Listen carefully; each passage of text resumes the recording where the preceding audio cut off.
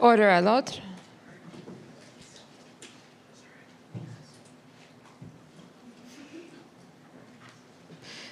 The Public Order Emergency Commission is now in session. La Commission sur l'état d'urgence est maintenant ouverte. Good morning, bonjour. So we have Superintendent Abrams. If you could come forward, please.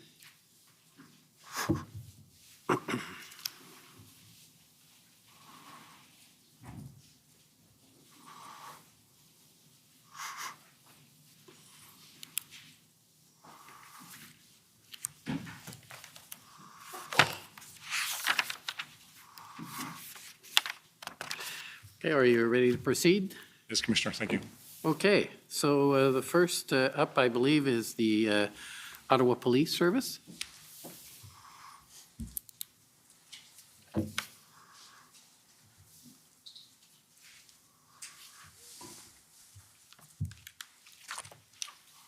Good morning, Superintendent. My name is David Michikowski. I'm a lawyer for the Ottawa Police Service. How are you? Good, sir, thank you. One of the things you mentioned yesterday, and I believe it's also in your notes as well, is that police actions in Ottawa, you indicated, can have a provincial and a national impact. So there's a need for the police to be measured and careful in their approach to dealing with the protesters. Is that fair? That is fair. And how the police treat the protesters, I take it, from the time they arrive in Ottawa to the time they leave, will therefore be expected to have an impact both in Ottawa and nationally. That's what I believe, yes. And I believe you said that once the convoy was en route to Ottawa, and some people had come from, the West Coast, far away, there was no way that you could just cause them to turn around and go home without making their statement in Ottawa somehow, correct? I don't recall stating that, but I think I stated that they're committed in their goal of attending Ottawa, clearly, because they left their homes thousands of kilometers away, and their intent was to attend Ottawa. And the practice of the police prior to the Freedom Convoy and previous protests was to let groups come to town and protest, even if it would cause significant traffic disruption and inconvenience to residents, as long as it was peaceful and not engaging in criminality. Is that fair? Obviously, not being a member of the Ottawa Police Service, they dealt with the majority of those protests. In my role with the provincial police, I can't say that I've had to deal with that type of event, but in general terms, I would agree when people exercise their charter rights, there's certainly going to be some disruptions to members of the public while that's being done, but generally, in most circumstances, that disruption is short-lived, in my experience. Right, but if somebody says, I'm coming to protest for 1 day, or I'm coming to protest for 3 days, but it's going to be peaceful and there's no criminality, you let them protest. Fair enough? There certainly would be lots of planning. That's what we talk about, pre-event planning, trying to speak to the organizers, come up to agreements to make sure everybody's on the same page. I've not been involved in agreements where we have allowed protests that lasted multiple days. And that's just been my experience. I haven't been involved in that, so I can't really speculate or answer whether I would approve something like that or not. The OPP has dealt with long-term protests. As an organization, we have, yes. Sorry? As an organization, we have, yes. Right, you personally have not. No. And some of those demonstrations went on for long periods, had injunctions that... The longest period I was involved in was the 3-week protest at the Kanellakos rail blockades in 2020. The Hendon reports, as I recall, indicated that the groups did espouse peaceful protest, although there were concern about fringe groups and lone wolves. Is that right? Sounds accurate, yes. And the reports from the PLTs prior to the convoy arriving in Ottawa had been that they were peaceful and cooperative with police in other jurisdictions? That's what I recall, yes. And the reports from Hendon did not indicate honking horns or idling engines or harassment or antisocial behavior or fireworks. Is that Fair? The only thing I would say is there was some reports of antisocial behavior in respect to perhaps not abiding by mask mandates within the province of Ontario.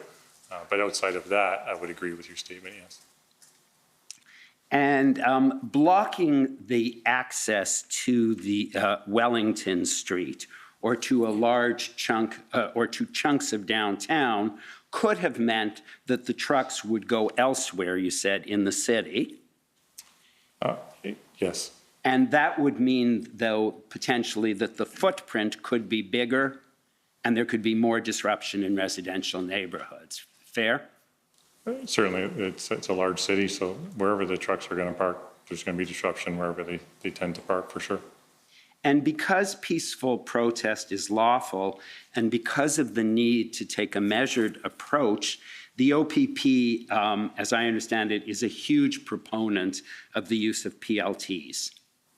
We very much are, yes. They connect with groups, they get contacts, they form relationships. Correct. And in fact, the OPP PLTs here did have their PLTs connect with the protesters well prior to arrival, correct? Yes. Many of the convoy organizers, they connected when they arrived within the province of Ontario. And those PLT who were in contact with the protesters were not, I take it, telling them the message, you better not come to Ottawa, you're not welcome, right? They were trying to establish relationships because they understood it to be a peaceful protest.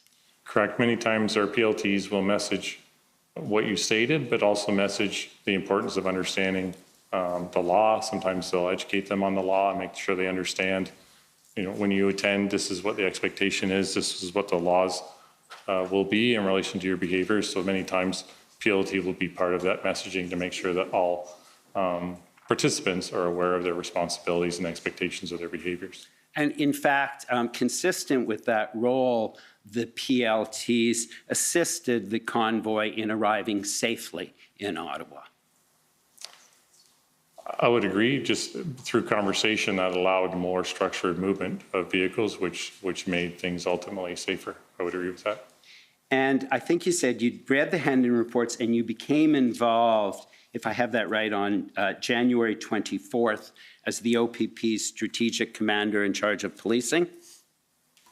Yes, I became the strategic commander in charge of the OPP's portion of the event, which was what we saw at that time as a traffic event involving the vehicles traveling through our jurisdiction into the city of Ottawa. And you set up an emergency operations center that involved traffic, communications, PLTs. Correct. And the plan focused on traffic along the highways from the convoy, correct? It focused on the traffic and also what impacts they may have in the communities that they overnighted in.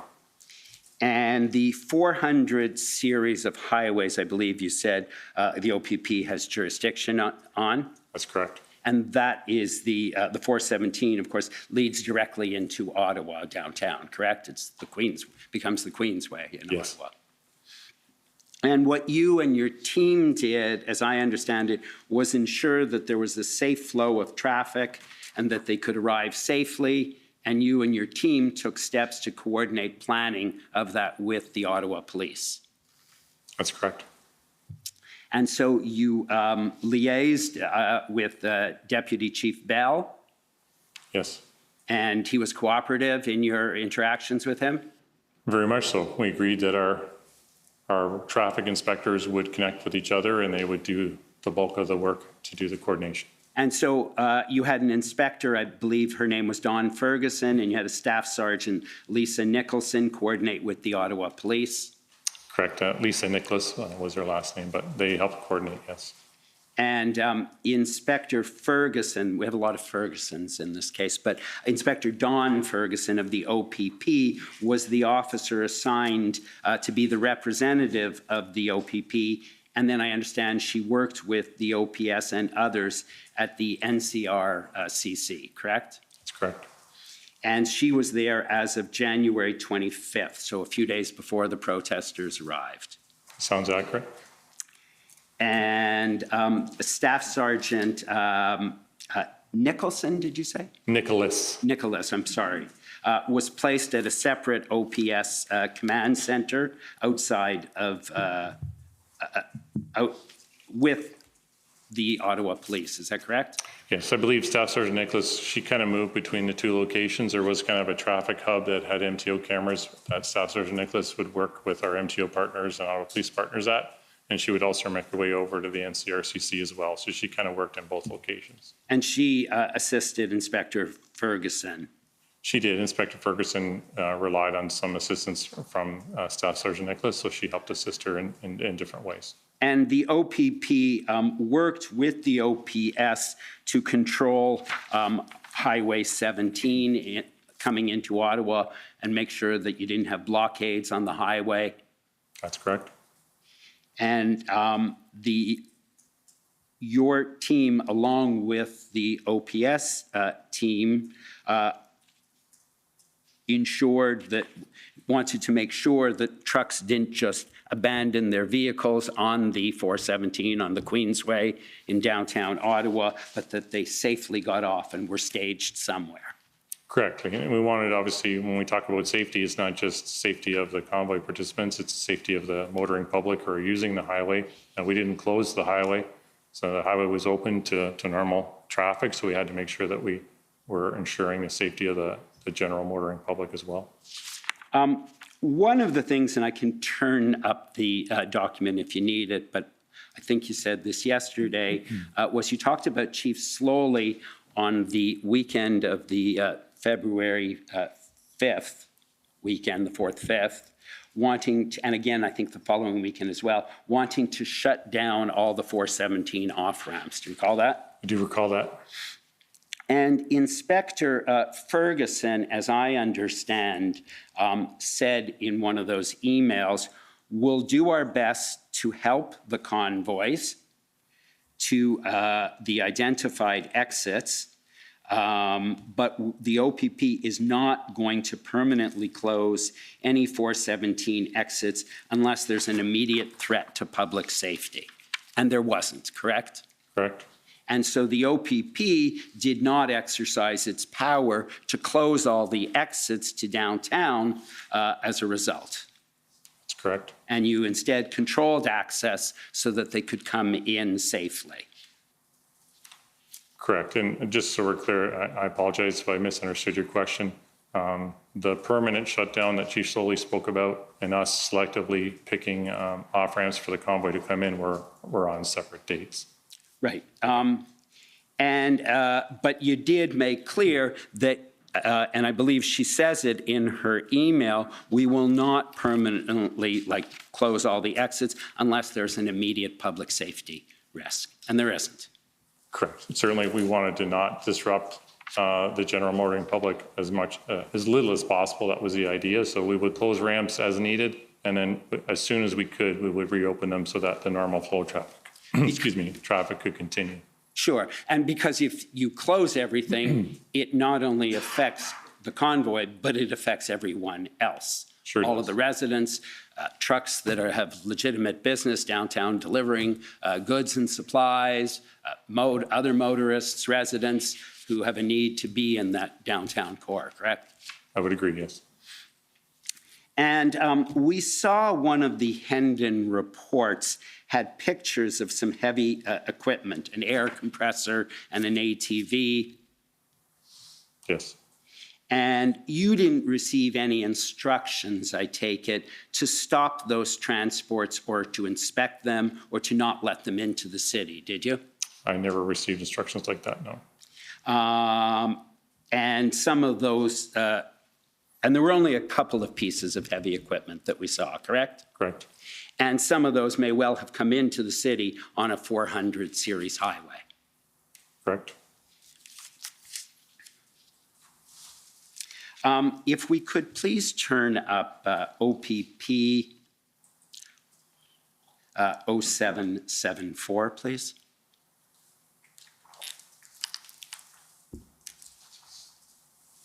Which are your, I don't know if you have the hard copy of it. I do. You do. So it's your January 25th notes. Yes. and it is page 3E of 167 in the PDF.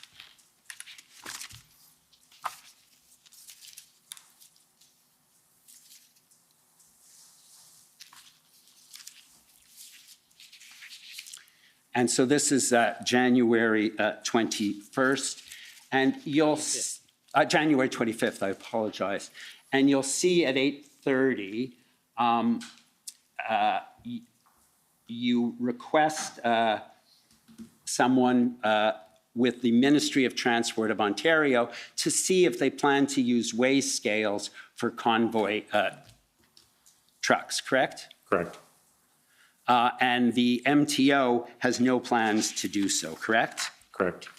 And so one of the things that perhaps could have prevented some of that heavy equipment or some of those vehicles was to have weigh stations opened along the highway, correct? But the MTO decided not to do that. I just wanted to see if that was part of their plan, and I was advised that it was not. Okay. And if I could please ask you to look at, again, this is in your, it's not in your notes, I apologize. It's OPP 0773.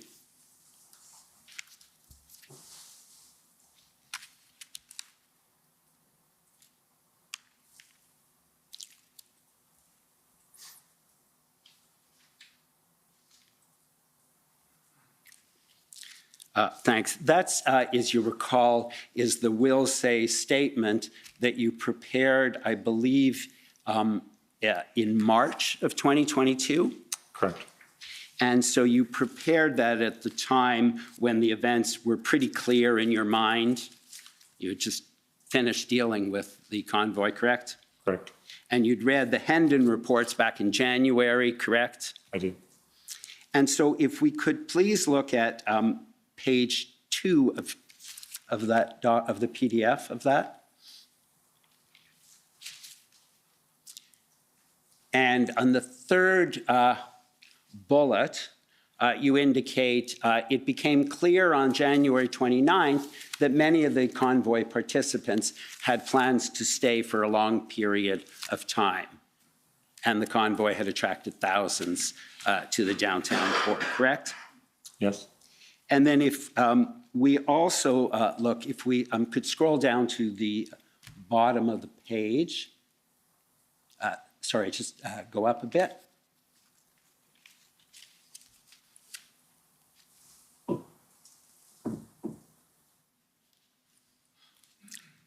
I'm sorry, go to the, sorry, a little bit, go up to the top again if you don't mind.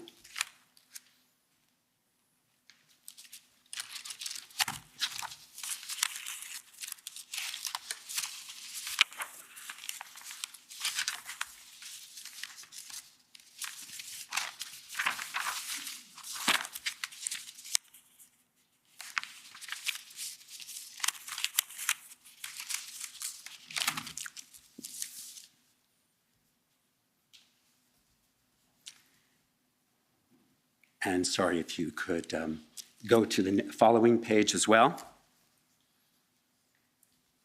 Yeah, just a little bit higher. Thank you very much. You'll see in the bullet that we have on the screen, on February 2nd, it then became clear that this event was no longer a traffic-related event, correct? Correct. In your notes, and again, we can turn them up, but if you recall, then I don't need you to. But I know in your notes of February 5th, and it's on page 28 of your notes, but you have a note that the chief is in charge and won't change it.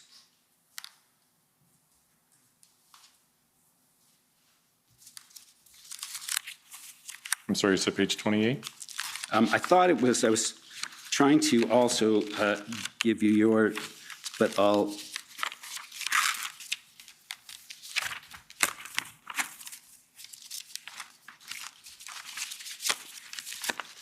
It is, I believe, page 28 of your notes.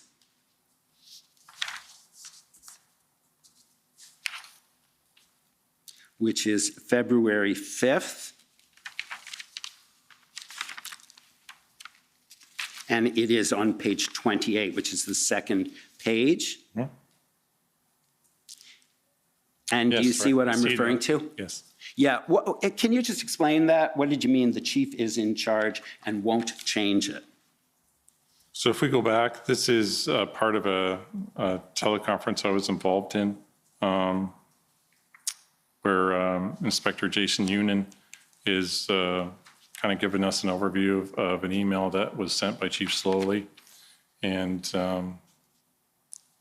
giving kind of an overview of what he saw and the context of what Chief Slowly's email had to say. And so these are Inspector Union's words to me, saying that there was Major Critical Incident Commander Superintendent Dunlop, but no Major Incident Commander.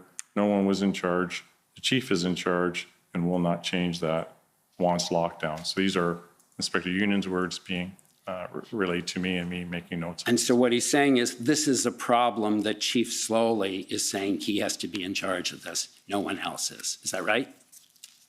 This is Inspector Union's interpretation of What's going on. Yes. Thank you. And the following on page 29 of your notes as well, you also have a note that Commissioner Carrick must become engaged with need to display, i.e. did a measured approach. Inspector Carrick needs to become engaged with Slowly over members and risks with his unreasonable demands. And what were those unreasonable demands that were being referred to? So Inspector Union's briefing to us, he spoke about what Chief Slowly was asking, not only of his members, but what appeared to be also partner agencies, which included the OPP. So there was talk about wanting all streets barricaded and contained. And these were activities that I was not comfortable with our members being involved in, and it caused me great concern. So on this call, I expressed that we needed to communicate with Commissioner Creek so he could become aware of this direction by Chief Slowly through Chief Slowly's email. And then perhaps Commissioner Creek and Chief Slowly could have a conversation because I felt that these were unreasonable demands, and I directed my Inspector Ferguson that if there was a request for OPP to be a part of any of this, it was not to happen. It was to come through myself before many OPP members have become engaged in the types of activity that I'd heard about. And I just have two further questions. On February 6th in your notes, and you've actually put an asterisk on it, and just for the benefit of those who are following it online, it is page 28 of 167 of the PDF, but I don't need you to call it up. You indicate at the bottom, lack of autonomy to make decisions. Who's that a reference to? So further up in the notes at 1543, I'm speaking with Inspector Marcel Baudin, who's our PLT coordinator, who the commission will hear from as a witness. And he's describing his members' experiences on the ground in Ottawa and that inability to make decisions and be given autonomy to do their work. Sorry, go ahead. I apologize, Okay. I didn't mean to cut you off. So that was very concerning for him and for his team because that's what they do. Their job is to get engaged with protesters. In this case, it was convoy protesters, establish relationships, determine what their goals are, how can we facilitate an exit, what does an exit look like, all those activities, trying to obtain those win-win situations where it's a bit of a give and take amongst protesters and PLT to try to establish rapport and trust with each other. And they weren't able to do any of that. And I can only imagine if that's your sole job and you're being prevented from being able to do that, that it can be frustrating. So Right. in my role as strategic commander, I was asked to see what I could do to deconflict that or resolve that, because that was their concern. They weren't allowed to make decisions. And you understood that that lack of autonomy was as a result of Chief Slowly's direction, as I understood. That's what I was informed of, correct? But in your dealings with Deputy Chief Bell and Deputy Chief Ferguson, they appeared to welcome the assistance of the OPP, and they were cooperative with you and engaged with you. Is that fair? Very much so, yes. And Mr. finally, Kowski, you're well over time, so I'm going to have to ask you to wrap up. sure. Last question then. You talked about the PLTs, and you understood that Staff Sergeant John Ferguson was in charge of the PLTs in Ottawa. Is that right? For the Ottawa Police, correct? Right. And you understood that he too was frustrated with the lack of involvement of the PLTs. He was supporting what the OPP wanted to I happen. understood that, yes. Thank you very much. Those are my questions. Thank you. Next up are the Convoy Organizers.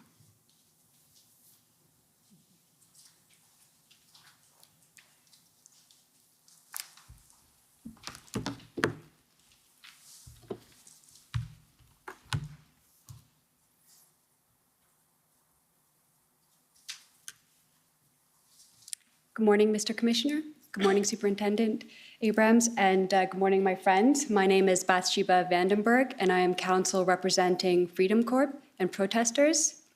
Thank you for your service, Superintendent, and for your forthwith testimony so far. I have a few questions for you this morning. Certainly. You mentioned yesterday in your testimony that the PLT use a snatch and grab method, correct? No, they do not use that method. I believe in my testimony yesterday, I indicated that Major Critical Incident Commander Superintendent Patterson wanted to do snatch and grabs and wanted PLT assistance with that. And that actually was one of my main concerns, because our PLT units are not used in that fashion ever. So actually it's the opposite of your suggestion.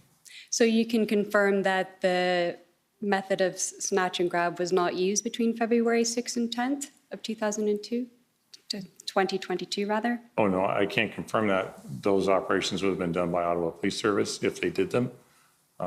My purpose in communicating to Superintendent Patterson was, if him and his service wished to do that, there would be no OPP support in doing so. They may have occurred, but if they did occur, they would have been done by the Ottawa Police Service without OPP member participation. I want to speak with you about what snatch and grab means. You agree that it means police officers lined up in a horizontal line and in their riot gear, right? That's not how I see it. Snatch and grab is not a policing term, to be honest, that I'm familiar with as far as a technique that we're taught or instructed on. When I heard Superintendent Patterson explain that, he didn't explain it in great detail. I pictured in my mind it was trying to locate certain individual persons who may have reasonable grounds to be arrested, and essentially, when they're located, grab them off the street wherever they're located and arrest them under those authorities. That's how I viewed what snatch and grab was. I did not view it as a group activity. It was more an individual activity. You would agree, though, that it does involve grabbing protesters, is that correct? No, well, I mean, the individual person may be a protester themselves, but I pictured an operation where officers are going out looking for one particular person or persons on a list, but not, the persons aren't together in a group. And if an opportunity arose, they would effect an arrest of that singular person. Thank you. Was this method, to the best of your knowledge, used after the Emergencies Act was invoked? I can't speak to that because I wasn't connected with the Ottawa Police operations at that level. You mentioned in your testimony yesterday that you only found out about the creation of the red zone on February 17th. Is that correct? I believe that's correct, through media that was posted on Ottawa Police Twitter and some media releases that were released by Ottawa Police, where they spoke about the formation of this red zone.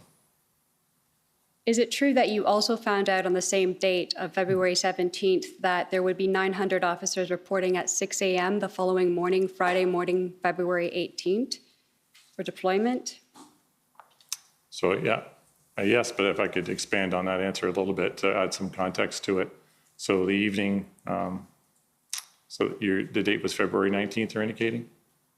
In the evening of the February 17th, that you 17th. found out that at 6 a.m. the next morning on February 18th, that there'd be 900 I officers. believe the deployed. 17th was a Thursday, am I correct? The 17th was a Thursday evening, Correct. that's correct. So the next date was a planned large public order unit deployment, which was the first time we would have seen a large number of public order unit members on the street.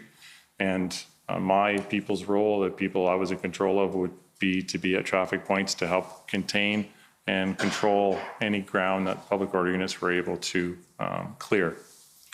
And late that evening, I believe it was around 10 o'clock, 50 RCMP members attended our OPP command post and indicated that they were reporting to our location starting the next morning, along with Ottawa Police.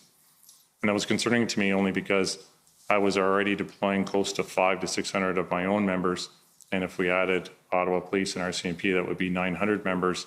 And we would not physically be able to get that many members onto the street in time to support the operation that was planned for the next day. So was it, in your professional opinion, that there was insufficient time to properly brief these 900 police officers prior to them being deployed on the ground? There would not have been sufficient time to brief them and get them on the ground. So that's why that evening, as a team, I gathered my incident commander, Ottawa Police Service supervisors were on our command post helping us with telecommunications. And I gathered them in a group and we all said, we have to solve this problem because we're literally hours away from a major operation. So collaboratively and together, we all agreed on a solution so that we did not have to deal with that issue the next morning. And we were able to get officers deployed in a reasonable amount of time. Was the name of this major operation Operation Takedown?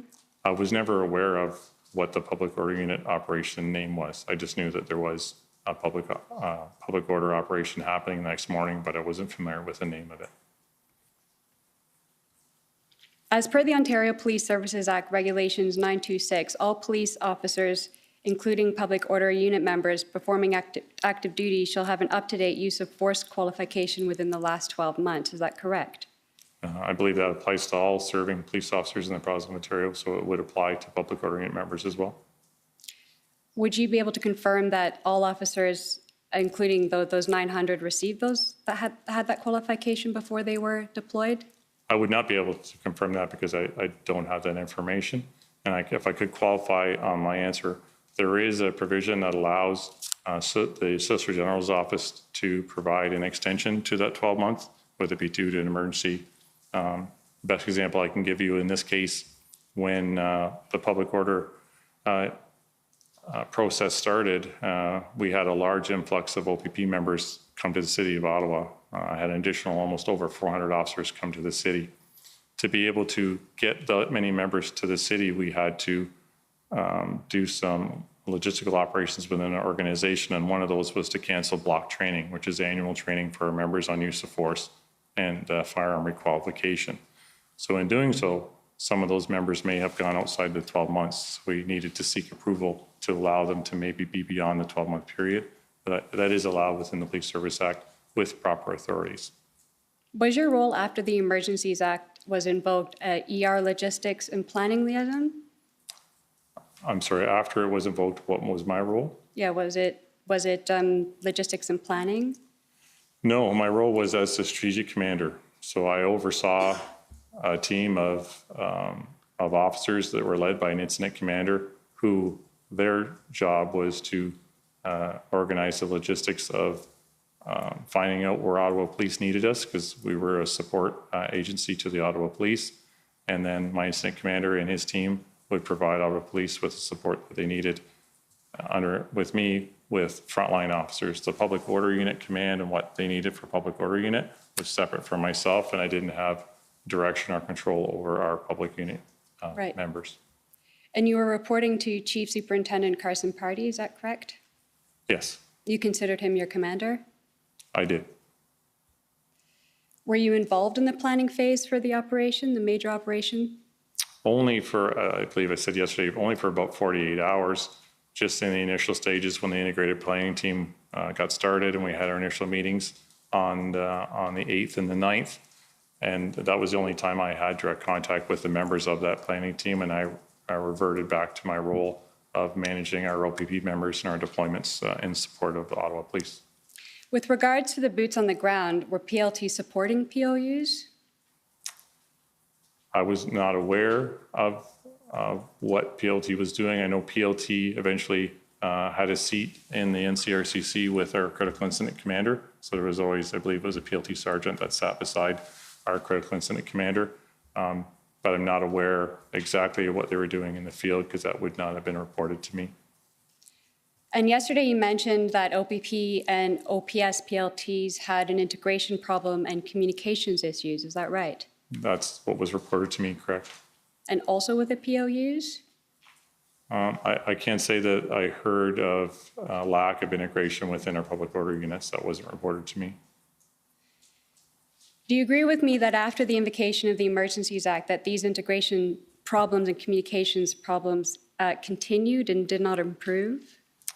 Within the PLT teams, there were still issues. I would have calls with Inspector Baudin, and he would say some days they were making forward progress, and other days they still lacked an ability to understand what the plan was, because until the integrated planning team came up with a plan, there was still no plan. So they still struggled to determine what their purpose was. Were they truly an integrated team between the Ottawa Police Service PLT team and the OPP PLT team? There were still those issues, yes. Okay. And that, in fact, that the problems worsened after the influx of 900 additional officers on the ground on Friday morning, the 18th of February. I don't know if they any worsened. I think they maintained and became, they were similar, but I don't know that they became any worse.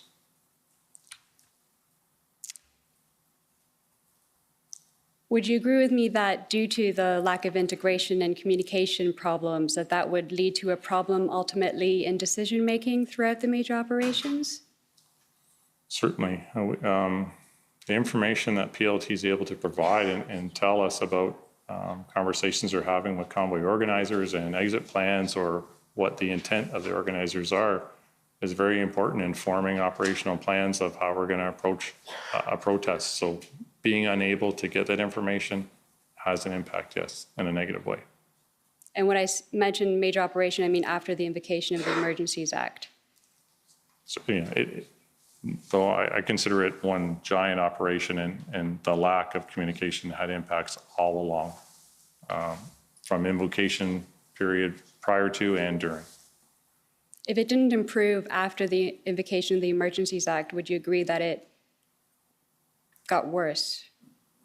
I can't say it got worse. It just seemed to be a similar theme throughout my time as strategic commander. As I continued to hear the lack of communication, the lack of integration. That was a common theme. It didn't seem to increase through one day or the other, whether prior to February 14th or after. It seemed to be a similar theme throughout. And the final phase after this major operation, after the invocation of the Emergencies Act, was called the maintenance phase. Is that correct? I recall that name being used. It was a phrase meant to maintain and hold ground that public order unit members were able to clear streets, intersections, those types of things. Do you agree that every officer who draws their firearm in the presence of public and uses weapons or improvised weapon other than a firearm on another person, or uses physical force on a person that results in an injury to that person requiring medical attention, shall complete a use of force report prior to the end of duty? I can only speak to the OPP. There is a use of force reporting requirement. I apologize, I'm not certain on the timelines of when it shall be done, whether it's at the end of their shift or within a certain number of days. I'd have to review the legislation. So unfortunately, I can't give you the exact answer on that. But I tried to follow all what you were speaking about, but from what I've heard you say, it seems to check all the boxes that are related to our members when they have to fill out use of force reports. And all the occasions you mentioned, from what I recall hearing, fit those needs to have a use of force report submitted. Timelines aside, were any of those use of force reports completed after the major operations, after the invocation of the Emergencies Act? I'm not aware. Yesterday, you mentioned that you listened and you watched Superintendent Morris's testimony yesterday. Is that correct? You mentioned that yesterday in your testimony. I'd that seen you parts of watched. his testimony, yes. And do you agree with it?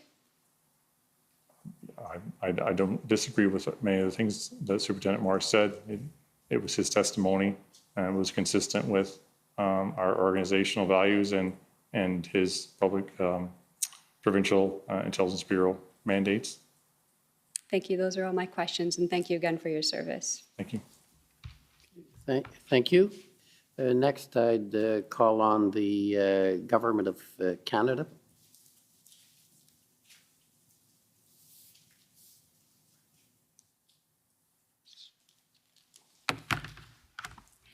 Thank you. Superintendent Abrams, my name is Brendan Van Nieuwenhuis, and I'm one of the lawyers for the Government of Canada, and I just have a few questions for you about your testimony yesterday.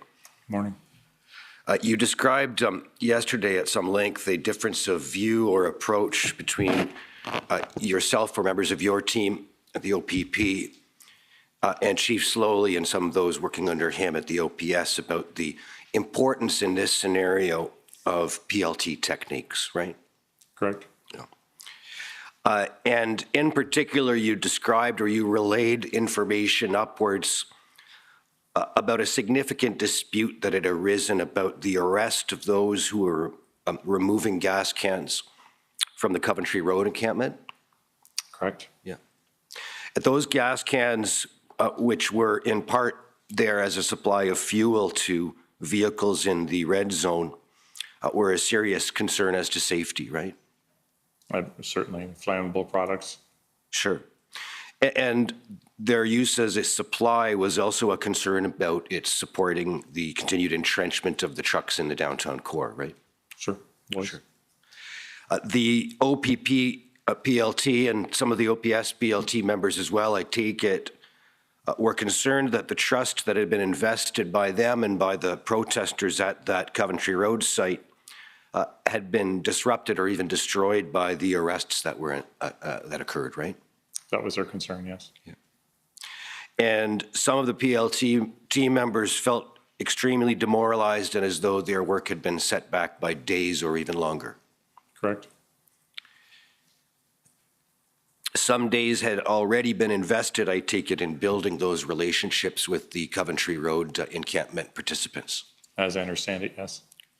And I think that the flashpoint for that disagreement, as we saw from the documents, was on or around February the 8th. Does that accord with your recollection? It seems accurate, yeah. And so by February the 8th, the convoy had been ongoing in the downtown part of Ottawa for approximately 11 days, running from January the 29th. It seems accurate, yes. And now it would take several more days in the view of the PLT team to get back to that point, if not longer, right? That was what they felt the worst case scenario would look like. They were certainly hoping it wouldn't take that many days, but that was their concern. Okay. In negotiating with the participants in the fashion that the PLT units do, is it fair to say that some are more susceptible to being reasoned with than others? Are people more, are some people more easy to reason with than others? Is that what you're saying? Yes. I would say that's an accurate statement, yes. Sure. And if I just want to call up a document, OPS 30-10383.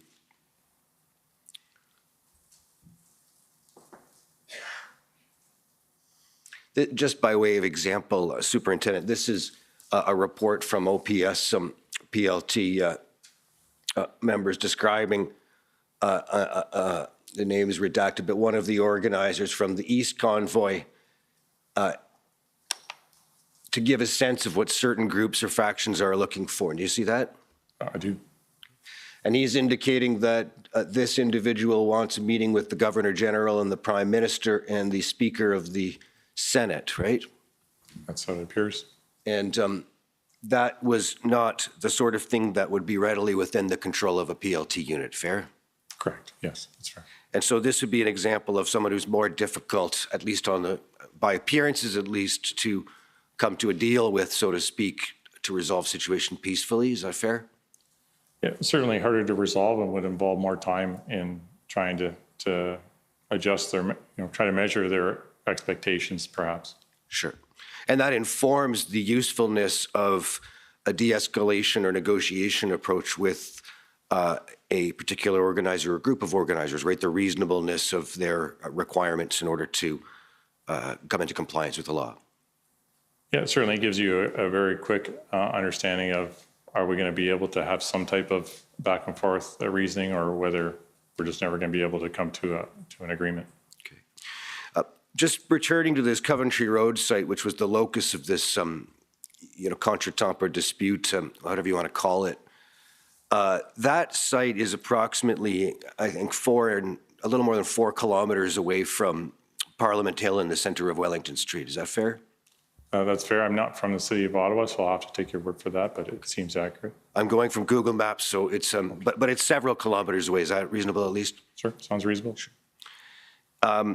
And in speaking yesterday to my friend, Commission Counsel, with respect to the conversation that you didn't recall, I think, but that was recorded by Dana Early in her notes from the Windsor side of things. Do you recall being asked about that? Yes, I recall. Okay. And you were asked to, I guess, really speculate or about your apparent comment that in Ottawa, unlike in Windsor, the blockade was, quote, not affecting livelihoods. At least that's what she had noted. Do you recall that? Like I said, I don't recall the details of our conversation. I think the notes that were presented yesterday were scribe notes, so she had a scribe attached to her, so was writing down what we were conversing about.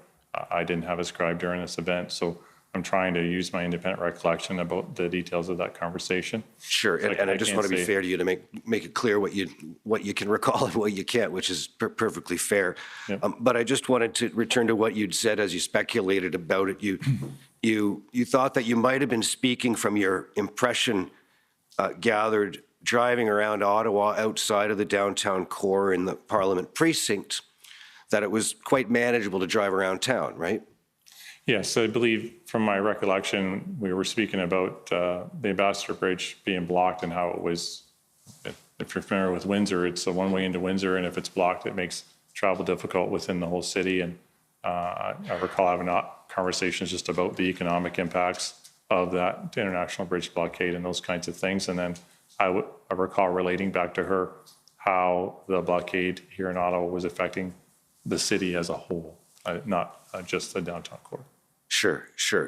Just different geography and a different scenario. Right. You could get back and forth down the 417 and off to the Coventry Road site relatively smoothly. I can't speak to Coventry Road because I believe it's on the north side of 417, but I was speaking more about, areas south of the 417 and the 417 itself. And that's quite distinct from what was going on in the heart of downtown Ottawa and Parliament Hill. Correct.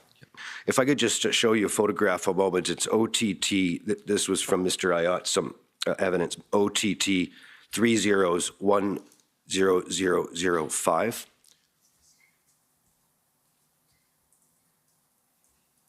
And it'll be page 37.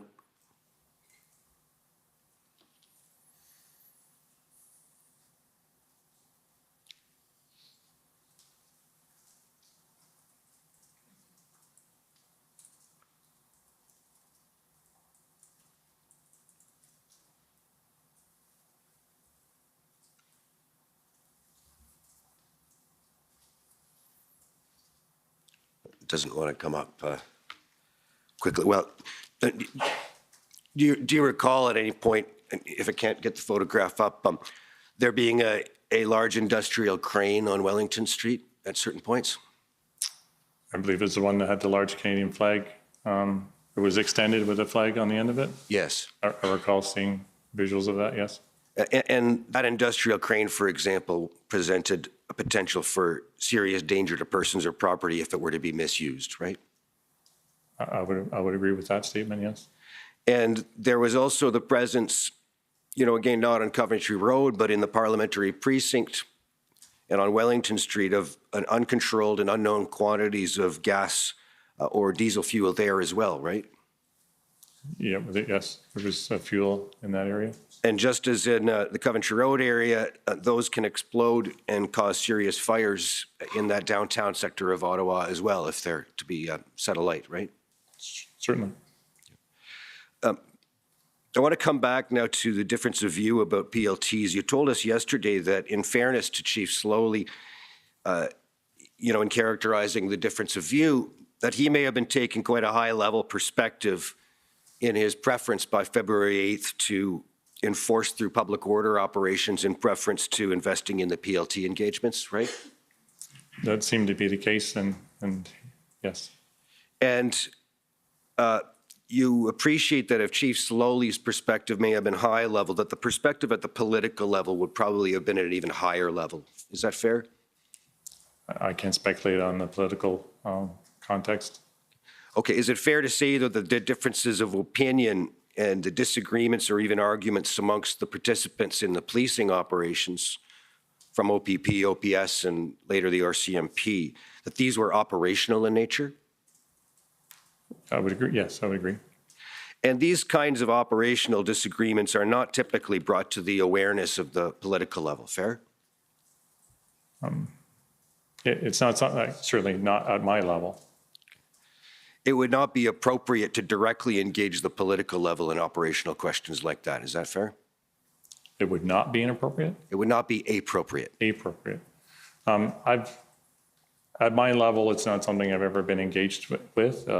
At a commissioner level, a chief level, I can't speculate. I've never held those ranks, so I'm not sure what is appropriate or not appropriate for a chief of police or a commissioner to communicate with a politician. At your level, it would not be appropriate, or you would perceive it as concerning if a minister, for example, were to try to intrude into or give direction on the operational questions you were discussing. It would concern me because of the operational impacts of somebody who's unknown to me having impacts on an operation we're trying to resolve. When you expressed the opinion yesterday that there were ways to enforce that could have ended the convoy's occupation of downtown Ottawa short of the Emergencies Act, you were speaking just from your own visibility, right? I'm sorry, what do you mean by visibility? I was speaking just from the things that you can see on the ground in Ottawa and in the East region of Ontario.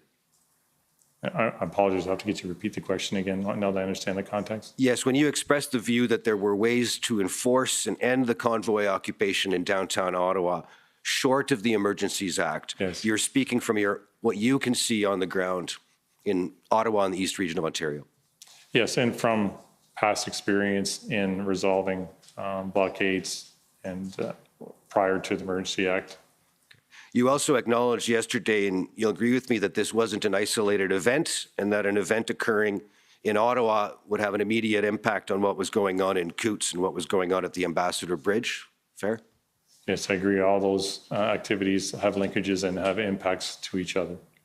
And that may have been part of the assessment, for all you know, at the political level in terms of what was visible there. Perhaps. I can't be certain. Finally, just with respect to the measures being used, can we turn very briefly to ONT 50168?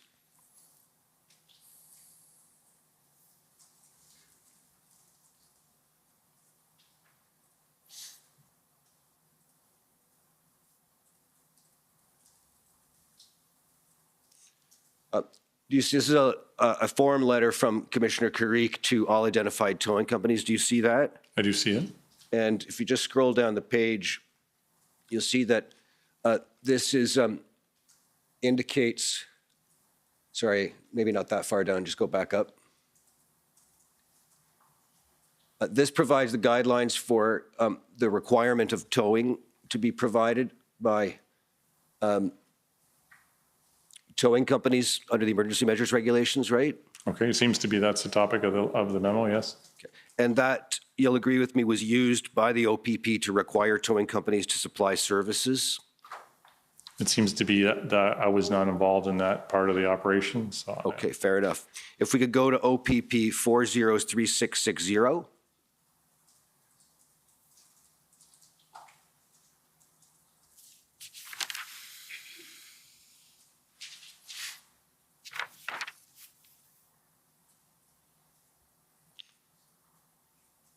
Do you see this as a notice to demonstration participants from February the 17th? Yes, I see that. And this was distributed by the teams on the ground, including members of the OPP, to protesters to warn them of the legal consequences of remaining in the red zone, right? Yes. And it refers to criminal offenses, but if you go down the page, it refers as well, of course, to the consequences arising under the Emergencies Act, right? That seems to be what it says, yes. And by the time the public order operations began in earnest that day, the 17th, communications like this had had an effect on reducing the footprint of the crowd. Is that fair? Because I wasn't involved in the integrated planning group or seeing reports from PLT, I can't say whether it had a positive impact in members or people, protesters choosing to leave or not leave. Just because of my role in that period of time, I was insulated and focused on just deploying my members in support of the Ottawa Police Service. So I wasn't getting reports on, how many protesters are choosing to leave or the success or non-success of items like this. But you appreciate, at least from the perspective of the consequence that it's attempting to communicate, that that's the purpose of it, right, is to allow for a peaceful opportunity to depart?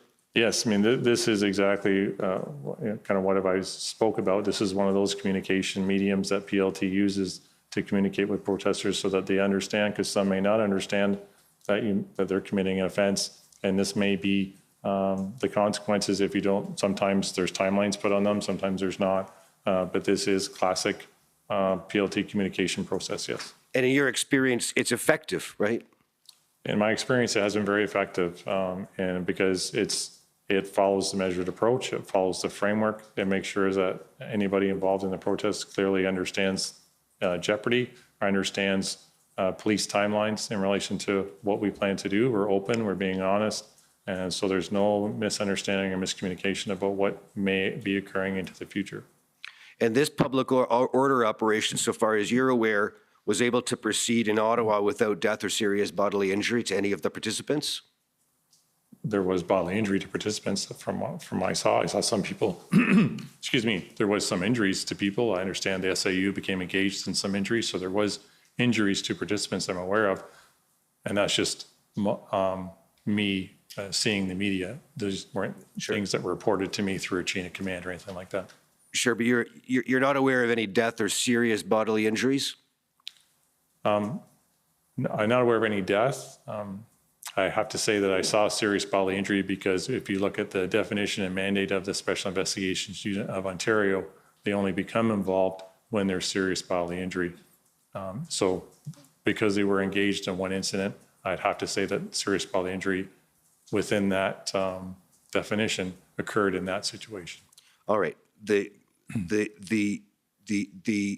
encampment was, or sorry, the occupation at any rate was resolved after the enforcement operation went underway with the assistance of the communications, as far as you knew. Yes. And that was the purpose of the OPP's assistance throughout the convoy to begin with, right, was to resolve the situation. Along with our partners. It wasn't certainly OPP's job to resolve the situation. No, but that's the purpose of OPP's assistance. Yes, to try to help to resolve, yes. And when the EA was revoked, the act was revoked on the 23rd, you directed the employment of common law powers to prevent further assembly for approximately another 24 hours? Correct. And then you concluded that that power was no longer necessary or applicable because the situation had been resolved? The situation had been resolved, but more so, and there was no police intelligence to indicate that the convoy participants were going to reattend and continue to commit the offenses that they were committing. So therefore, we needed to fall back. Thank you. Those are my questions. Thank you. Thank you. Next, I'd like to call on the lawyer for former Chief Slowly.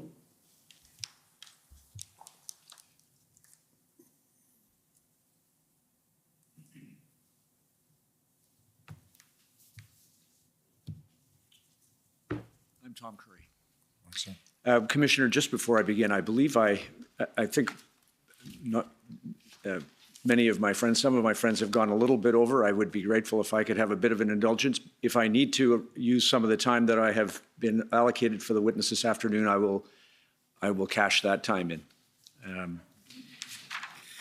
I've not seen that type of trading go No. on, and I don't want a to PLT encourage it, it's a but PLT, I have been a little bit liberal because it's Friday, but, and we don't have as much of a heavy schedule, but so I will have some indulgence, but please don't abuse it. Understood.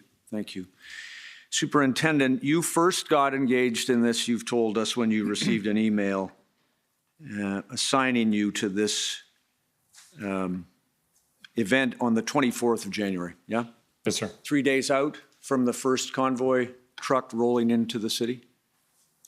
I'm not, like I said, I was away from the workplace prior to, so I'm not sure when one truck may have arrived in the city. The majority of the trucks were planned to arrive at the end of that week. So I can't state what trucks were in town on the 24th of January. No, sorry, 3 days out from when they arrived. You came on the 24th, Yes, right? I was going the other way in the calendar. You were, right. So am I right that you were given by your commander, I think you got it in the afternoon of the 24th, so you get it 4 o'clock or some such thing on the 24th, and you've now got 3 days to develop your plan and your strategic command, yes? Correct. Okay. And what you did was you looked at the information that was available to you, Project Hendon, yes? Yes. And you spoke to your colleague, Superintendent Morris. Yeah, Superintendent Morris, I was part of conversations where he would inform us of most current intelligence, what was occurring, yes. Yep, just stop. After you got the assignment, forgetting that you get the Hendon reports, I get that you received them all. Yeah. Yeah. But after the 24th, before you deployed, you spoke to him and got a briefing from him, right? It sounds accurate. Pardon me? I'm assuming I did. Yeah, sure. I know. I've got, let's help you with the notes. Sure. OPP 50774, please. You've looked at these before you came today, I assume. My notes? Did you look at your notes? I've looked at my notes many times, yes. No, I know, but before you came here, did you look at these? Yes. Okay, good. So I don't want to test your memory, but let's look. This is Monday. You're working from home at that time. Do you see? Yes. And 0948 email to Intersect. You told us about that. Discuss the convoy issues, impacts in all of our areas. 1305, Tovel, I think that's one of your colleagues, doing a traffic plan for the convoy arrival. Speaking to OPS traffic. 1554, Intersect email, that's you sending them. Convoy 28-29 January. Everybody thought this was a 2-day protest, correct? Yes, I'm just trying, when I look at the dates, I think the dates are indicative of arrival dates as opposed to event dates. Okay, well, let's carry on. They were going to get through Arnprior on the 28th, 3 convoys above that. 29th of January into Ottawa. We'll slow, this is OPP's plan, we will slow traffic but not block. The intention is to hold a peaceful demonstration with no hostility. Forward to Chief Thomas, Inspector Tovel, and Semple. That's your team, right? And just to add context, I'm not saying that the OPP will slow down traffic. The convoy organizers have stated that they will slow traffic but not block it. I understood. Thank you for that. And what you were going to do to get to this, the traffic plan was to effectively escort the convoy to Ottawa. We didn't want to do any escorting, so there was no OPP vehicles necessarily, in front and back and follow us. It was more monitoring. Okay, so you had cruisers. Did the cruisers have their overhead roof lights on or not? I can't be 100% whether they did or not. We would not put emergency lights activated or not that deep into an operational plan. That would be left to the officer's discretion of how they feel they need. to do it on the side of the road. So sometimes if protesters sympathetic were on the side of the highway supporting the convoy as it went by, you might have had, a cruiser might have had to use their emergency lights in that situation, for example. Correct. But you had cruisers in and around the convoy as it, from the time it crossed the Manitoba border until you handed them off to Ottawa, correct? Correct. How many cruisers? I can't articulate a number. Be more than, I mean, what, from your experience, we've got a train down many kilometers long. Do you imagine that it is 10 units, Yes, I'm trying to 20 units? recall the operational plan if it listed the traffic units, but I would say at least 15 to 20 units would be a fair number, yes. And then just to carry on, 1622, Chief Thomas, email, that's your chief superintendent. Correct. MCIC, something possibly. To come over possibly. To come over possibly. Aviation consultant, that's your aviation team, yeah? Yes. And then it says, POIB is, of course, the Intelligence Bureau. Pat, you spoke with him? No, I didn't really speak to him that day. I knew that his role and what he was doing was he was engaging with police partners outside of Ontario so that we could have a picture of what was coming across Canada from west to east. Got it. And then finally, at 1622, you note that in that conversation, or rather email with your superintendent, your chief superintendent, you were asked to be the strategic superintendent for the event, and you went into action. Therefore, effectively, the next day, really into action, the next day, the 25th, correct? Correct. 2 days, effectively 2 days before what we understand to be the arrival of some of the first vehicles in Ottawa. Can I show you, or can I ask you to confirm that what you then did was you got your colleagues, your team reporting to you to do a traffic plan, an operations plan for this event, right? Operational plan, yes. And that operational plan, we have it, but that operational plan effectively had OPP monitoring the convoy through Ontario until there was a handoff into Ottawa, correct? Yes, many other regions had similar plans and they were tracking the movements in a similar fashion. Right. And so we had to create our plan, obviously, just for our geographic area. Right, East Region. And you then set up some of your own people in your operations center in Ottawa, correct? It wasn't our operations center. I put Inspector Ferguson in the NCRCC and Staff Sergeant Nicholas between kind of a traffic building that OPS had in the NCRCC, and I had my emergency operations center at our East Region headquarters in Smiths Falls. And where were you located during that time? The weekend of the convoy, were you in Smiths Falls? I was in Smiths Falls. Okay, good. And you had a couple of people you've described on the ground here in different places. And did you have in Smiths Falls any other people with you as part of your team managing the event? I had assigned an incident commander, Scott Semple. Okay, in Smiths Falls? Yes. Okay, got it. Smiths Falls to Ottawa, help us with the geography. Southwest, 40 minutes. Okay, got it. And then you had, am I correct, you did not have resources, logistical resources, or any other kind of resources for an event that was going to be longer than a weekend protest, correct? That is correct. And the reason that you didn't is because your review of the intelligence available and the information available to you at OPP pointed to a 2-day protest. They come, they protest, they leave, right? I wouldn't agree with that. I would say that my plan was based on my conversations through intersect calls with Ottawa Police, who indicated they were planning for that level of event. Therefore, so was I. Okay, well, so the one thing we don't do, or do we, is defer to another police service when we make our own plans at the OPP.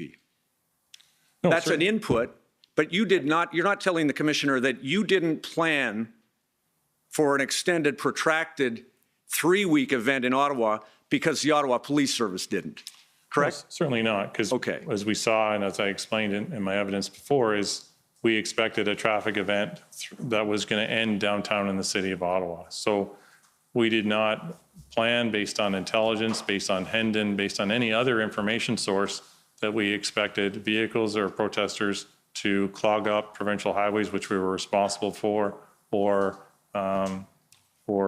communities for more than an evening, and we expected them to be lawful in that one evening. So all of those parts indicated, for the OPP's perspective, a very quick event, essentially a one-day trip from different areas of the city into the downtown core, and that would end the OPP's involvement in the movement of those vehicles. Yeah, and the OPP plan, we can look at it if you need it. The OPP plan describes in language the handoff. You were going to hand off after they were finished traveling over the provincial highways into the city of Ottawa, correct? Correct. Your expectation was that as many as 3,000 vehicles were going to be in the city of Ottawa, and you were quite content with what you saw from OPS was their plan to allow the convoy operators to protest, correct? The numbers were uncertain. Ottawa police indicated that they thought they could handle 3,000. Hendon and other reports, as we've seen, didn't specifically exactly say X number of vehicles, but I was satisfied based on my calls with Ottawa police that they felt they could handle that number of vehicles. Yes, and you knew it wasn't 3,000 once they got there, but you knew that. Indicators were just the vehicles that crossed from the west that was in the 800 range, and they may pick up some as they move south. Got it. But And so you were content to hand off to Ottawa in the expectation that the team that you had put together as the strategic operations lead here would allow you to manage that convoy as they left Ottawa as well, correct? there was no, we didn't know what the exit plan was, so we always had to be ready and available to write what that exit plan was. So that was an unknown to us as to would they exit en masse, would they exit slowly? That was uncertain. But in addressing that uncertainty, you were content that the team that you had in place was appropriate, correct? That we felt we could manage, because a mass entry is not much different than a mass exit. And so therefore, right, and therefore you did not plan, you didn't bring any additional resources for anything longer than the weekend protest that you thought was going to be on, correct? Correct, because as you noted in my notes, once it looked like it was going to be prolonged, I had to have meetings with my command team to say, let's plan for an extended event. 29th of January, I believe, maybe a little later, is the first time that you began to assemble resources for a different event, correct? Correct. And the Ottawa Police Service was in the very same position that you were in, correct? Position, and as in not planned for an extended event? Yes. It seemed to be, certainly in my conversations with Deputy Bell on the 31st, I believe it was the first time that he indicated that he felt this was going to be a protracted event and they were planning for what could be a 4-week event. And they made a shift in their planning and operations, just like you did, correct? Yeah, they sent, yes, for sure. And what you did in advance was send a public order unit to Ottawa in advance. This was part of your planning, but you sent them to the PPS, Parliamentary Protective Service, correct? Yes, so I can explain the structure. I mean, if you need to make an explanation, go ahead, but I just need to the explain fact. because it wasn't my direction. That's why I need to explain. Okay. I did not direct those resources. As strategic commander, I did not direct public order unit operations. I did not direct where they went. They reported to me to tell me what they were doing, but that happened through our Field Support Bureau. So in your question, I did not direct that. Fair enough. Thank you for that clarification. OPP sent a public order unit, but they didn't send them to the OPS, they sent them to the PPS, correct? That is correct. Okay. And then you set out the calls for resources. You needed to make a new plan, and you began to get resources in the form of additional personnel, correct? Yes. How many additional personnel? At the very beginning, we reached out to say, look, we have 18 members right now that we could pull from local detachments, and it started from there, and it continued every day, continued to rise from there. It was obvious to you as a person with experience in this area that the Ottawa Police Service would not be able, with its existing resources, to manage this event, correct? Once it changed its complexion, right? I didn't know that until I heard that directly from their own deputy chief. Okay. I made assumptions that I felt that they had come up with a plan to address many different options that may have occurred. So the plan, we'll talk about plans, but just talking about personnel, you knew from your experience with Intersect, the size of the Ottawa Police Service did not allow it to manage the event that this had become, correct? Yes, and I learned that through those calls. Yes, but did you need to be told that? If so, that's fine. Or did you know it from your own experience that they were overwhelmed in numbers? I had to be told that because I couldn't assume. I knew they have, I believe it's 1,200 or 1,400. They have many members. And at that early stage, it was hard to know whether that many members could contain what was happening in those first day or two or not. Okay, I got needed it. to hear that from them because I wasn't on the ground to And see so what they were dealing that's fair. So then you needed to be told that by them, and they told you that. Yes, And what they asked for was help, correct? correct. They asked you for help as early as what, do you say, the 31st? I'd have to check my notes, but it was one Saturday or Sunday, yes. Okay, got it. And when they said they wanted help, they told you they needed help in particular areas, right? Correct, Very specific areas, correct? correct. And am I correct that you were unable at that time to give them all the help that they wanted? I don't recall that. When I talked to Deputy Bell, he said his immediate need was for traffic control. He needed officers to be able to relieve his officers downtown doing traffic. So we were able to provide those bodies. We started with 30 a day, and I was able to provide those bodies within my own region in short order. There was never delay. It was not adequate, correct? He needed more after that because he indicated that he would probably come to 60 when the formal letter would come from Chief Slowly to the Commissioner, Carrick. Deputy Chief Bell indicated to me that he felt it would probably be around the 60 number that they would be asking from the OPP from front line. And then there would be public order section requests and PLT requests as well. Am I right, though, that you were not able to give them the resources they needed when they needed them, correct? I believe I was able to give them when they needed them. Okay.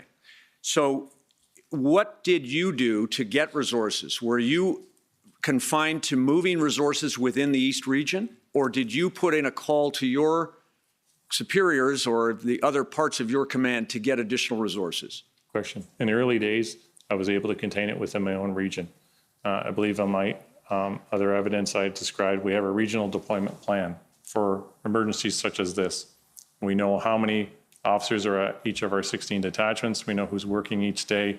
And in an emergency, we know how many officers we can ask to leave that area to attend whatever the emergency happens to be. So I relied on that emergency regional deployment plan to gather those resources of 30 a day to assist Ottawa. Once a couple of days goes by and I'm aware that there's going to be an increased ask of 60, then yes, I need to call our emergency or operations center, which is based at Aurelia at our general headquarters, which falls under our field support bureau, to then gather provincial resources to assist. Because yes, regionally I wouldn't be able to. When did you first put in a call to the emergency resource center? Once again, I'd have to refer to my notes, but within probably 3 days to 4 days of the 30 a day, when it was clear, when the letter came in from Chief Slowly asking for 60, I had to make the phone call to our EOC to say, okay, I need your help to gather resources to come to East Region. And am I correct that you came to the conclusion that 60 a day was not enough? I could only rely on what Ottawa Police said they needed from me. You were told 60 a day was not enough, that they needed many more, correct? As other days went on, that would be communicated to me, say, can you give us more? And we would be able to tell them, yeah, we can probably give you this money more or this money more. And on the you told us about the, first, let me go back. You had never been through anything like this before, correct? Not to this scale. That would Right. be accurate. Sure. You've never seen an urban occupation, a protest that had become an occupation, correct? As it was explained to me, this was the largest unplanned deployment of OPP resources in our history. Right, got it. So therefore, in your history, you told us that you'd been through some other blockade situations, but they have not involved the urban environment like this, and obviously the sheer scale of this one was beyond anything you had experienced, right? Yeah, not in my experience. Correct. And so when we talk about resources, you were participated in a call, you told us on the 6th of February, Chief Slowly requested his team to make an estimate of the resources they needed, right? Yes, I recall that was a video call, yes. Yes, and you told us that you thought that it was unusual that he told his team to double the number if they thought they needed 100, to double it to 200. You made that comment, correct? Yes, it seemed odd to me, yes. Yes, it didn't seem odd enough to you, though, to record in your notes, right?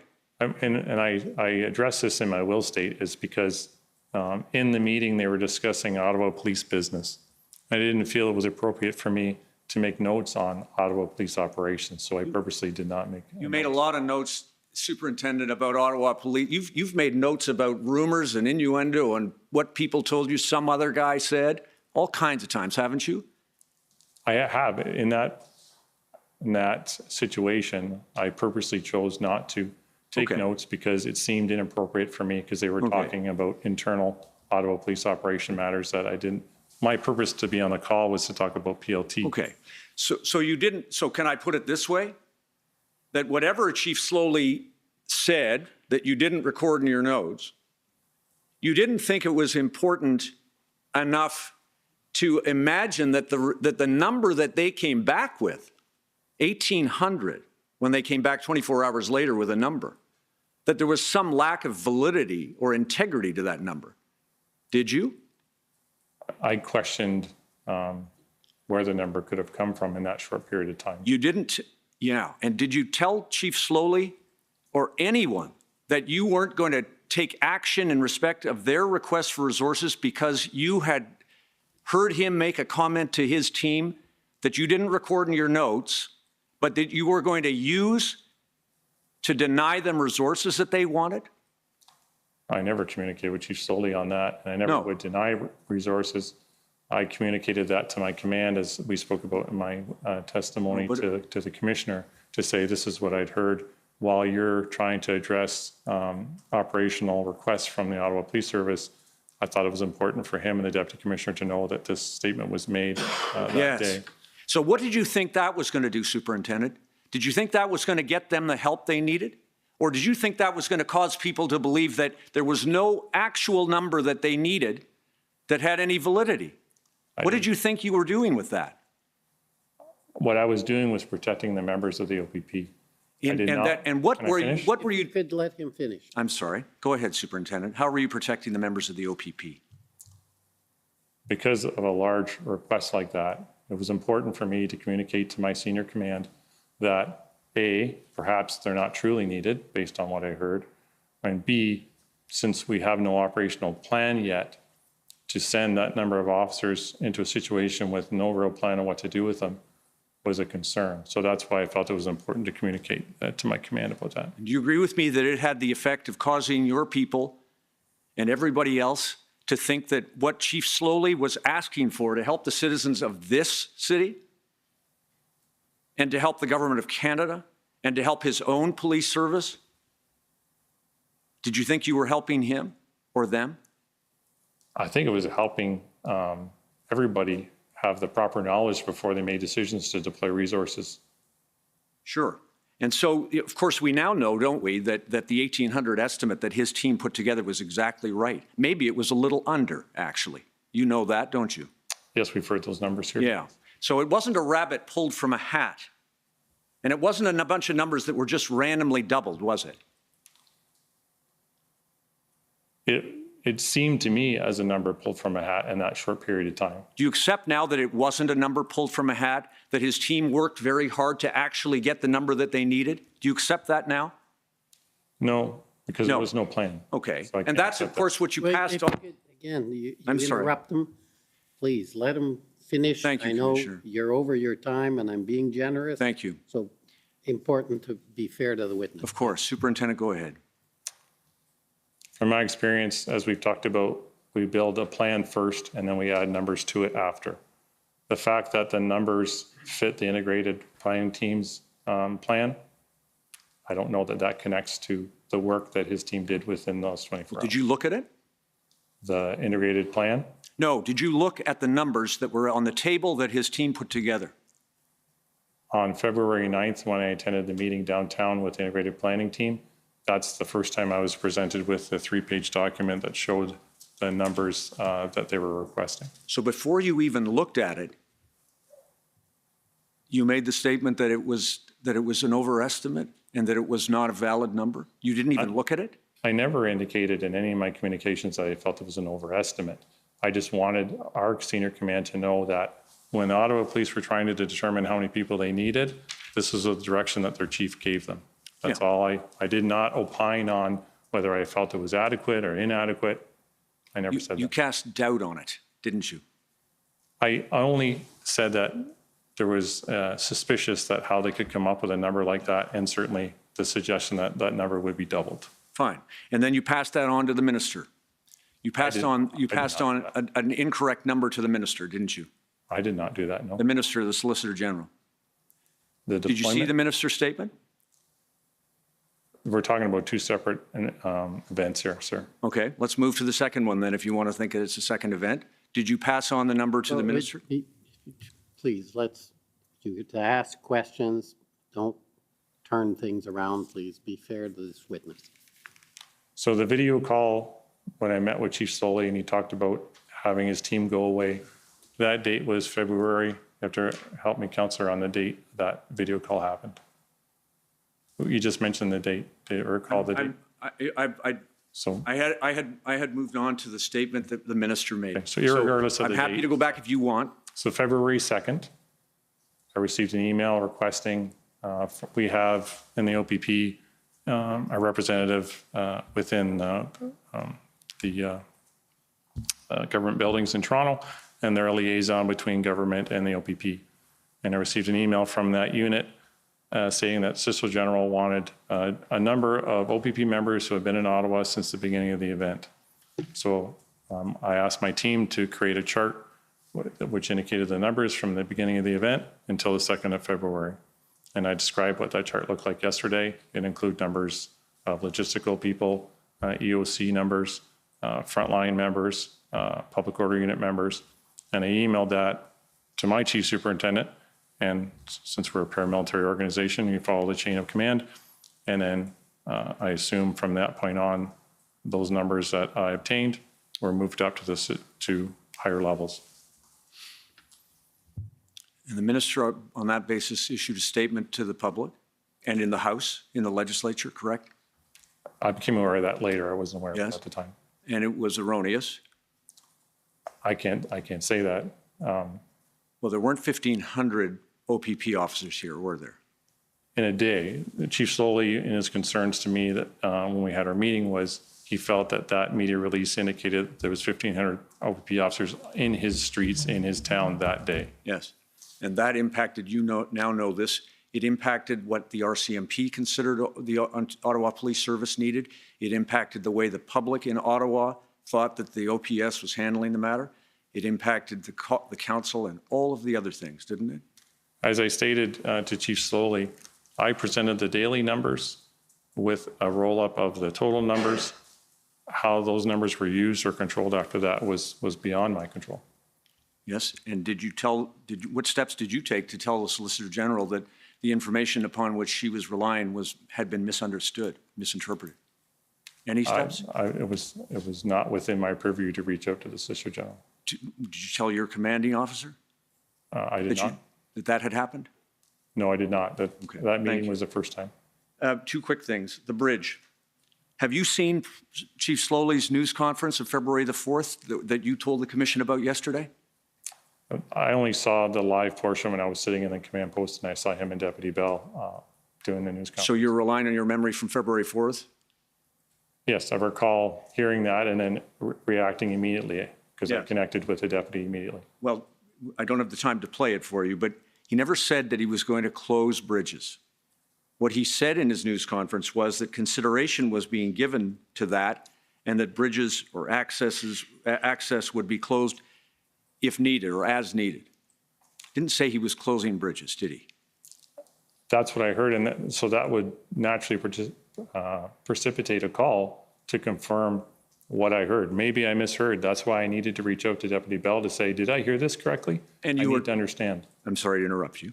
And you were told by Deputy Bell that you had misheard it, that there were no bridges being closed, right? Yeah, my concern was more about the off-ramps. The bridges were within the city of Ottawa, so I wasn't concerned about the bridges. My main concern was about what I heard about off-ramps. Same thing, though. Deputy Bell It's not the said, same thing for me as far as my concern and my operations, because my operations didn't concern bridges. he gave you the same answer. You have misunderstood it. No one's closing a bridge. No one's closing an off-ramp. Relax. I heard it very clearly that there was a plan to close off-ramps, and that's what precipitated my call to Deputy Bell. Okay. Quick thing about the PLT.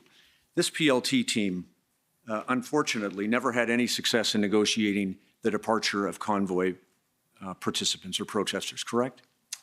I would disagree with that. I felt that at the end, much of their work allowed some of the convoy protesters to leave voluntarily. So prior to the, I should have been clearer, thank you. Prior to the public order operation going into effect to clear these streets, PLT had not succeeded in negotiating an end to this protest, had they? Well, certainly, the protest was still ongoing when public order had to do what they did. Yes, and so the Coventry Road issue, what PLT had negotiated, am I correct, was that protesters could take their fuel from Coventry Road and place it in a different depot. I wasn't aware of the particulars of that because PLT didn't report to me. What I was engaged in was solely on the deconfliction end of it to say that this happened, this miscommunication happened within the Ottawa Police Service, and could you help us? But as my friend Mr. Van Nieuwenhuis asked, the fuel in Coventry Road, whether it's in Coventry Road or it's somewhere else, was a significant public safety risk, correct? Yes. And if PLT negotiated that they're going to move the fuel from Coventry Road to a different depot, you could appreciate why Ottawa Police Service would be very concerned.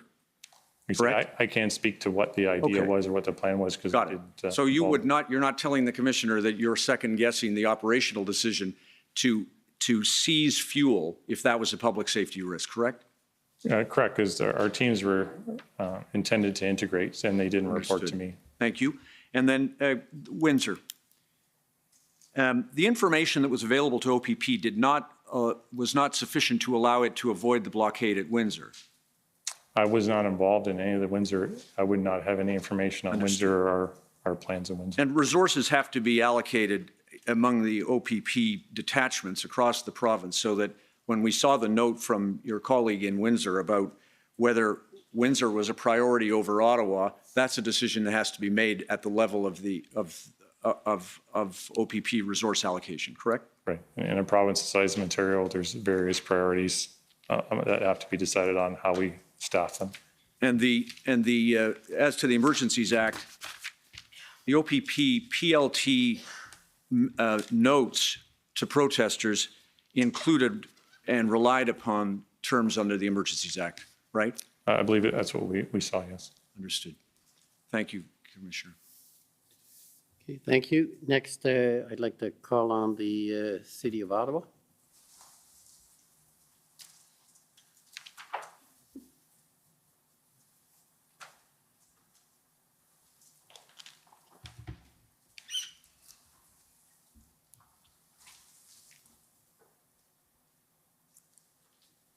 Good morning, Superintendent. My name's Ann Tardif. I represent the City of Ottawa. Good morning.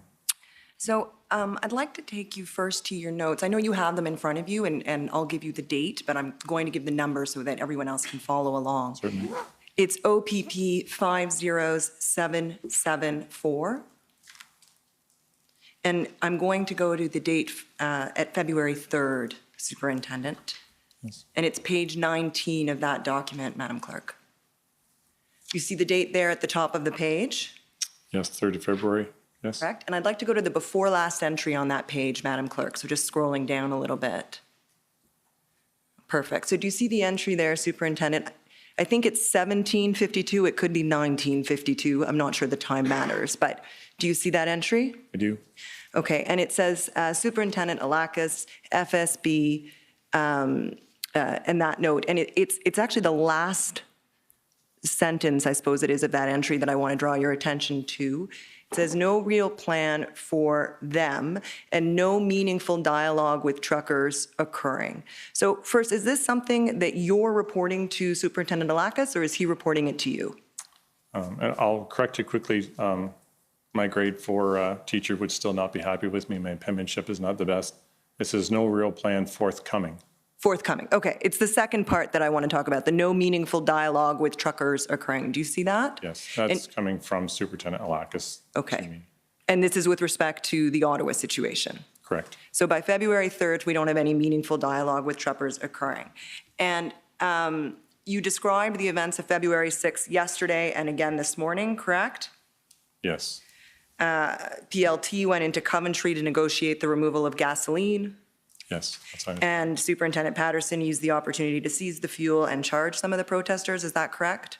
Correct. And PLT felt they had lost all the goodwill they were able to reach with some of the convoy organizers. That's what was communicated to me, yes. Okay. And were you aware that 2 days later, on February 8th, Ottawa police asked the city manager, City of Ottawa manager, to meet with protesters? I was not aware of that. And we've heard that police felt they didn't have anything to lose by facilitating a meeting, and it would be a win to gain trust with truckers, and they could use it as a bargaining chip to move trucks. Were you aware of that at the time? I was not aware of that, no. We've heard as well that the city negotiated an agreement to remove trucks from the residential neighborhoods and the dates that followed. Were you aware of that at the time? Not at the time. I can indicate that I received messaging from our PLT members to indicate that they were frustrated by the involvement of municipal leaders and how it was impacting their work, but I was not aware of the exact times these were occurring. Well, and I guess that's what I'm getting at, Superintendent, because that's reflected in your witness summary, which has been filed into evidence. And so at the time that you received those concerns from your PLT officers, I take it you were not aware that the city had spoken with protesters at the request of police. Right. Outside of what may have been reported in public media, I wasn't aware what was happening. Okay. And you were not aware that a senior OPS officer had been at the table to negotiate the logistics of how and where the trucks would move? Yeah, I would not have been involved in that or aware of that, no. And just given in your, you've referenced it already, but in your witness summary, you indicate that your PLT officers were frustrated because they were hearing from protesters that they had met with the mayor and that they wanted to continue to meet with the mayor. That's what you were hearing on the 15th of February. That's correct. And the evidence this commission has heard is that the protesters, in fact, never met with Mayor Watson. I take it you're aware of that now. No, now I'm aware, yes. Okay. I want to switch tracks a little bit and talk about Superintendent Early's notes. Now, it's Dana, I'm assuming Dana Early is a she, is that fair? That's correct. Just want to check. Thank you. And so Superintendent Early was in Windsor during the Ambassador Bridge blockade. She was essentially performing my role, but in Windsor. Fair enough. And so I take it that if you did have a conversation with her, it's going to be about resources. I mean, that's really the only reason for you to speak to Superintendent Early during the events of February 2022. Fair? Fair. Okay. Now, when you were asked yesterday initially, you did not believe that you had spoken to Superintendent Early at that time. You recall saying that? Yeah, I didn't have an independent recollection of that conversation, no. Fair enough. And to be fair to you, we've seen that there's no mention of it in your notes except for the words Dana Early / on February 10th, correct? Correct. And you were then taken to Superintendent Early's notes of that call. And I will ask that they be put up on the screen. It is OPP 404543.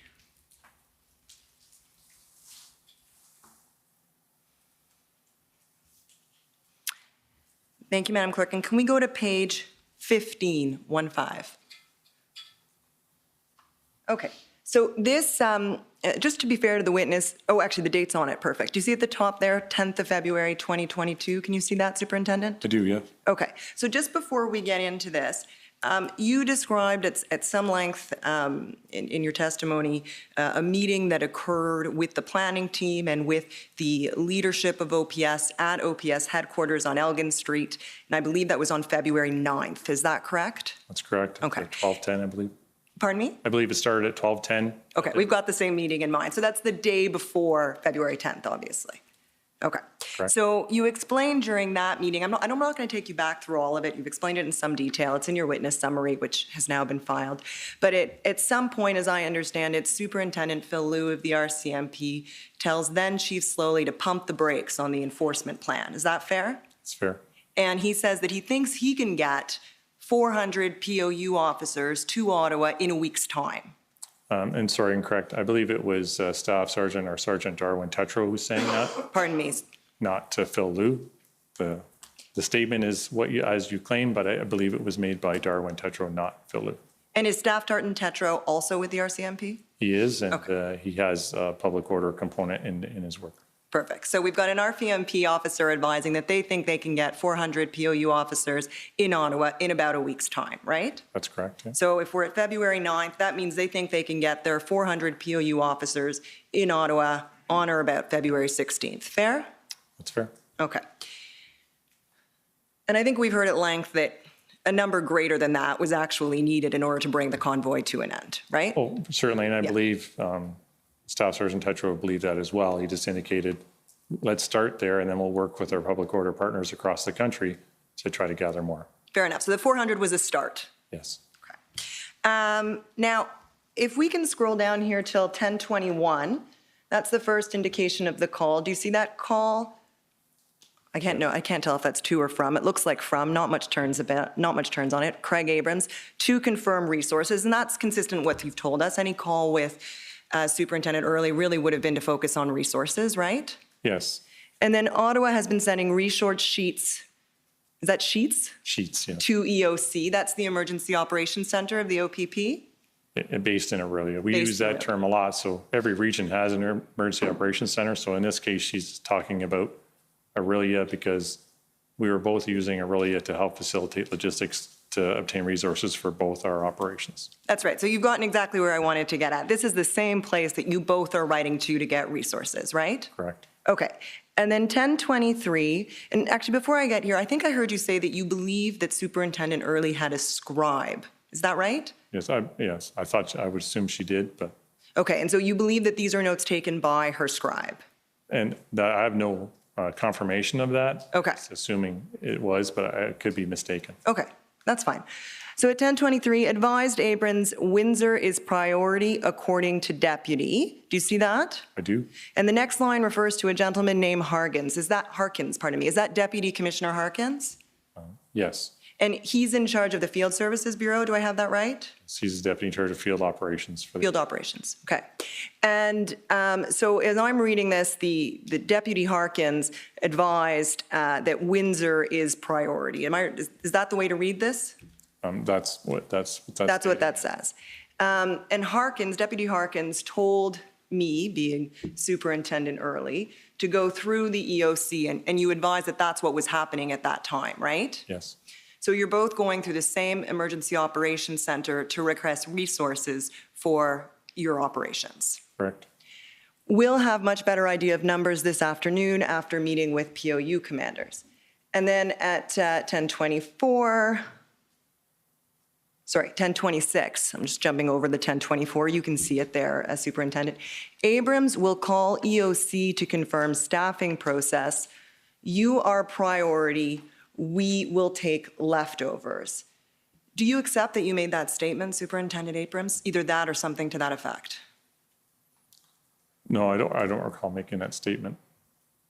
You don't recall? No. Do you recall any discussion that Windsor was the priority for resources to be obtained out of the EOC at that time? No, I don't recall. Because on that day, literally that day, the 10th, I spoke with Chief Pardy and we made resource requests and an extra 120 officers were coming to Ottawa by the Monday. So that's why I'm confused by the talk about resource allocations, because I asked and we required another 120 and it was approved. And it just, obviously, to get people across the province into Ottawa was going to take us a couple of days. We plan to have an extra 120 officers in Ottawa by that Monday. Okay.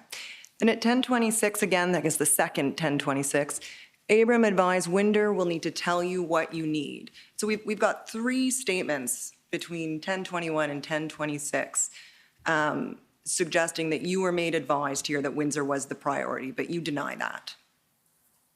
I was never told that, so I'm not denying that statement was made, but when we had discussions, she told me that the deputy told her that Windsor was a priority. So I'm saying, okay, if you're telling me that the deputy told you Windsor's the priority, then okay.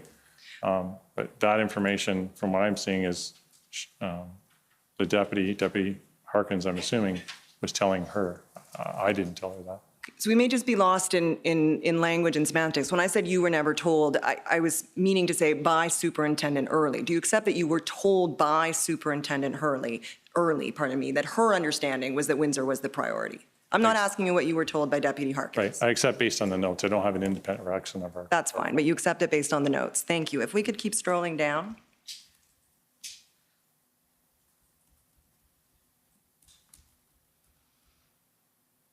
Okay. So I'm looking at the second 1028 note, and you were taken to this in fairness to you, Superintendent, yesterday. Do you see Ottawa is just trucks on side streets? You see that note there? Yes. And I think you said yesterday that you also did not have an independent recollection of this call, correct? I really don't. I'm trying, but so many calls over so many weeks, I can't say that I recall this one specifically. But you explained what you may have meant yesterday. You said that it was easy to drive around if you were south of Wellington, i.e. outside of the red zone. I think he said south of the 401. 417, Commissioner. Oh, pardon me. Did you say south of the 417? My apologies. No, that's fine. I had south of the 417. Yes, it would have, based on what I'm reading and trying to recall, would have had general conversations about what she was dealing with and what I was dealing with and what it looked like in her area and what it looked like in my area. And we would have had conversations about the impacts to the city of Windsor overall because of the location of Ambassador Bridge and those types of things. So I believe that's the context of where this comes from. So if I understand it correctly, it was that if you were outside of the sort of impacted downtown core, you could drive around the city. You could navigate the city outside of the downtown core that was blocked. Is that fair? That was what you would have been related. My personal experience in the times I had to be able to do that drive. I'm sure there were days due to traffic backups that there was difficulty in some areas of the city. I'm just stating in general terms from my own experience. I didn't see a massive impact outside of that core area, traffic-wise. Okay. And you were aware, I take it, at the time that some of the bridges between Quebec or between Gatineau and Ottawa were closed or subject to lane reductions? Lane reductions for sure. Full closures, I believe they were kind of rotating depending on days, because I recall there was impacts with nursing staff that were trying to get from Gatineau to the hospitals in Ottawa. So there had to be some give and take to open up some lanes so people could get to work. That's right. So we had health professionals having difficulty accessing their place of work, correct? That's what I recall. And you recall also, I take it, that we had patients having difficulty accessing their appointments. Were you aware of that? I don't. I only recall that some leaders of the hospitals had indicated that their staff weren't able to get to work on time, which had obviously operational impacts for their agencies. And there was a request, not controlled by the OPP, but a request, whoever was controlling the bridges on either side, that they can make some accommodations for that. And those side streets that the trucks were parked on in Ottawa, because as you say, they weren't parked on a bridge or on the 417, they were parked on side streets. Those side streets you knew were in residential neighborhoods. There may have been apartment buildings on them. When you say residential, I'm picturing suburban, but there may be urban apartments that were on those side streets, certainly. Yep. And so the trucks were parked at the front door of some of these apartment and condo buildings. I'm sure they were, yes. They were idling and honking? There was lots of honking, yes. And we've heard complaints of resident harassment in these neighborhoods as well. You heard, I take it, Acting Deputy Chief Ferguson saying that they received complaints about that. And I heard it personally myself in my own visits to store owners that they told me directly. And I appreciate you weren't in Windsor, but my understanding is that there were roughly about 100 trucks involved in the Windsor blockade. Is that accurate? I can comment. I wasn't involved and I don't recall. You're well over your time, so you're going to have to wrap up. That's fine. Can you just confirm that I mean, I don't think it's contentious, but that the blockade in Windsor was significantly smaller than in Ottawa in terms of number of trucks? It was smaller in number of trucks, certainly, yes. And I just want to confirm, last point, Commissioner, under the not affecting livelihoods, I won't go into details. You've explained yesterday that you were aware that businesses were affected in Ottawa, and I thank you for that. But I think I heard you say in response to my French questions earlier this morning that you and Superintendent Durley may have discussed, in fact, the economic impact of the Windsor blockade, in particular with respect to international trade. Is that fair?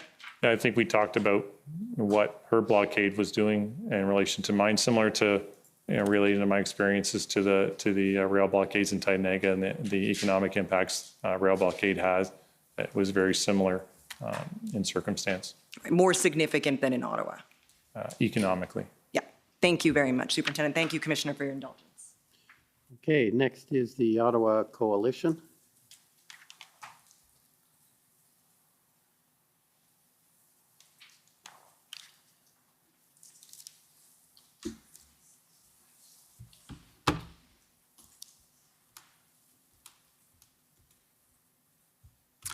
Good morning, Superintendent Abrams. Thank you so much for coming to Ottawa and answering these questions for all of us here. My name is Paul Champ. I'm legal counsel for the Ottawa Coalition of Residents and Businesses from downtown Ottawa. And I just have some questions for you. Superintendent Abrams, were you aware, did you know about how many residents roughly lived in the red zone in downtown Ottawa? Not aware at all, no. So if I said 15,000 approximately, would that That would be the first time I heard that number, but based on the time I've spent downtown and the number of buildings I've seen, it certainly seems like an accurate number. And so when you were making decisions or being involved in the operations, the police operations in Ottawa, you were aware, we're talking about thousands of people who are being impacted by these convoy protests in downtown Ottawa? Certainly, and when it came to that, I mean, how many people were required or the impacts, I had to rely on my partners at the Ottawa Police Service to indicate to me what was happening down there, what impacts were happening, and what they needed to address those impacts. And you were aware there were a large number of businesses in downtown Ottawa that were shut down completely, correct? Sure, I saw them myself personally, as I said, in my own visits to business owners, and saw many businesses were closed. And obviously, not only those business owners experiencing those losses, there would have been countless workers who were out of jobs during that period of time as well. You would have known that? Certainly. I live an hour from the city. I have family and friends who were directly impacted and talked about having to relocate because of the honking, because of the noise. So yes, I was aware. Right. And on with respect to the conditions on the streets, you're aware of obviously the large number of semi-trucks, in some cases right outside of people's doors, honking and so forth. But we also had other conditions downtown, like the large stacks of wood, the large number of propane tanks often together, the jerry cans of diesel fuel, the open fires at almost every other intersection, the fireworks that were going on at night. You were aware of all those conditions, correct? Yes. And we heard evidence last week, Superintendent Abrams, about residents being fearful that their building perhaps could catch on fire. There could be an explosion from the dangerous propane and so forth that's around. You agree that that was a reasonable fear? Certainly, I believe there was an actual arson type incident, not linked to the convoy, I guess specifically, but we saw that it clearly could be something that could happen. So yeah, it was a valid concern of the residents for sure. And it was your view that the police, well, it was the case, was it not, Superintendent Abrams, that the police were unable to effectively control or prevent these inflammatory and explosive materials from being regularly transported on a daily basis to the downtown core, correct? It certainly was a challenge to prevent the flow of gasoline. Well, it wasn't a challenge. It couldn't be done. They couldn't do it. Maybe it could have been done, but they weren't stopping it, correct? I know my officers made attempts at times, but at times they get swarmed by other members, so they'd have to pull back. So there was attempts made at certain times to do so, but it was a difficult. Yeah, for sure. I'm not saying that they couldn't do it. Like effectively, they couldn't do it given the numbers that were on the ground of police at the time, correct? It was difficult. Well, it wasn't possible. I wouldn't say it was impossible. Our members tried, and I believe some gas was seized. I can't be for certain about my membership because I told my members, because my members were normally in two-person units, so it was highly dangerous to their safety to try to get involved with multiple people carrying jerry cans when there's just two of them. Absolutely. So from an OPP perspective, I can say that, yeah, we did not engage in trying to interdict gasoline simply because we were outnumbered with our numbers as they were. Right. And yeah, and that's a very good point that you just made there, Superintendent Abrams. It wasn't simply downtown residents and business at risk. There was dangers to your officers downtown because of the circumstances or conditions, correct? Well, certainly my officers were subjected not only to threats of physical assault, but yelling. I had to get my public order unit teams hearing protection because it was starting to damage their hearing because they spent so much time downtown. Yeah, the horns and the diesel fumes, no doubt you were hearing complaints about that from your officers? Horns, yes. Diesel fumes, I can't say that I heard. Okay. And now we've heard you say, Superintendent Abrams, that on January 29th, it was your view and the view of the OPP that the Ottawa Police Service did not have the capability to bring an end to this incident or this event. Is that fair to say? I have to look at my notes, and that would have been the day that I had the conversation with Inspector Ferguson. Right, exactly. So, I mean, it was clear that they were, that particular day, were dysfunctional and unable to make a plan. I don't believe I would make an opinion that just because of what she was experiencing or seeing that day meant that there was no way the Ottawa Police Service could resolve this event eventually. It was just an observation that day that there was no plan and they were dysfunctional that day. But to be clear, Superintendent Abrams, even if the Ottawa Police had a great plan, and we've heard all the evidence about the struggles of coming up with a plan that was acceptable to the OPP, but even if they had a plan, it was very clear to you the Ottawa Police Services simply did not have the resources on the ground to bring that incident to an end, correct? On January 29th, that would be an accurate statement, yes. Right.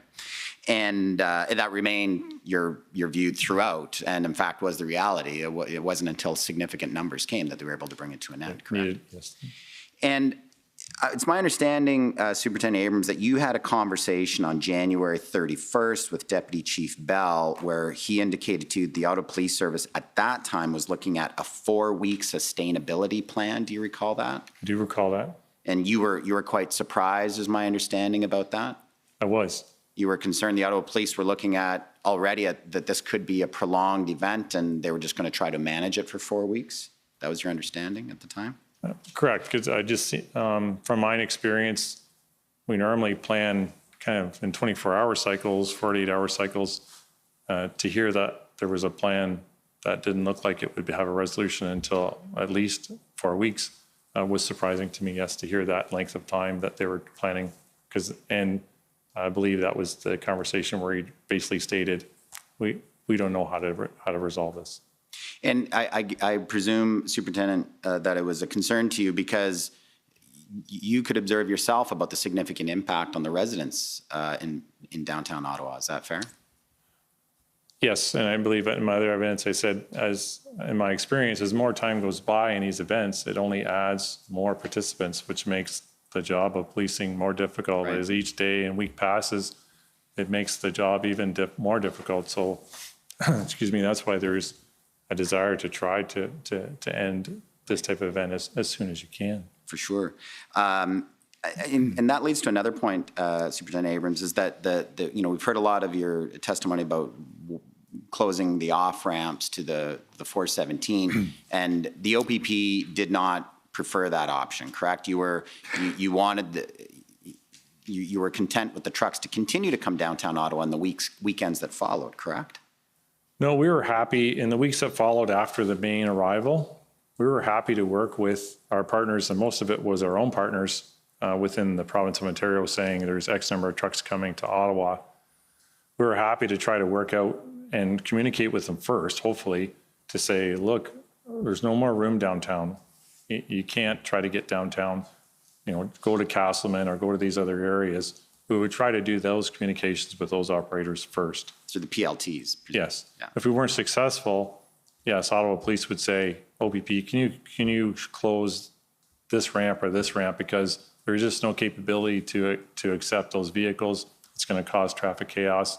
So can we try to get them to go to this ramp? So the only way to get them to that ramp would be to close other ones. So we would do that, off and on, but we certainly weren't supportive of just a total block 24/7 of off ramps or on ramps. Well, if I understand what you're telling us, Superintendent Abrams, is that the OPP worked with the Ottawa Police to try to identify the best routes for the trucks to get downtown if they were going to indeed come downtown. Is that right?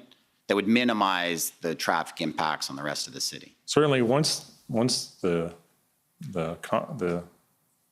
protest was underway and we're into the second and third week, our plan was if a truck was to try to get downtown, we would interdict it, stop it, and make arrests under the mischief authorities because it was clear their intent was to participate in what was going on downtown. That's why they were going there. So the idea and the plan was probably in the second or third week is that if we saw a convoy coming across in the middle of the night and their intent was to come to Ottawa, we were going to monitor that convoy, try to communicate with them to say, don't go downtown. This is the risk you take. If you go downtown, you're clearly wishing to participate in what is an illegal event. And if you get off at an off-ramp and intend to head downtown, we will stop you. But that was just the last 4 or 5 days when the operation was being rolled out to bring the event to an end, correct? Just prior to, that's correct. Yeah, so. I just didn't want to make a blanket statement that we were going to facilitate the arrival of trucks through this whole event. No, at some point, we were not going to facilitate trucks heading into the downtown core. Yeah, but that was around February 16th or 17th you stopped doing that. On the weekends of 5th and 6th and the 12th, there were big signs on the Highway 417 saying, convoy truckers this way, correct? That's correct. I just wanted to make sure your initial statement was, it kind of made it seem that we were going to allow trucks downtown through the whole event. And Superintendent Abrams, I'm not sure if you appreciate how the affected residents of downtown Ottawa felt when they saw the Ontario Provincial Police putting up big signs saying convoy truckers this way, apparently rolling out a welcome mat to them downtown. Did you appreciate how the people in downtown Ottawa would have felt at that time? I certainly can appreciate that. And our perspective is we had to rely on Ottawa Police to say, this is where we need those trucks to go. This is where we think we can house them. So we were only doing what Ottawa Police were requesting of us to facilitate the movement of trucks. I appreciate and understand the impact. You're out of time. I thought I got 15, no? No, you, according to my notes, you had 10. I believe, my notes had 15. Can I ask one more question there, Commissioner? Yes, go ahead. Superintendent Abrams, you've told us that you reported up to Commissioner Creek and Deputy Commissioner Harkins about your observations of your concerns with downtown Ottawa, with the Ottawa Police and how they were effectively doing that. You would have assumed that they would have reported that up to the Solicitor General? No, because I'm not familiar with what type of communication the Commissioner has with Solicitor General, whether he reports those things to them or not. I'm not aware of that. Okay, but given your observations of the challenges, the significant challenge the Ottawa Police Service were having to respond to this event, both based on the problems you were seeing at senior command, as well as just the bare resources, did you consider, or do you know of anyone in the OPP ever considered reporting this either to the Ontario Civilian Police Commission or perhaps to the Ottawa Police Services Board, so some type of effective action perhaps could have been taken by others to direct or guide the Ottawa Police Service towards a more effective response? I was never involved in any conversations like you would suggest. No. Was that ever considered, or were you aware of that if that was ever considered? I wasn't aware if that was ever considered, no. Thank you. Thank you. Next, call on the province of Saskatchewan.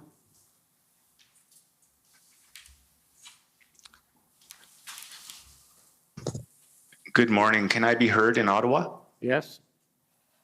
Thank you, Commissioner. My name is Mike Morris, and I'm counsel for the Government of Saskatchewan. Good morning, sir. Good morning, sir. We have about 5 minutes, give or take, today, so it won't be too long. I have some fairly straightforward questions for you, I think. Sir, will you agree with me that OPP officers have authority to enforce the criminal code and provincial offenses, including under the Highway Traffic Act? They do have that authority, yes. And am I correct that OPP officers have always had this authority, including in the city of Ottawa? Yes, they're sworn in as officers in the province of Ontario. So it follows that OPP officers have not required the Provincial or Federal Emergency Act to be invoked to have those powers then, is that correct? Correct. Their powers under the Criminal Code and the Highway Traffic Act and other provincial offenses were in authority in any city in the province of Ontario. And will you agree with me that intentionally blocking a public road with one's vehicle can constitute an offense under the Criminal Code? There is a block highway offense under the Criminal Code, correct. And can it also constitute the offense of mischief? It can as well, yes. And can it also constitute an offense under the Highway Traffic Act? Yes. There's a block highway offense. Now, we've heard some evidence about what's been called the Coventry Road incident, and I understand that occurred on February 6th of 2022, correct? Seems accurate, yes. And I understand that the Ottawa Police Service arrested a number of people in relation to fuel that they were stockpiling at the Coventry Road site, correct? That's what I was advised of that information, yes. And are you familiar with the offense that these people were alleged to be committing? I was advised that they were arrested for the offense of mischief. And would that be aiding and abetting mischief, which was occurring in downtown Ottawa by trucks occupying the core? Well, that's how I understand it, yes. Assuming these people were committing an offense, would OPP officers have had the same authority to arrest them as the OPS? Yeah, the criminal code applies to all law enforcement officers. If an OPP officer chose and felt they had the reasonable grounds under the mischief section to make an arrest for that offense, they would have had the ability to do that if they chose to, yes. And that's the offense of providing fuel for people participating with their vehicles in the downtown core and blockading roads, correct? If that particular officer felt that it fit the criminal code and fit as an offense, then he would have the authority to do that. So at this point, we've heard evidence, quite a bit of evidence, about there being a lot of trucks in the Ottawa downtown core. My question is, were there checkpoints for vehicles entering the downtown core before the Federal Emergencies Act was invoked on February 14th? Checkpoints leading into the downtown core? Yes, sir. I can only go by what my officers were asked to do. My officers, OPP officers, were never involved in checkpoints. I can't speak to Ottawa Police or our partners through the MTO. I recall being involved in a teleconference with the MTO where they were considering doing vehicle safety checks within the city of Ottawa, but my members were never involved in any checkpoints. To your knowledge, were there road closures or traffic diversions before the Federal Emergencies Act was invoked on February 14th? And I'm talking specifically to prevent vehicles from entering the downtown core in Ottawa. I can say there was because on the early days of this event, those were the areas my officers were asked to attend. And when I attended down there to check on them, they were essentially making sure that certain streets were closed in the downtown core. So there was cement barriers that blocked some streets, and some streets were blocked with physical police officers with cruisers blocking streets. And am I correct then that decision on blocking those streets would have been, that would have been the decision of the Ottawa Police Service? The Ottawa Police Service or the City of Ottawa under their authorities to do that with their own streets. And do I understand correct? I believe I heard you say that there were road closures and blocked streets before February 14th when the Federal Emergencies Act came into effect. Is that correct? There was, yes. Okay.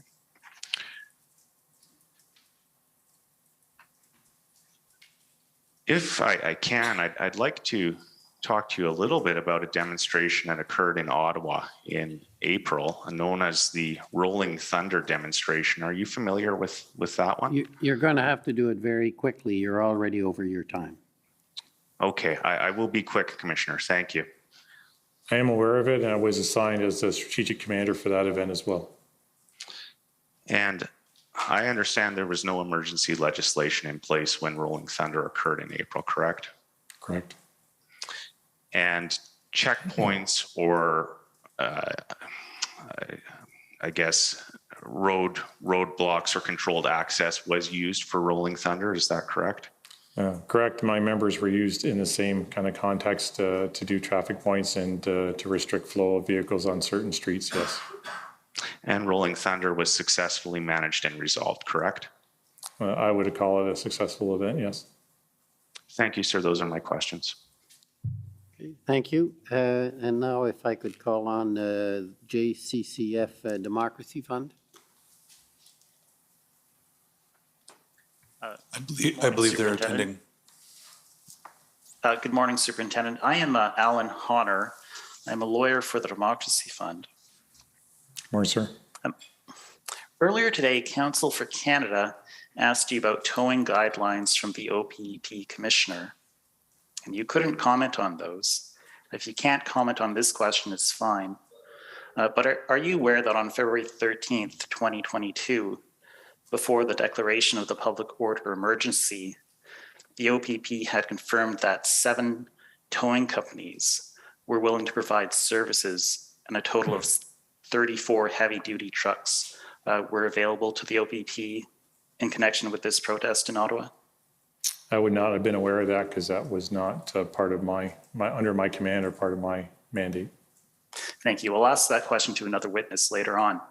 Can we pull up OPP.IR.701? This is the OPP institutional report. And can we just go to page 36? Just to put this in context, what we're looking at here is the OPP role in the police response to the Ottawa blockade. And do you see that chart there? Just maybe scroll down a little bit. So we have a chart here. It's called OPP Frontline Officers Provided to Ottawa Police Services. I see it. Okay, so do you notice that, well, first of all, let me ask you, these numbers seem accurate to you, that they accurately reflect the frontline officers provided to the OPS on the dates listed?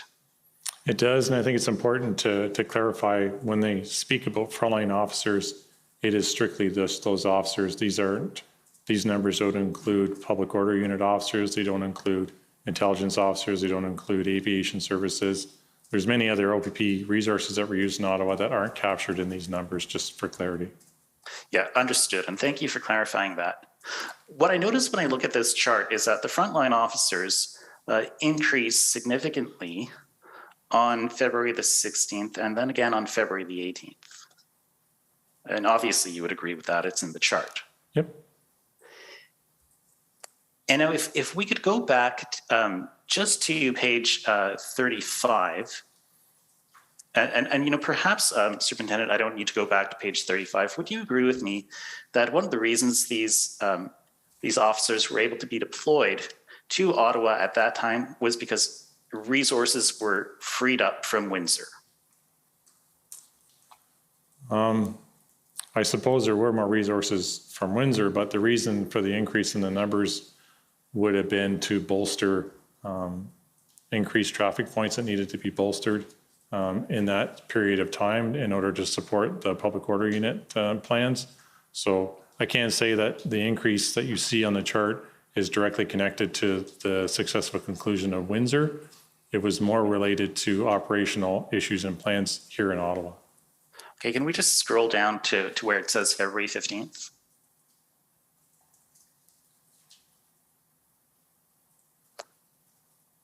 Pardon me. So it says here, Ottawa Police Services, OPP and RCMP planning sections were physically integrated at the RCMP. And then later on in the next paragraph, following the reopening of the Ambassador Bridge, 400 additional OPP members were rapidly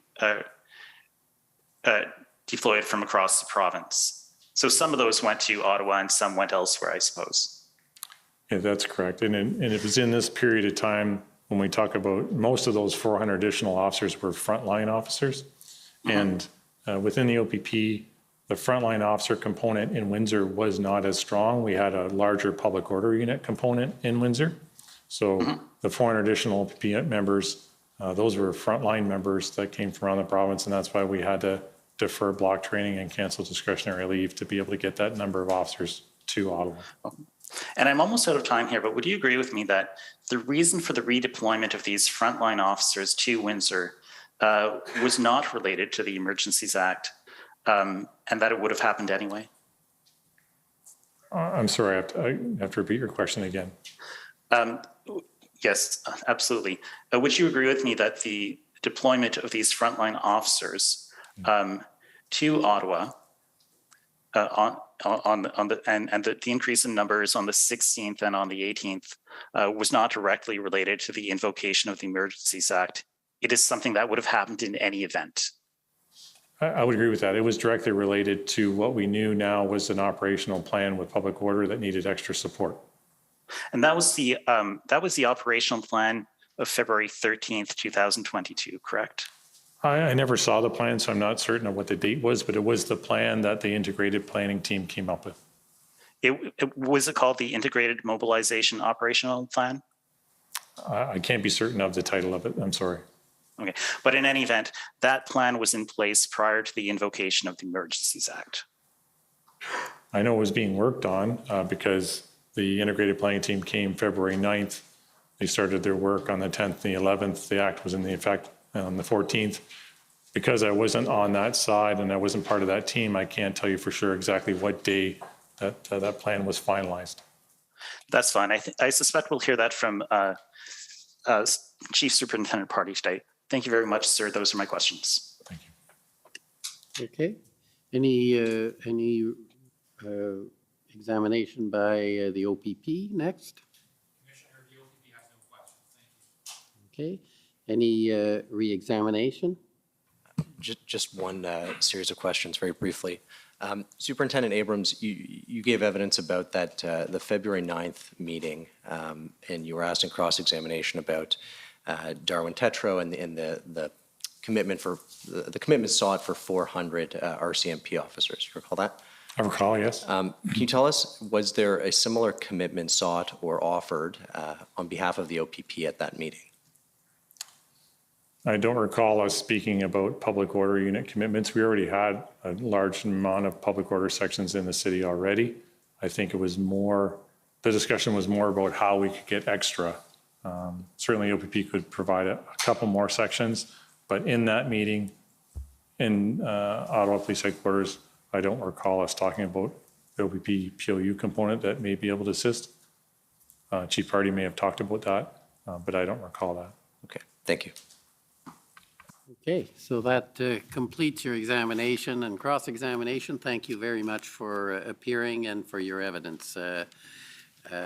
It's complete. You're now free to leave. Thank you, Commissioner. Thank you.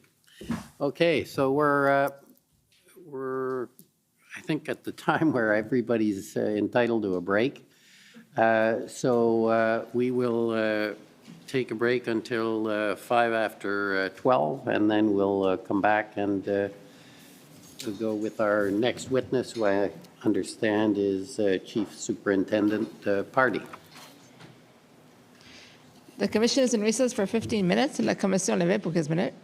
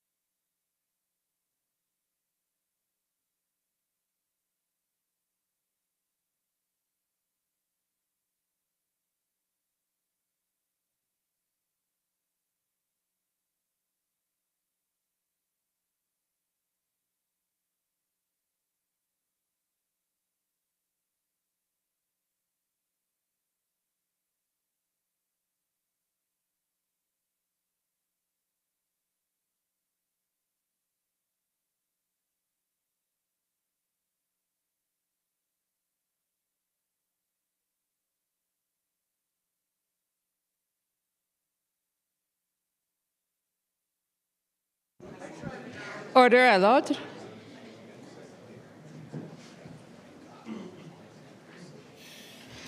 The commission is reconvened. La commission reprend.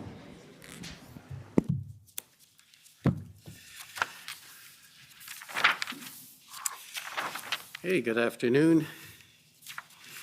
Okay, we have another witness, counsel. Thank you. Commissioner. It's Frank Au, Senior Counsel for the Commission. Our next witness is Chief Superintendent Pardy.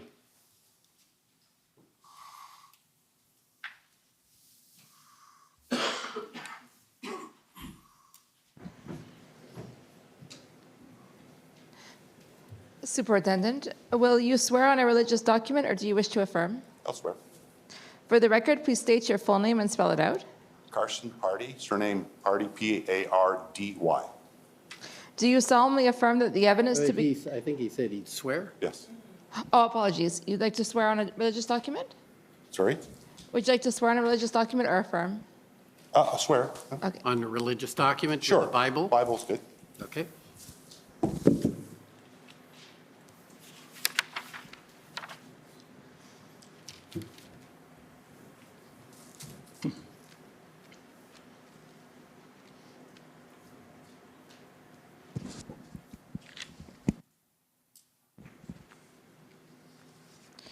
Do you swear that the evidence to be given by you to this commission shall be the truth, the whole truth, and nothing but the truth so help you God? I do. Thank you. Thank you. Good afternoon. Please have a seat. Chief Superintendent Pardy,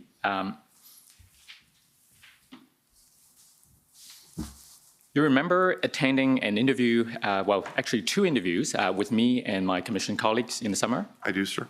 And after the interviews, we provided you with an interview summary. You did? May I call up the document number WTS 6033? So, Chief Pardy, this is the summary that we've sent you for review. It was the version of it, yes. Right. This is the version that you approved. Correct. And do you adopt its content in its entirety? Are there any changes or corrections you'd like to make? I think, like all documents, context is important, but I'm sure that will come out in evidence. That's right. That's right. Okay. Now, Chief Superintendent Pardy, I understand that you recently retired after serving more than 30 years with the OPP. 36 and a half years, sir. I started my policing career in '86.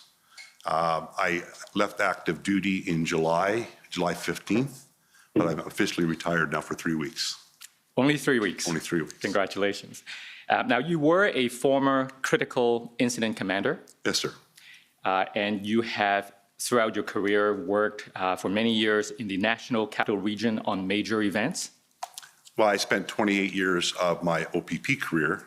Six of the years was with the RCMP in New Brunswick, but my 30-year OPP career, 28 of it was spent in Eastern Ontario in various roles, and the last 12 years of my career was in a senior leadership role as a superintendent, and I did a lot of work in the National Capital Region with major events, presidential visits, North American Leader Summits, Canada Day events, et cetera, yes. And in the course of your career, have you collaborated frequently with members of the Ottawa Police Service? Yes, sir. And what do you know of their reputation in terms of managing or responding to large-scale events like protests and demonstrations? First class. First class? First class. Now, are you aware of any changes within the OPS in recent years that might affect their ability to respond to these kinds of events? Well, certainly upon my arrival with the integrated planning team, I asked the question, like, what's going on? What happened to you guys?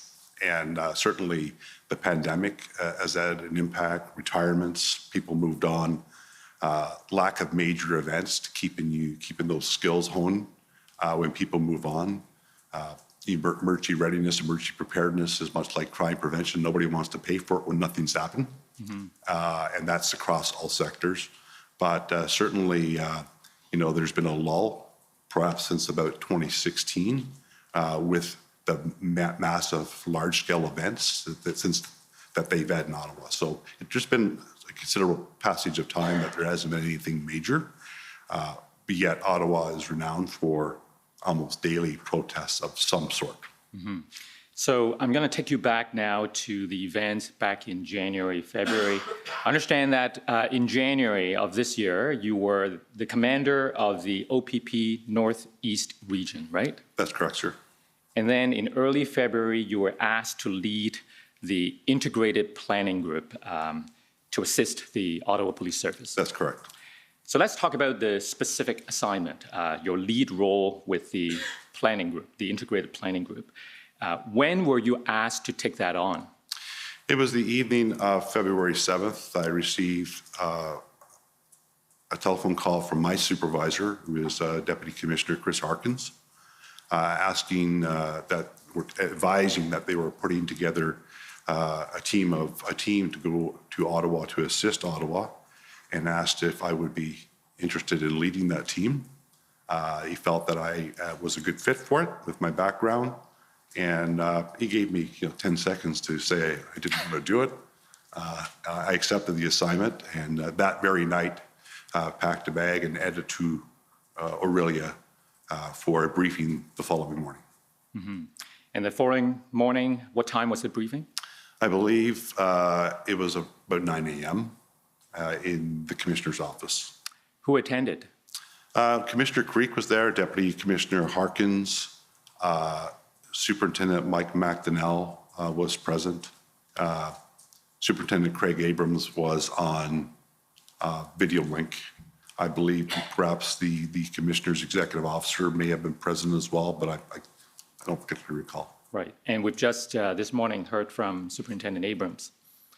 Now, could we call up the witness will say number OPP 50792, please. Now, Chief Pardy, we have the Commission has received a will say. It's going to be shown on the screen. I just wanted to ask you, do you recall when this will say was first prepared? But it was started while I was still in Ottawa. When in Ottawa? During the month of February.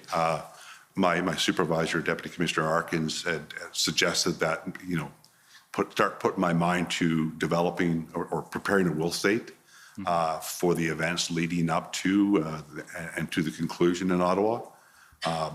I started it with high intentions of catching up and keeping it live, but within a few hours, my schedule was overtaken, and so I had maybe one page done while I was in Ottawa, and I completed it when I went back to my regular duties in North Bay.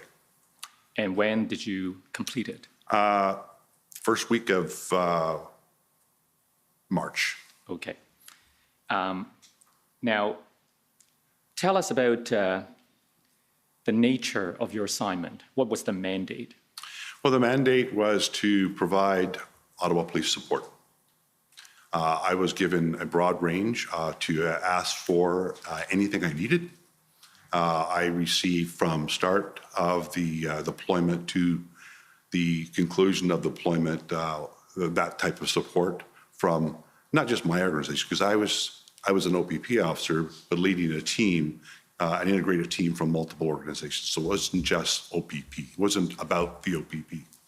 But I was given incredible support to ensure that we got what we needed, understanding the complexities of the events in Ottawa and the evolving events that are happening both provincially and nationally. Right. So a moment ago, you were starting to tell us about this 9 a.m. briefing. Yes. Involving, among others, Commissioner Creek of the OPP.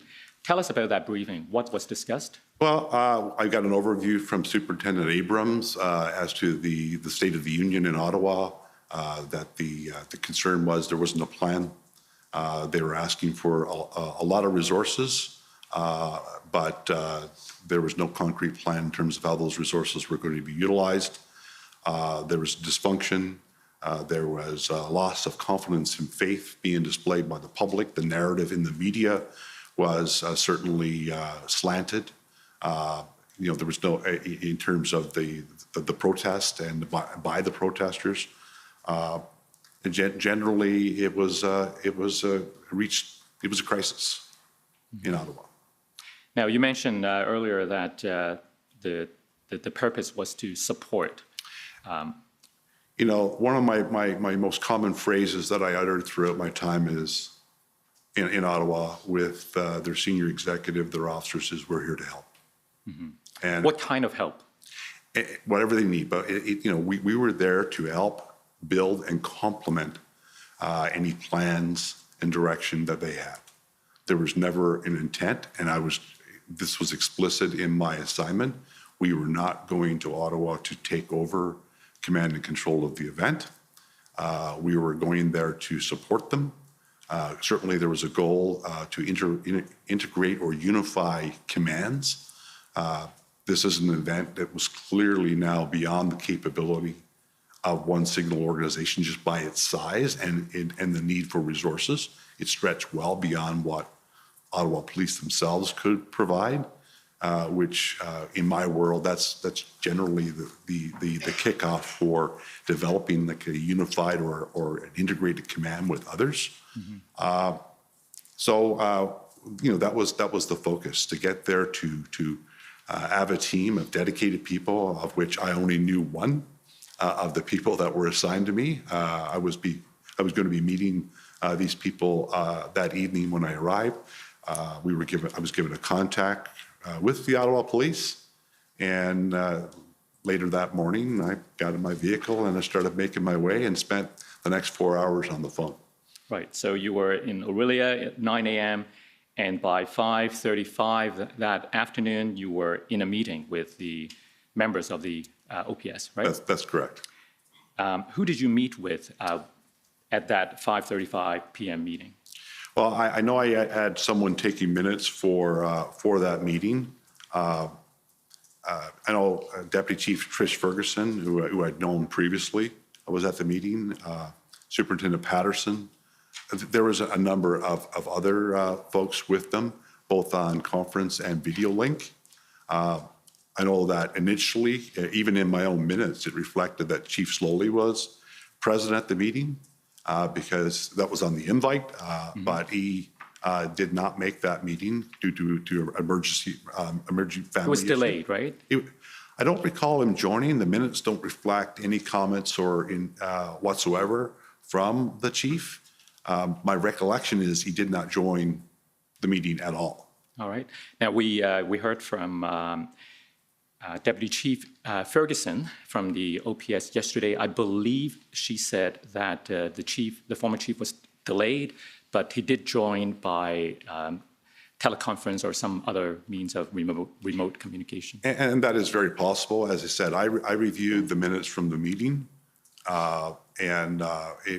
When you look at all the minutes that we took throughout the event, it's very clear, in my humble opinion, who's speaking. There was certainly no indication from those minutes that he was there, but it's very possible that he did join. Right. Now, if we scroll down, this will say to the next page. Right. So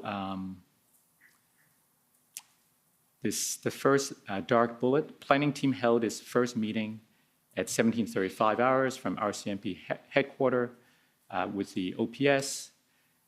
All OPS were on video or conference call. Also note that counsel for the OPS, Christiane Hunnot, was present. Do you recall her being present by video conference? Yes, sorry.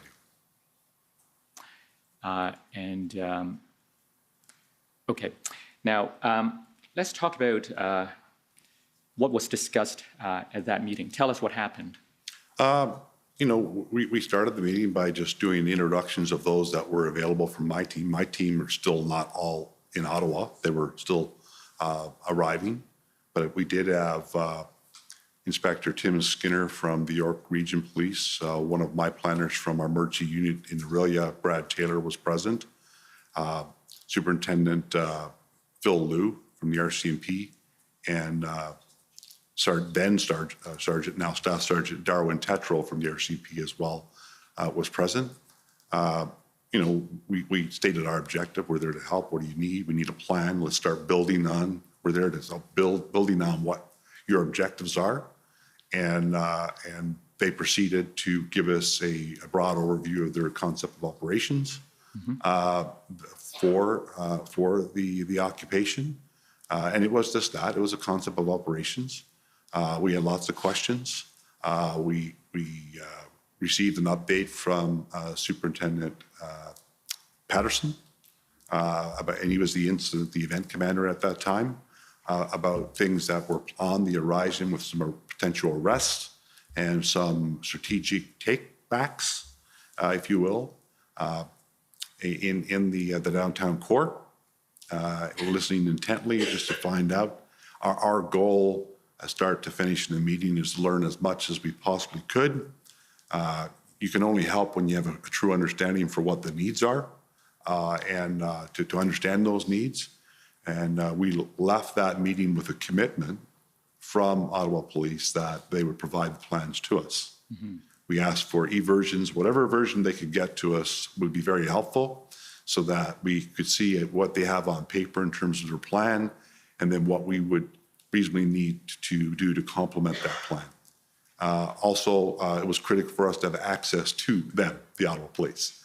We're there to work with them to get through this. So we wanted an established liaison who had the authority to access and provide the information that we would need. Was there any discussion at that meeting about the nature of integration between the OPS and the group that you're bringing? It was raised by me at that meeting if they would consider integration or a unified command, and because there's inherent benefits with it. From my experience, just about all of my major events that I've been involved, what we ended up having here in Ottawa with an integrated command has been my experience. Right. Whether it's a presidential visit, you still have the police of jurisdiction who have the lead, or the RCMP because of their IPP responsibilities or internationally protected persons responsibilities under legislation. But when you call on multiple organizations to participate, they bring their command structure, you inject your advice to them, you work as a team. Ultimately, someone is leading that and makes the final call. But as an integrated team, you're all on the same page. You're not working in silos. You're working collectively with the same objectives and goals.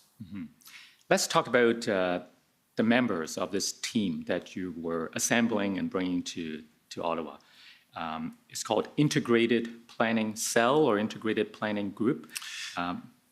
They call it that was the assignment, to create this integrated planning cell. We quickly deviated from the word cell and just called it our integrated planning group. Okay. Yes, I was provided with planners from Toronto Police Service, two planners, Sergeant Arlene Duffy and Constable Isabel Etier. Their background and their credentials were impressive in terms of emergency planning. I had Inspector Tim Skinner, who I already mentioned, from York Region Police. His background is in public order maintenance and command and control. Again, a wealth of knowledge. I had Tom Warfield from the Peel Regional Police Service. Tom came to us with a background in case management to ensure that we were capturing to the best that we could in a very kinetic and dynamic environment as much of the information, versions, and whatnot as we went forward. We had Brad Taylor, a planner extraordinaire from the OPP. Brad is a civilian member, but his expertise is in emergency planning. Rely heavily on Brad for his expertise. Then, of course, we had the two RCMP officers, Phil Liu, who became my right arm throughout the event. Phil's background was in Major Incident Command, national standards, had an extensive background in training and developing and mentoring people in the incident command world. And Darwin Tetral, who to this day has impressed me incredibly with his leadership in public order command. Right. So he's renowned nationally and connected internationally as it relates to public order maintenance. Right. So yesterday, when we spoke to, when Deputy Chief Ferguson testified, and she explained the process of developing a plan, an operational plan, she referred to subject matter experts. So this group of people that you're bringing to Ottawa, are these subject matter experts then in the various areas? Yes, sir. In fact, I would say that I was the only one that wasn't a subject matter expert. All right. I was just brought there to bring this team together and get them working and lead our way through this. Right. Now, we've heard from some witnesses about the importance of operational plans, and I just want your view on what are the components, the key components of a good operational plan? Well, the key components, have to align with your objectives and your goals and that drives your strategies in terms of what that operation is meant to entail. Certainly, you need to have a clear understanding in creating a mission for the event. The mission statement is something that in every event that I've ever been involved in, whether it was a peaceful event or not, is something that is critical that your members, your employees, your officers on the ground, everybody is in line with the mission of the plan. From there, commander's objectives, and then, what are we looking to achieve with this plan? And then every single aspect. So if it's a public order issue, you would need, the key aspect there is the public order consult and a good idea, okay, what is the nature and scope of the event and what kind of public order plan would we need to inject with it? You need crime, you need victims, you need key things like messaging, communication, logistics is key. In fact, major events from a policing perspective, when we debrief, often are successful or fail on the backs of good, solid logistic support. When you get people there, what are you doing with them? Where are they staying? How are we feeding them? What's their duties? How are they being briefed? That all has to be fleshed out so that when you have people arrive, you have a seamless operation. Right. Now, we've heard references to an overall or overarching plan and sub-plans for specialized areas. So were those what you were trying to describe to us? Absolutely. And I was speaking with people that I had confidence also were on the same page and understood that. Right. And in terms of an overall plan or overarching plan, does that refer to something that takes you from start to finish? Yes, sir. What about contingencies? Well, that's always built into your planning. When you look at public order as an example, it's filled with contingency plans. If this is the intent, if it doesn't work, this is our main action plan or direct action plan, and then there would be an alternate action plan if they have to deviate. And command and control structure, should that be reflected in the plan itself? Absolutely. Why is that important? Again, when you're developing plans for major events, the ultimate goal is to succeed. And in order to succeed, there needs to be, we're police officers, we're creatures of habits, there needs to be clear lines of communication. There needs to be clear command and control. Who is in charge? Who is responsible for this? Right down the line, because in major events, you might have a major event commander right down to a commander on the ground, all have distinct roles. But roles and responsibilities are absolutely key to get you through the event and in a successful way. At the time you arrived on February 8th, did you know if the OPS had experienced planners like the ones you brought to Ottawa to help them develop this kind of a plan? I was making an assumption based on my experience with OPS that in fact they did have that depth, although some of the ones that I had worked with in the past were absent and I learned I'd retired. And because, as I said, the OPS have always been renowned. We've been there to support them countless times at major events. We're different organizations. We have different structures, but make no mistake about it, they were good at what they did. Right. So you told us that on that first meeting, at that first meeting, you were shown this strategic concept of operations document, but you didn't have a copy, right? You weren't given a copy at that meeting. There was references to it on that date. I do believe I may have been given a copy, Okay. but And you said you asked for more. we asked for more, and they indicated that there was a nod from Superintendent Patterson that any plans that were approved would be, in fact, supplied to us. Okay, so we go to the next day, February the 9th, at 7 a.m. There's a note in your will say that you weren't getting the plans yet. And we go to page 3 of the will say.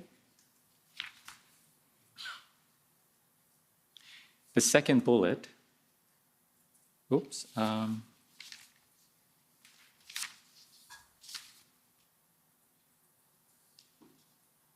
That's right. Maybe scroll down a bit. Is this page 3? Oh, that's right. Sorry, scroll up, please.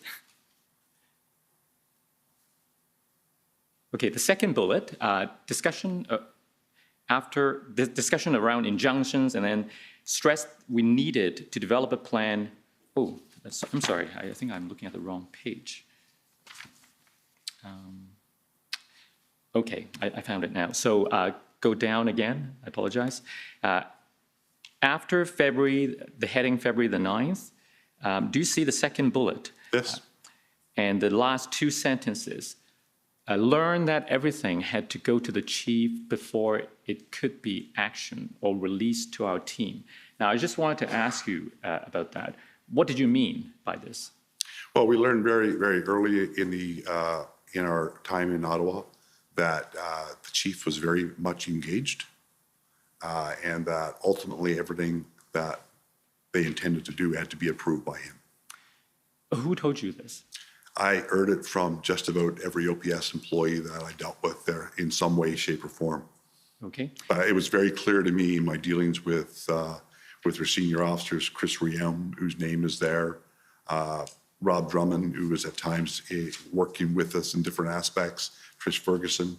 I didn't deal a whole lot during my initial days with Deputy Chief Bell, but certainly it was very, very clear that Chief Slowly was to be informed of and approving all aspects of their operation. Now, in fairness to the former chief, you did tell us that there was some departure of senior officers from the OPS. So isn't it quite understandable that he wanted more things to go through him to ensure that important decisions are made with the benefit of his input? I don't lay blame, sir. I look at this. This was an incredible event unfolding in his city. That was the loss of confidence that we were seeing in the media, in the police service, undoubtedly brought a lot of stress to bear. That he wanted to be looped in on everything that was going on. I can't fault him. And you also mentioned earlier that the OPS counsel, Christian Hunnot, was present. Yes, I did find that to be, from my experience, to be a little bizarre. Why is that? Well, needless to say, I've been involved in a lot of major operations over the years, and there's always consult with legal on our legal authorities and common law authorities, and the different tactics we use, make sure that we're sound within in the law. However, it was a first-time experience to have counsel actually sit through operational discussions. But wouldn't it be helpful to have a lawyer around in case any legal questions arise? Well, again, as it became more protracted, the event, I suppose it could be, where you would have counsel there immediately to give advice back on legal points that were being discussed. But as we proceeded, it certainly came across a little bit more than that, that she was tantamount to an approver of the action or the plan, which was very concerning. It's police operations.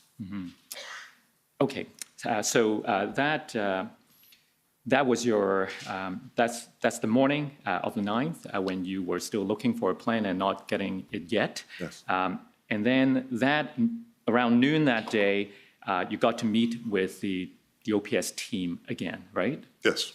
Where did you go?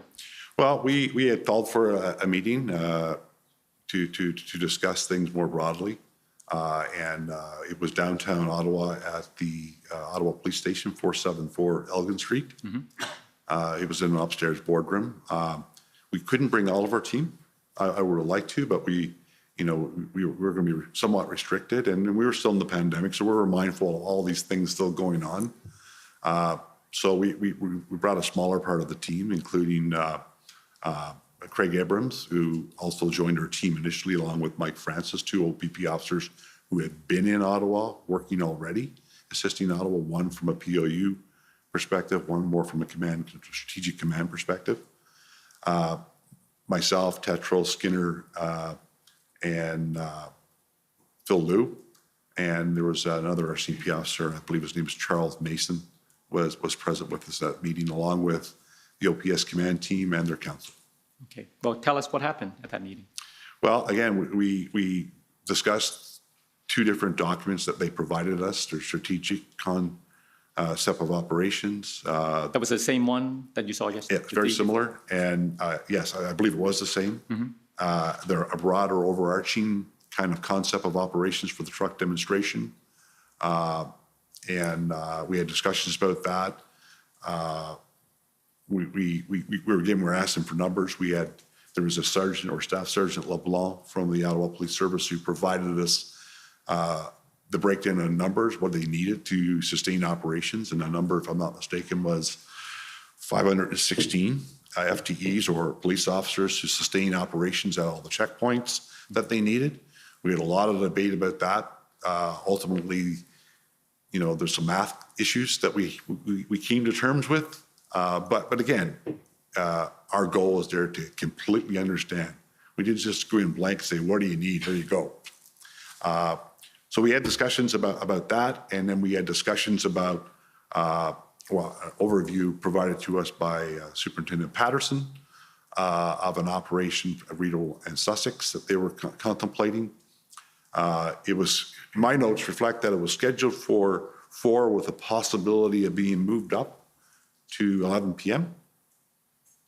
And that night, as I noted, I brought those that I did to this meeting for a specific purpose. And, we had discussed it prior to, like, we're going there as a team, you have input to give it. We have a lot to get done here in a short period of time. Let's not hold anything back here. So Darwin Tetro asked if he could speak when he was being presented this thing. And I do appreciate when I heard the tail end of Superintendent Abrams' evidence that he mentioned the number 400. The number in my mind and in my notes was 800. He said, based on his knowledge of POU, when you look at the dynamics of this event, the number of areas that were blockaded and the work that had to be done, we would need approximately 800 POU officers to effectively dismantle this protest.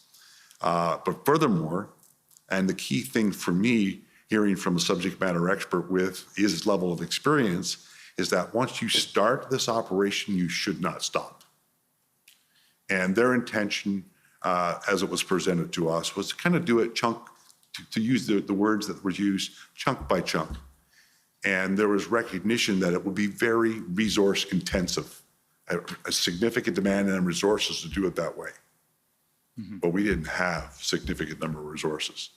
And the best advice and best advice I was receiving right at that meeting from our SME is that strategically, if you're going to do this appropriately, when you start your POU action, you should not stop.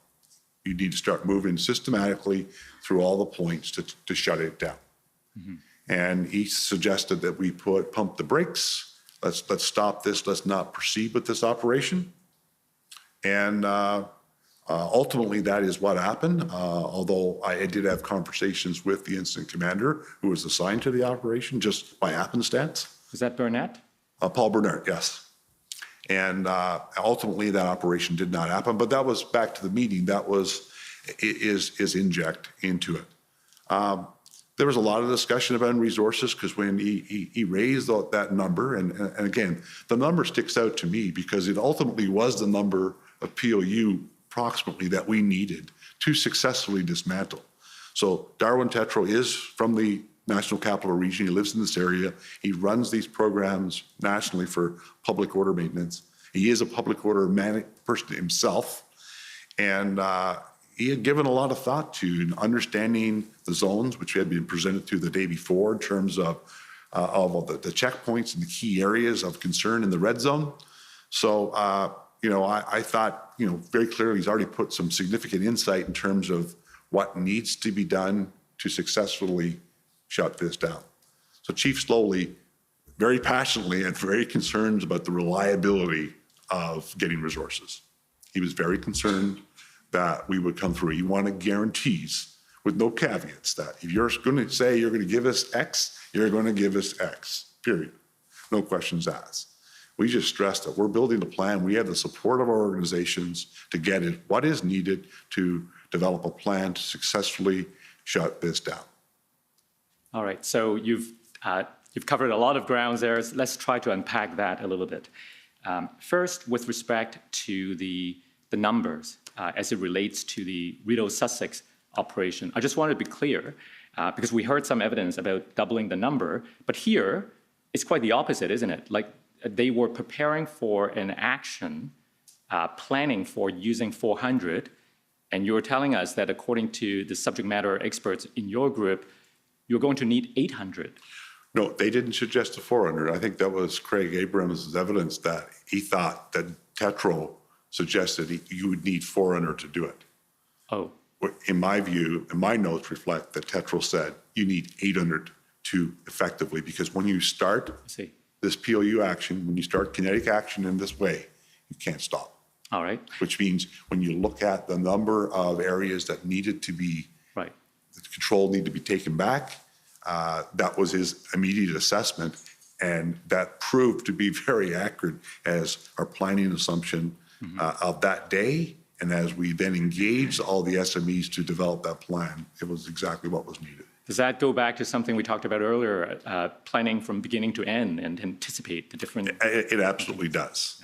Because we did have a number of times throughout my time in Ottawa where there was deviations, sudden deviations from the plan that would impact the broader plan if we were to do it. But yes, planning from end to end is always your goal. You always like to have lots of time to plan.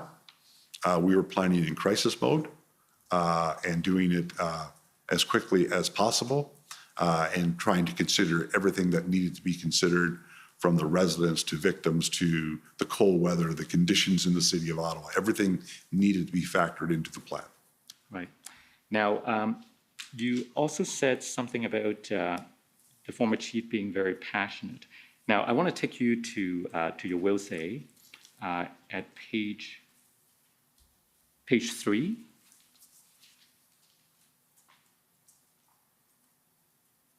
Sorry, page 3 at the very bottom. So here,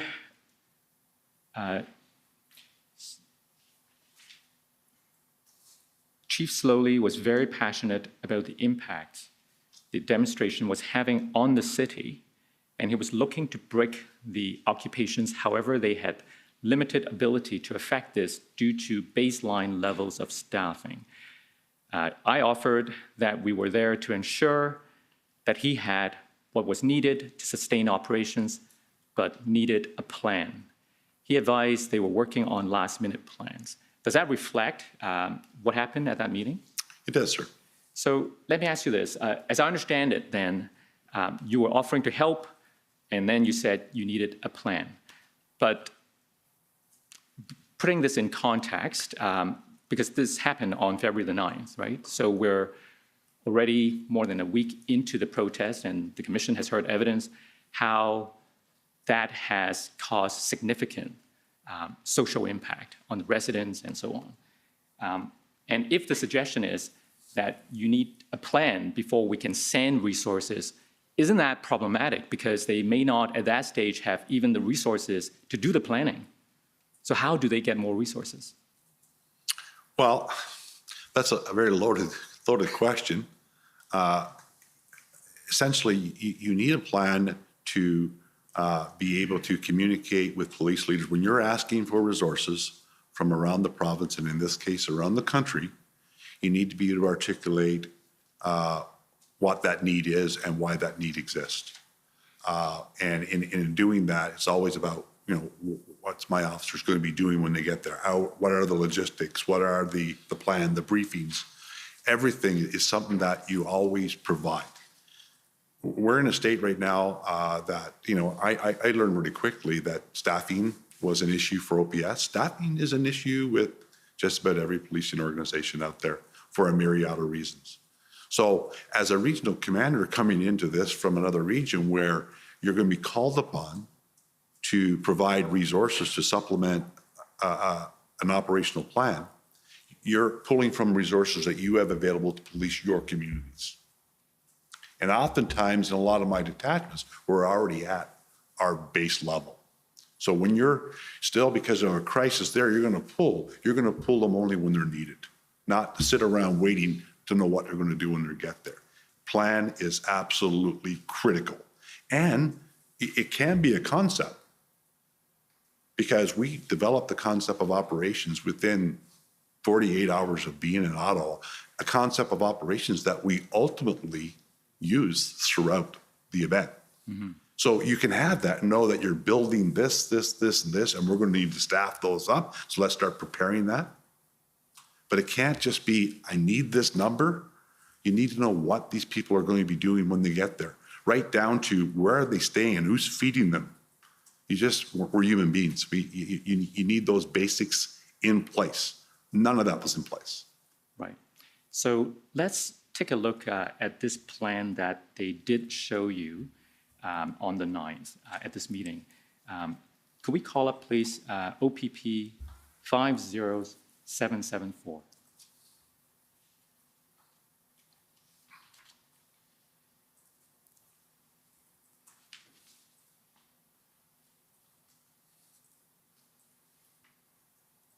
So if we go to page 91, please.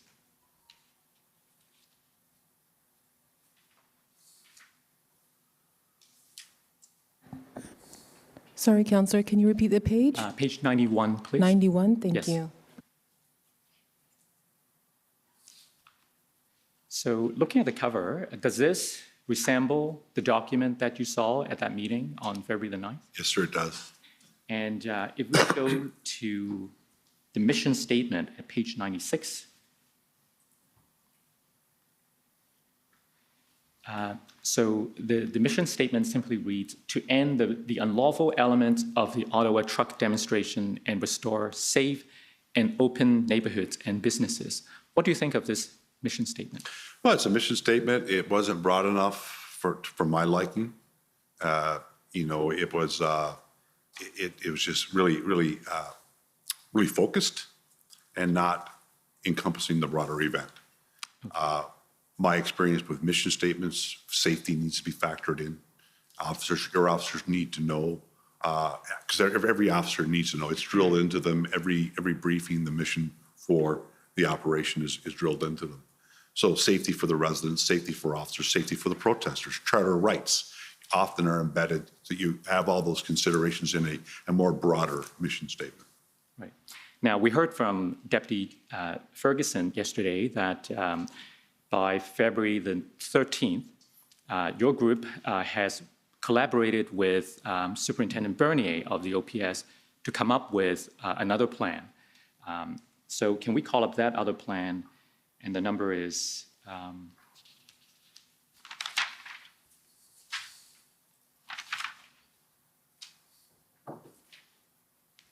OPP 401851.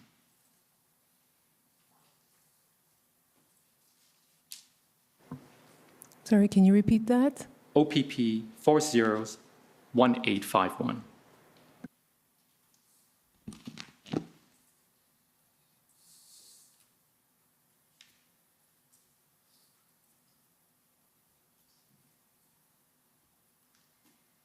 Can we see the entire front page, please?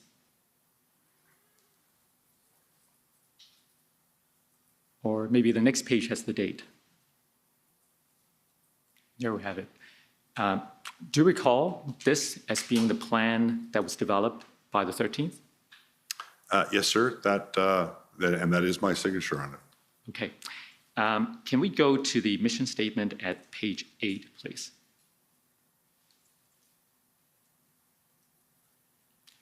So this mission statement reads, using an integrated response, the Ottawa Police and policing partners will keep the peace, enforce legislation, and maintain public safety for the duration of the Ottawa truck demonstration with the utmost respect to the individual's charter of rights and freedoms, with priority on community and emergency services personnel, safety, and well-being. How does this one compare with the one we saw before? Well, it is a mission. The other one's more an objective. This is the broader mission of the entire integrated response.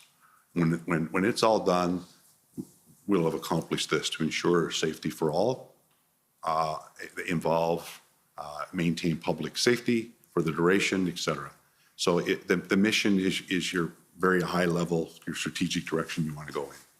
Now, you said a moment earlier that the other one, the shorter one, wasn't so much to your liking, but is it a matter of subjective preference or is it something more objective? I would say no, it's more objective. I mean, I go back to my training in instant command, my involvement in multiple North American leader summits, presidential visits, G8, G20, First Nations issues, blockades. No, we've always been taught very early your mission needs to encompass that broader range to ensure how you're going to accomplish your goals and what you're open to accomplish. Okay, so your group came and 4 days later, after the February 9th meeting, you have this plan developed collaboratively with the OPS. So I guess my question is, if this can be done within a number of days after your group arrived, why didn't you come earlier? Well, that's not a question that I can really answer. I went the day that I was asked to go. Before then, I was a commander for the Northeast region. I was alive to what was going on with the convoy because it came through my region. We had an ops plan for that. But that's a question that perhaps should be posed to somebody else. Yes, I'm sorry. It is not a fair question to you. You were chosen to lead the project. You weren't the one who came up with the idea. But looking back, knowing what we know now about the OPS capacity to develop something like this, would you agree that it would have been very helpful for a group of experts like yours to offer assistance to the OPS, let's say, the Monday after the first weekend instead of on February 9th? Yeah, that's a fair statement, sure. All right. Let's talk about, now you said the February 9th plan that was presented to your group missed a lot of the key elements of a good plan. In your view, the February 13th plan, was that good enough? It was getting there. I mean, we were, as I mentioned, when you're building a plan in crisis, you're ensuring that you are encompassing all key elements to that plan, knowing that there is literally things are going to be continuing to be built into that plan once the event is even finished. Yeah, because it's based on your concept. You know what you're going to do and how you need to resource it, but you're still continuing. The plan will continue to evolve through the duration of the event. Right. Now, one of the things that you also told us that arose during this February 9th meeting is the former chief's request, or he was seeking some assurances. He was asking for some kind of a guarantee that the resources would arrive, right? And I take it that you disagree that that kind of guarantees could be given? It wasn't that I disagreed that the guarantees could be given. I think we need the context of the conversation. There's debate about some misrepresentation of numbers in the media that he had with Superintendent Abrams. There was discussion, because he made it very clear, from my view, in conversation that I had, that there were people in the ministry that wanted him to fail. And he had sources in the ministry that were letting him know that, people wanted him to fail. And I just assured him that, well, we're not those. We're here to help. Well, what about the argument that to plan properly, one needs to know a little more about what kind of resources you can count on? So, for example, if the OPS were to develop a plan based on having 1,800 officers available, that plan wouldn't have been very helpful if those people are not actually coming, right? Well, I'm going to suggest the opposite. If they had a plan, an operational plan that encompassed 1,800 officers with duties assigned in a rotating cycle, then we would have then refined likely that plan to ensure that it was sound, and we could have done that fairly quickly and started our deployment, because we actually started deploying officers in our team pretty much on day one as needs were arriving. All right. Now, if we go back to the will say, please. Document number is OPP 50792.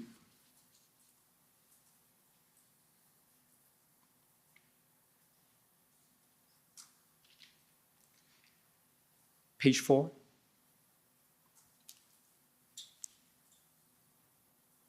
Go down, please.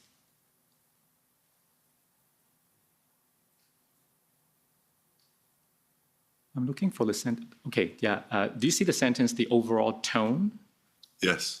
The overall tone of this meeting was somewhat unprofessional and disrespectful. Chief Slowly was very clearly under tremendous pressure to act and was very suspicious of levels of commitments from police agencies. Tell us more why you said that. Well, as I said, when we attended this meeting, we fully anticipated to, and I don't look for thanks, but expected that we were going to be welcomed there, that they was going to be happy that we were there. The meeting, the meeting overall, the tone, I would say, was very antagonistic. It was disrespectful. In terms of we're there to help, and he's just not trusting it. It was very clear he had confidence issues in what we were there to do. It wasn't what you expected.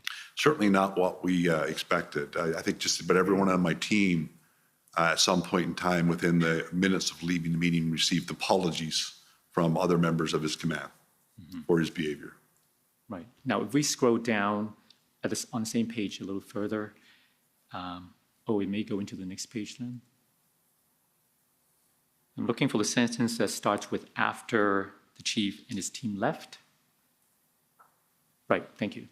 After the chief and his team left the room, Inspector Debbie Palmer remained with our team, and we again pressed for copies of their plans, e-versions, and she stressed the chief's comments that some aspects of their plan had not yet been approved. Yep. Tell us. Well, I want to stress as well, notwithstanding the tone of the meeting, it did not change our resolve. Debbie Palmer was the person that was initially, the name that was initially provided to me as our go-to person.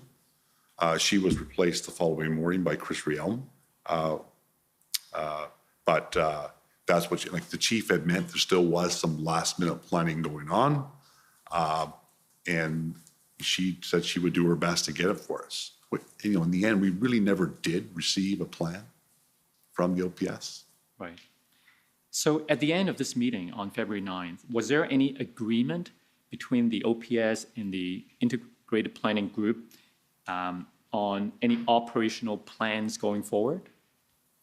Well, we just committed to continue to build and work with this team and to build a plan to complement what their objectives were from their ConOps that they provided us. And was there any agreement about the degree of integration? No.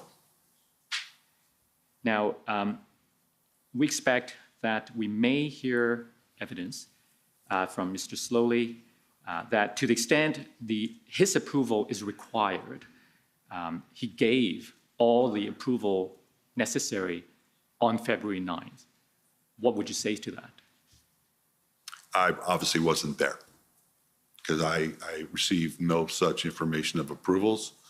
I think it's reflective in the follow-up meetings what we have when I would call them to say, what's our status? Well, we need a meeting before we need another meeting for me to understand that before we can move forward. So there was no implied, certainly no implied or explicit approvals for anything. Commissioner, I saw you looking at me. Is that a sign? If it's a good time It is for a good lunch, time. we'll take an hour for lunch and come back after. Thank you. It's very perspicacious on you, good notice. Okay, so they're going to break for lunch and we'll come back in an hour. The commission is in recess for 1 hour. La commission est levée pour 1 heure.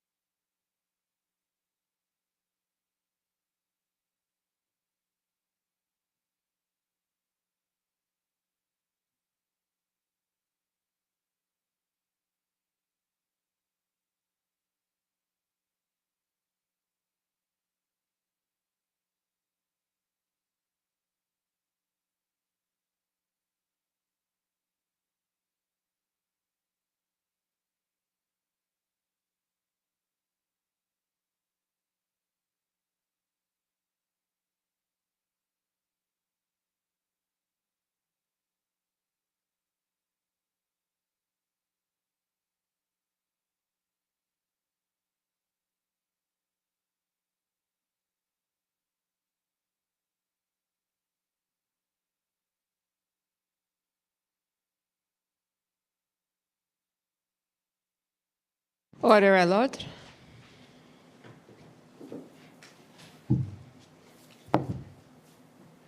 The commission is reconvened. La commission reprend. Good afternoon, Commissioner. Good afternoon. Okay, we're ready to go? I am. Okay, go ahead. Chief Pardy, just before the lunch break, I was asking you questions about the meeting on February the 9th. Yes, sir. And I just want to finish that off by taking you to one more document of that meeting. This is not your notes, but someone at the OPS was also taking notes. So if I could call up document number OPS 30-14454, please.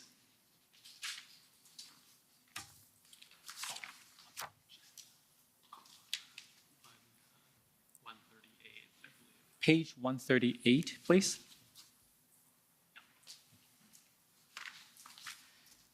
So if we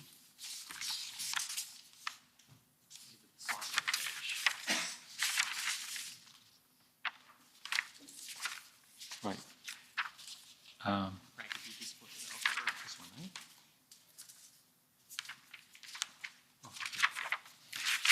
So if we go to the bottom of the page, please. Do you see a reference from the chief that starts with, there we go.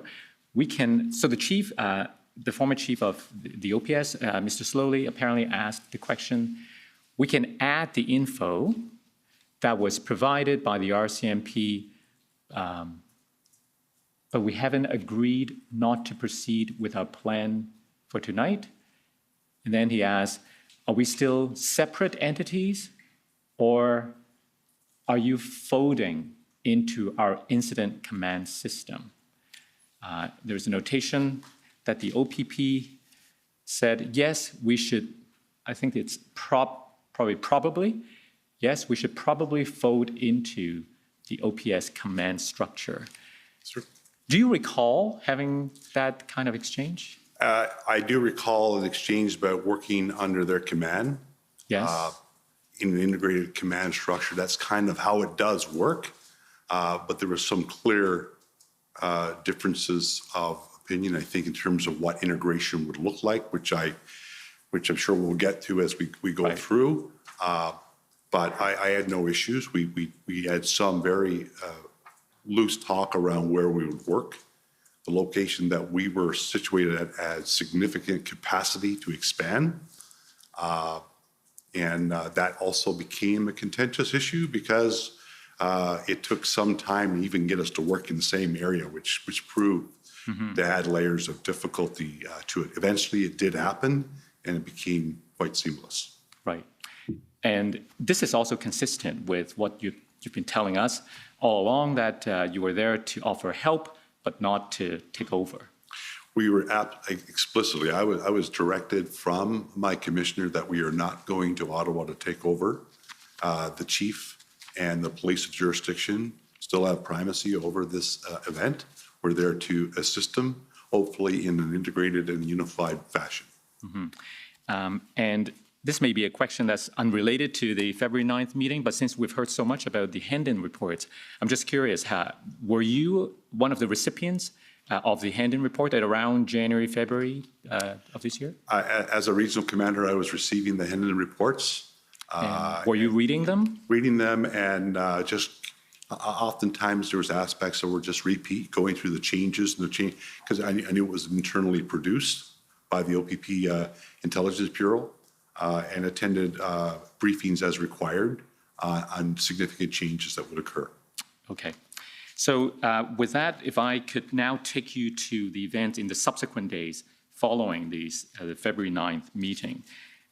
Did work continue on February the 10th in terms of working on this plan, a new plan from the integrated planning group, or making improvement to the OPS plan that you were shown on the 9th? I appreciate that when you look at from an appearance perspective, they look like very different plans. At its core, however, the plan that we developed was a build on and support of to complement the plan that the concept that they had in place, which was all strategically directed in the same way about ending the protests and bringing Because- Ottawa back to a state of normalcy. And that makes sense because you came to offer support Correct. and you asked what they had so that you could build on it. Correct, sir. If I could take you to the next document, OPP 404283.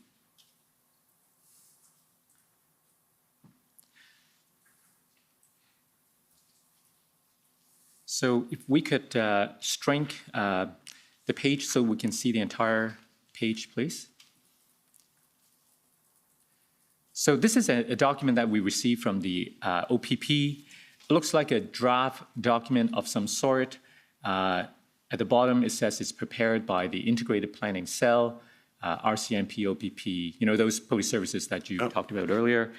I want to take you to section 3.1 of this document. So now if we can enlarge it. So this part of the document appears to be an assessment of the current situation as you found it on February the 10th, which is the date of this draft document. You see that under current, the first bullet says, not intelligence-led. Do you agree with the assessment that the OPS operation at that time was not intelligence-led? Not in the way certainly that I would have anticipated. No, I do not believe.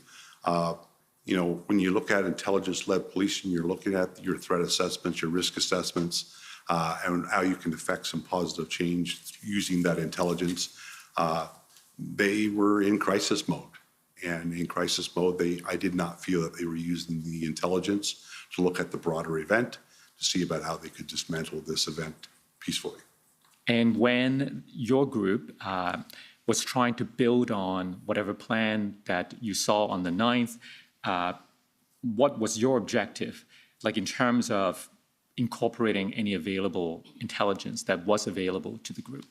Well, two of the key things that we did as a team is I arranged intelligence and PLT briefings for my team at the highest level.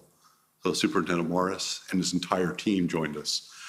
Inspector Marcel Baudin and a number of both, I believe, OPP and OPS PLT joined us. We wanted their perspective on the lay of the land, the current intelligence, what we know, what we don't know, what are the gaps. And likewise with the PLT in terms of how are things going, what can be improved upon, what levels of authority did they have to engage, what is the plan moving forward, is there opportunities that we can capitalize on to persuade some of the protesters to leave on their own accord, et cetera. So we received those briefings. I wanted my planners and my team, all the tacticians, I wanted them to be fully aware in that point in time what we were dealing with.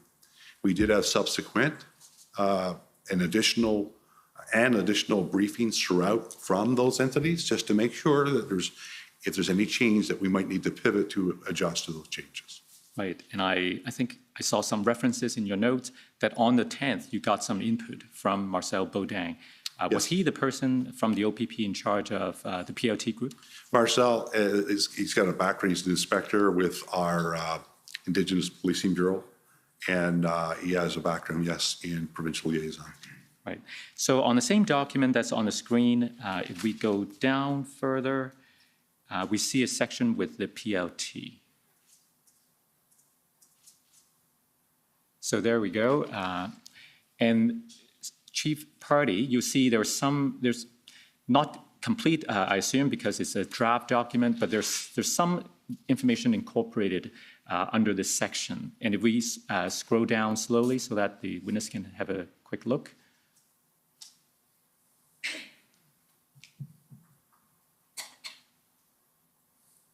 Now, does this capture in broad terms the kind of information you were looking for in order to inform the new approach? It does. You know, you need to know the sentiment of the community, what the desired outcomes are.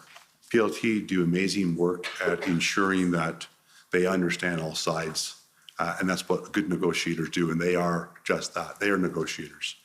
They're trained to do what they do, to understand the perspective of all sides, to ensure that information around expectations around the law are properly communicated to all sides, and to do their best to improve and build those relationships, build that trust with people, so that what they say, they know that they can take what they say to the bank, that they're going to be following through with what they say. Now, if I could take you back to your will say, Madam Clerk, OPP 450792. I believe it was on this day, February 10th, Chief Pardy, that one of the subject matter experts from the RCMP, Darwin Tetrode, prepared a concept of operations that was based on the information that you were gathering. So if we go to page 5 of this document,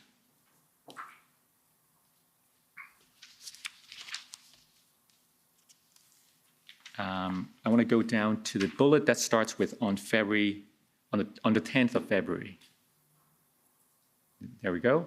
Do you see this bullet that tells us that Sergeant Tetrode was preparing this concept of operations based on the totality of the information that you were getting from the OPS, but more importantly, intelligence that would support a systematic and safe action plan to dismantle the entire protest zone. So does this also refer to something you told us earlier about not doing things block by block? Correct, sir. But to have start to finish of the entire protest zone? That's correct, sir. If I could take you to the next document, I believe this is your notes, OPP 401792.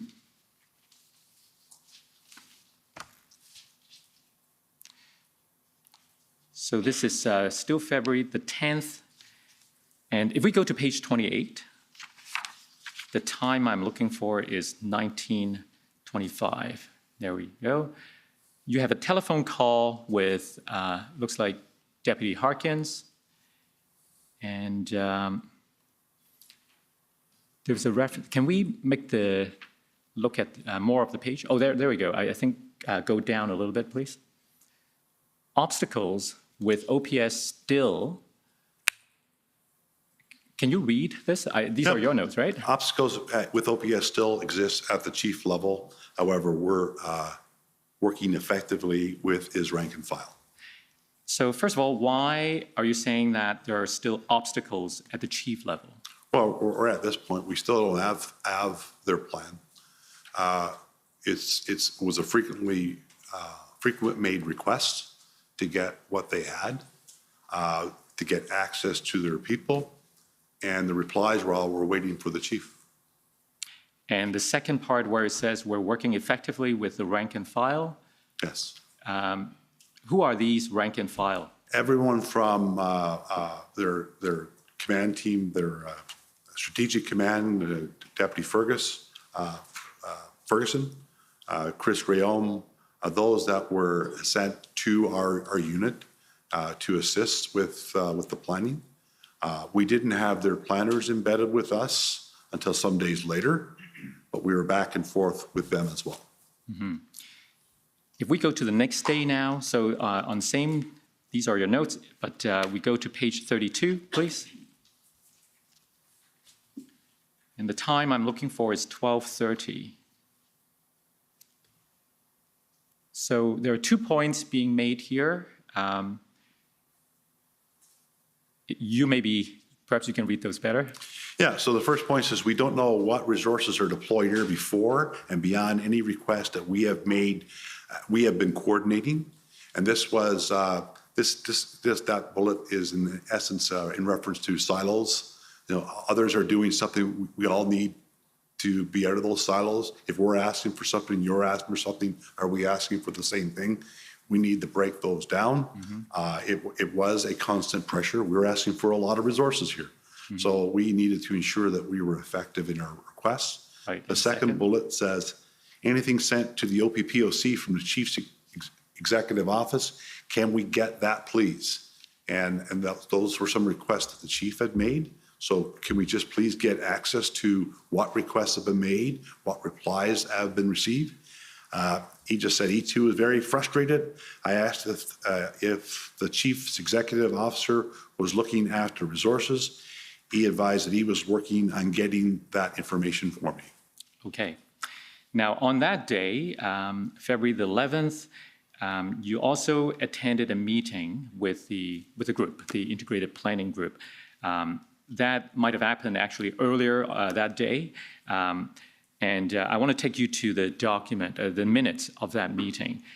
Is a document provided by the OPP, so OPP 40/1837. And I want to take you to page 5, near the top.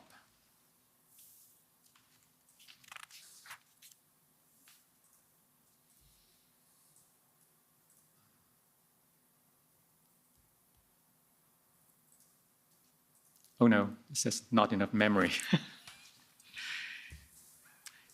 Maybe while, oh, there we go. Okay, so if we can go to page 5, please.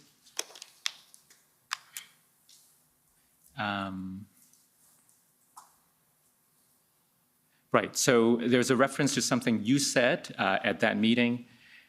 We're here to build a plan to support our partners, but we have no information. Can deploy when we don't know what we're deploying to. We have an OPS plan, but it does not give us enough information to deploy 500 officers without a more comprehensive plan. Intelligence picture will inform this, and so on.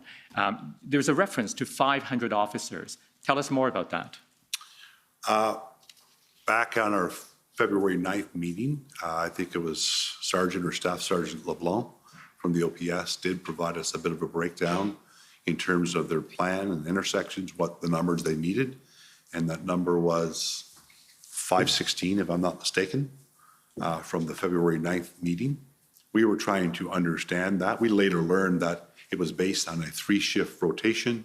Most organizations work on a 2-shift rotation. So the needs, again, I mentioned earlier, we corrected some of the math, but it's around that number at that time. And that was based on their concept, without duties assigned, but based on their concept of operations, we would need they would need 516 officers to maintain this on a 24/7 cycle. I see. Now, let me take you to your will say at page 6, please.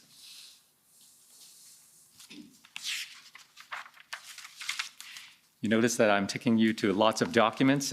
Sometimes these contemporaneous records help to tell the story. So if we go to page 6, at 1645, so scroll down a little bit, please. So 1645, that's 4:45 p.m. Our team presented our proposed plan to senior command in the RCMP and the OPP with significant support. This plan was a detailed concept of operations for which our team would build the entire POU plan. However, it still relied heavily on inject from the OPS planning team. Now, I suppose that goes back to something you told us earlier, that you were building on what was given you, yes, that you thought was inadequate for the purposes of resolving the protest situation. And by this time, at 4:45, you had something to present to the senior command. What was that proposed plan? Well, it was the plan that we actually executed in the end. That concept of operations was developed at that stage, and with a POU plan that was going to be very detailed in terms of the number of resources that were going to be needed, which came to fruition, that same 800 number I mentioned earlier. We talked about everything from communication to restoring trust and confidence in the Ottawa Police, to responding to the narrative, to change the narrative, because the narrative certainly was not reflective of what was actually going on the ground, what we could see on the ground. So it was that all-encompassing concept of operation and plan to dismantle the protests effectively, start to finish. Okay. If we go further down on this, okay, so you see the bullet that starts with Superintendent Liu and I presented the plan at a high level to her, her referring to the person in the bullet before, which is Deputy Chief Ferguson. You presented it to her and she immediately voiced her full support. She preferred, however, that she be permitted time to present it to the chief, and we agreed to prepare and forward a slide deck for her use, which was completed, and that we would be available regardless of time to answer questions. So you're making yourself available to answer questions, but you're waiting for her to get an answer from the chief. Is that your understanding? Yeah, so we presented it, and her response was very, very favorable, which we felt good about. I was prepared to go to the chief myself if necessary. But based on the dynamic that we've been seeing and the feedback, we trusted her judgment, and she felt that it would be best for her to present it. It was, it was late into the evening, about 9:30-ish when we finally got a deck to her. Hoping that we would get a response, probably not that night, but certainly by first thing in the morning. Now, you may or may not know this, but we heard from Deputy Chief Ferguson yesterday that she was actually off that day. I didn't know that. You didn't know that? I think I found out during the process that she was, but... right. But she still spoke to you? She answered our calls always. Yes. Yeah. So that was February the 11th, late at night. And then the next day, so we're going into February the 12th now, at 11:45 a.m. on the 12th, you placed a phone call to Chief Slowly. So the two of you had a conversation. Tell us about that conversation, please. Well, if I could, just prior to that, yes. I put in the salient points here, but earlier in the day, I made an outreach to see if we've gotten any response back from Chief Slowly on the plan, and whether or not it would be a good time for me to call him. And I was told it was an ill-advised time to call because he was in a meeting with, I believe he was in a meeting at the time with Bernier, Rob Bernier. So I said, well, fine. I left it till a little later. And yes, then I did make a phone call. So it was a short conversation. Right. But I made that call to him. When I reflect on my notes and how quickly I was writing, it was contemporaneous in that I was writing the note as I was speaking with him. And that was the context of the conversation. Trish got the slide deck. Have you had an opportunity to take a look at it? Your thoughts on it? His concern was around what does integration look like? Where do we fit? How does it fit in other theaters of operation and whatnot? And he really felt that a follow-up meeting would be beneficial to answer some of those questions. Right. So once again, we're at 12 o'clock on that date, open that we would be green-lighted to move ahead with, kind of implementing the plan that we were working on. We then started preparing for this meeting that we ultimately had later in that date. Right. But staying on this call for the moment, so if we look at what is said in the will say on the fourth line, I advise we were looking to work in a more integrated fashion that ensured resources were strategically placed where needed, that I had provided Deputy Chief Ferguson with that plan. He advised he wasn't sure what was agreed to yet as to how that integration was to happen. So he suggested a call. I wanted to ask you if you have specific recollection about what he said to you that day. Well, I certainly have it from my notes. And at that time, I was using the scribe. My notes are, you can't get beyond in your notes in an event like this. I had over 400 pages of notes. You would never catch up if you weren't doing them live. I wrote my notes at the time. It's been my best tool in my 36-year career to ensure that I capture the essence of what was said. And I'm going to suggest that that is the tone of the conversation. Okay. So this accurately captures yes, it does. the nature of the conversation.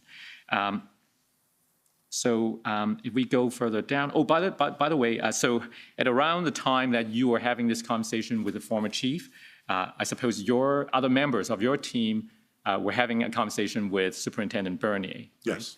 And what did you find out from other members of your team about what they spoke to Bernier about? It's just that we're good to go. Okay, so they got the message that they were good to go while you were speaking to the chief, who asked for a further meeting or briefing. Correct. So I felt that maybe there's, well, not maybe, there was some obvious miscommunication going on.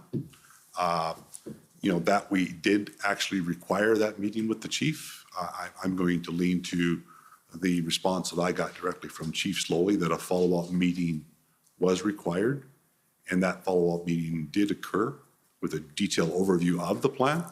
So I just felt that maybe Superintendent Bernier misunderstood, or it was obviously inaccurate. Right.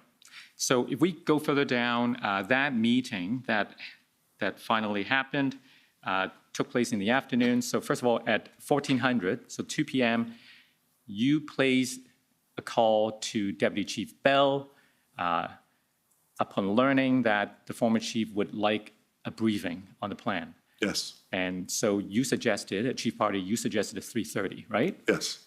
And then at 3:04, you got a call from Deputy Bell, who apologized, but said that the meeting has already started, and the chief was insisting that it happened now. Is that still your recollection? It is, sir. And then a few minutes later, at 3:10, you and I guess you joined. When you say we, I assume it's you and the members of your team. The key members of our planning group. Specifically, I wanted the subject matter expert to present the plan. Yeah. I introduced it, and then to have the subject matter expert present the plan. Phil Liu was on the call. I can't remember exactly who without looking at the meeting invites. So I'd like to ask you what you wrote here at 1510 about the third line down, the end of the second line. The tone of the chief's comments during this meeting was very troubling, to the point that I asked if the chief wanted my team to leave the call to allow him to speak privately with his team first. He was blunt in saying no, he would get to us momentarily. What was this about? He was having discussions that were separate and apart from our purpose to be at that meeting. And it was really direct. Heads were down. You could sense, you could feel the tension over the video link in the room. And we just felt that, Phil Liu also spoke up. We just felt that perhaps it's not our time to be in this meeting if he needed some privacy to deal with his people. And he said, no, I'll get to you next. So I'm getting to you next. And then eventually they got to you, and your will say tells us that there was a presentation of the slides, right? Yes. And so if we scroll down a little bit, the last sentence of this bullet, do you see key in the plan? Yep. Key in the plan was reducing the protesters' footprint through compliance, and that ensuring safety above everything was factored in at all stages. So it looks like when you said key, some emphasis was put on that point. Can you elaborate? It was. This obviously was a significant event in our nation's capital. It was having a significant impact on its residents, on the policing. But we also were working hard to ensure that what our actions do help rebuild that trust and confidence in the police. It goes back to our mission of ensuring that safety is built into your mission. And that was a key component for us. We wanted to reduce the component, to the footprint of the protest zone to the utmost extent possible. When you talk to planners in major events like this, they'll say, we're not going to arrest our way out of this. We're not going to, it's going to be impossible.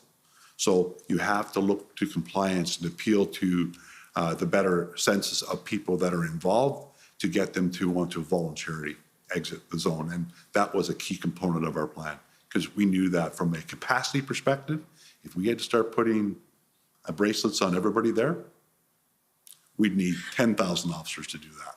So we had to put a plan in place that was scalable, but one that we could accomplish with the resources that we intended to bring. Mm-hmm.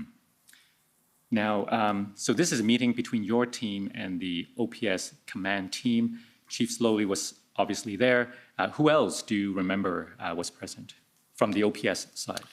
I guess the disadvantage of video, right? We're on video. I do believe his command team, his council was there. Was Bernier there? Yes, because Bernier was very vocal and spoke up in support of our plan. Okay, so he was supportive. What about the former chief?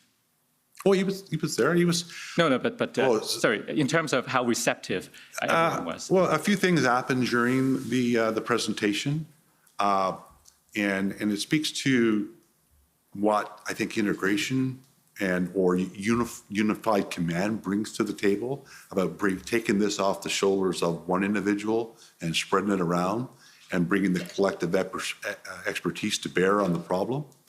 But during the presentation, Darwin uttered a statement about single point of failure. And admittedly, it kind of came out that the chief was a single point of failure. It was not the intent. It was meant to show that, because Darwin was very passionate about the fact that all eyes are on you, chief. What you do, what you say, etc. You are the face of this for the Ottawa Police Service. We're looking to bring a plan to you so that essentially you're not going to be seen as a single point of failure. The chief responded, and understandably, he responded very quickly that he was not the single point of failure in this. And unless he had confidence in what his team could do, he's not going to support it or approve it. He went on a bit of a talk in that regard just to explain. I actually, on behalf of our team, apologize because it was not the intent of our being there that day. Mm-hmm. Our intent was to go there and walk away with support that we were unified and let's get this done. So at the end of that afternoon meeting, was anything agreed on? We still did not have an approved plan. You did not? There was no explicit approval of the plan that day. That did not come until, I'm sorry, this was the 11th? This was the 12th. That did not come until the 13th. Okay. Now, if we go down on your will say to page 8, there is a bullet that starts with, we had discussion about integrating the command, location of CP. What's CP? Yeah, command post or integrated command center. Right. So this is in reference to discussion about where to set up the command post if there is to be an integrated command, right? Yes. And you said there's some apparent momentum being gained with a new IC. What's the IC? Instant Commander, Rob Bernier. Okay. So nothing was agreed as of yet on the 12th, but you were sensing apparent momentum from the new commander who was Rob Bernier. That's correct, sir. And then if we go down further, I reviewed and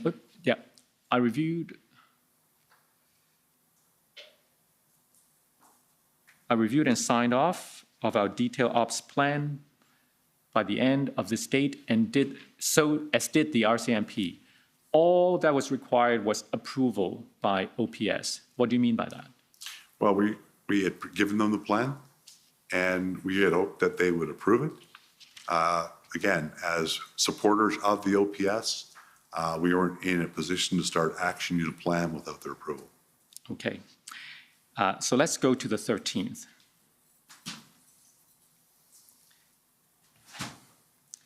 The first bullet, we still did not have approval from Chief Slowly yet.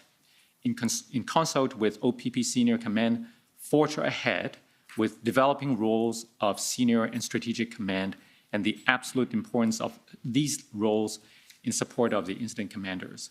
Could you explain that to us? And that's one of the significant benefits of integrated command. So the way that we set it up, we had a seniors table, which is deputy commissioners and deputy chiefs with the Ottawa Police Service. We had our strategic command, which I then after we went kinetic, became a member of the strategic command with the RCP and the OPS. And then we add our incident commanders to 3 guys. So the whole goal there is to give them objectives, be a sounding board. We're able to effectively keep anything and everything political out of it. They are able to strictly focus on operations. We're able to give them feedback, report up, report down. They're never reporting, jumping over a rank. They're reporting to us, and we're updating the seniors table to ensure that they're aware of everything that's going on and the progress that we're making with their daily objectives. Mm-hmm. So you were forging ahead at this time, even though there wasn't a final approval yet. Our team remained incredibly optimistic throughout this, and in spite of the adversity that we faced at times. And I'd like to say this because I think it's important to be said. There was still amazing collaboration and support to get things done. Everybody in Ottawa, from the chief down, wanted this to be over. Mm-hmm. And we were with them in that way. So there was a lot of tremendous work, and we, at no time did we just do a full stop and say, well, until we get approval, there's nothing else we can do. There was tons more that we could do. So we never stopped from day one until I left there on the 27th or 28th, whatever it was, of February. So by 3:50 that day, it appears as though your optimism was justified because you received a call from Incident Commander Bernier, who was accompanied by the Major Critical Incident Commander Springer. And then if we go down 2 bullets, sub-bullets, you see that, yes, the plan is approved, right? Yes. So he approved it as the incident commander was entitled to do. And then at 6:05 p.m. that day, if we go down further, you discussed the above with Deputy Chief Ferguson. She advised that she fully agreed with Bernier's authority to sign off, that we were good to go. Was that accurate? It's accurate. I made that call because of concerns in all partner organizations but we don't have approval from the chief yet, which is what we have been expecting all along. So that call got made to Deputy Chief Ferguson, and following that call, I forged ahead and was completely confident we're going ahead. We're moving ahead. So with both Bernier and Ferguson confirming the authority to sign off, was that sufficient for you on the 13th? I accepted it and moved on. And I remember telling my boss, are we certain that the chief is on board? I'm good with it. I'm moving ahead. I've got a signed document in my hands. I'm moving forward. Right. So there was optimism as of the 13th, but as we read on in your will say, it appears that on the 14th, the next day, there were still a few more issues to iron out. So I want to take you first to, so page 9, February 14th, the bullet that starts with key issues. Do you see? So scroll up. Yeah, that's right.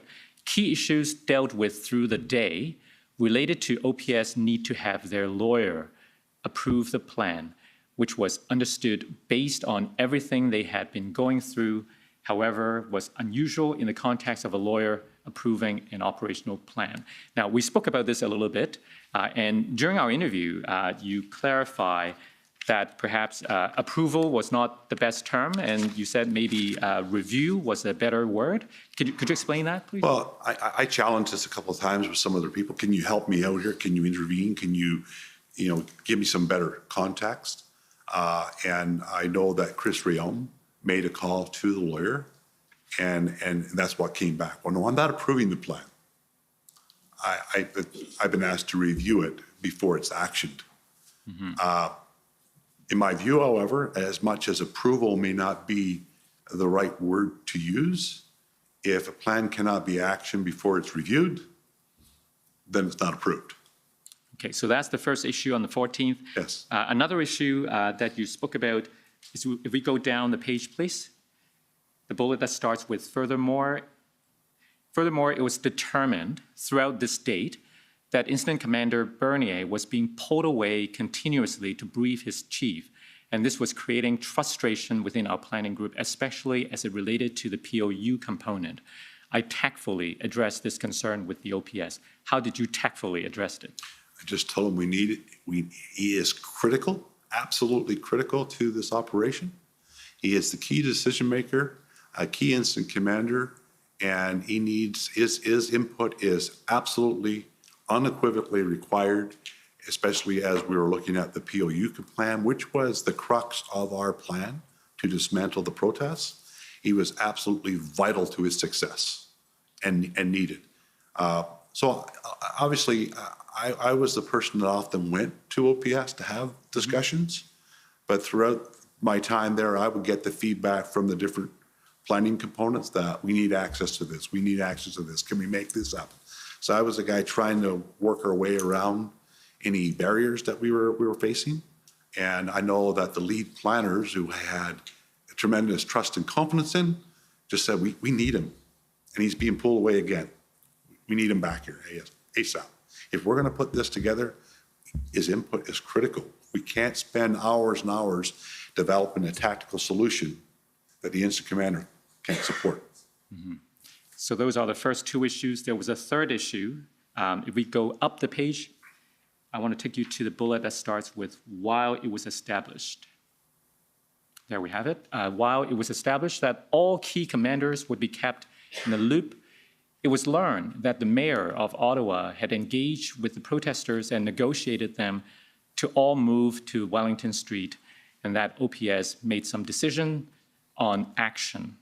So, and then the next bullet says that Incident Commander Bernier briefed you at around just after 6 o'clock, that due to the mayor's decision, it was a good time to take positive action on those who stayed outside of Wellington.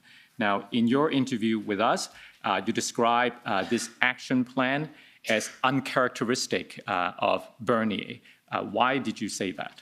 It's just that he was well aware of the overarching plan that we had created for them that would systematically dismantle the protest zone, and to go back to the chunk by chunk dismantling would require additional resources, and he knew that.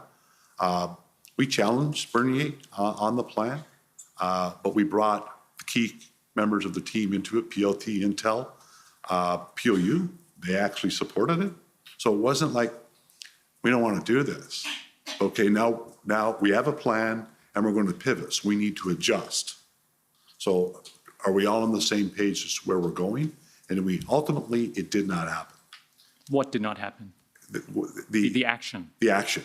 Right. And I'm wrestling my brain. I do believe it relates to a resource reliability from a POU perspective. So this is the tactical portion of our operations plan, the POU. So ultimately, it did not occur either, because it was, again, it was contrary to the plan, the systematic plan that had been proposed. But again, when we put the team together, POU said, yep, we think it's doable.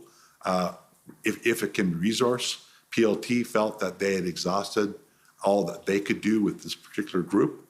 And Intel gave us nothing that would suggest that it would be ill-advised to do so. So it's like, okay, we're good to go. Now we have to start resourcing. And I do believe it ultimately came down to a resourcing issue why it did not occur. Right.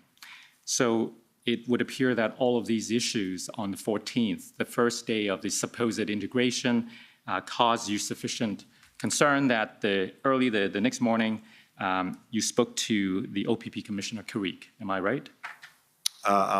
Sure, which date?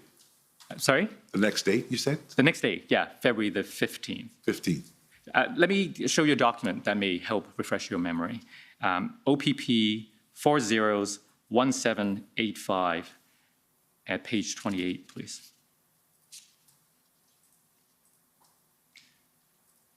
So this appears to be a phone call that you made to Commissioner Carrick, where you raised some of these concerns and about the unified command, and you asked for his intervention.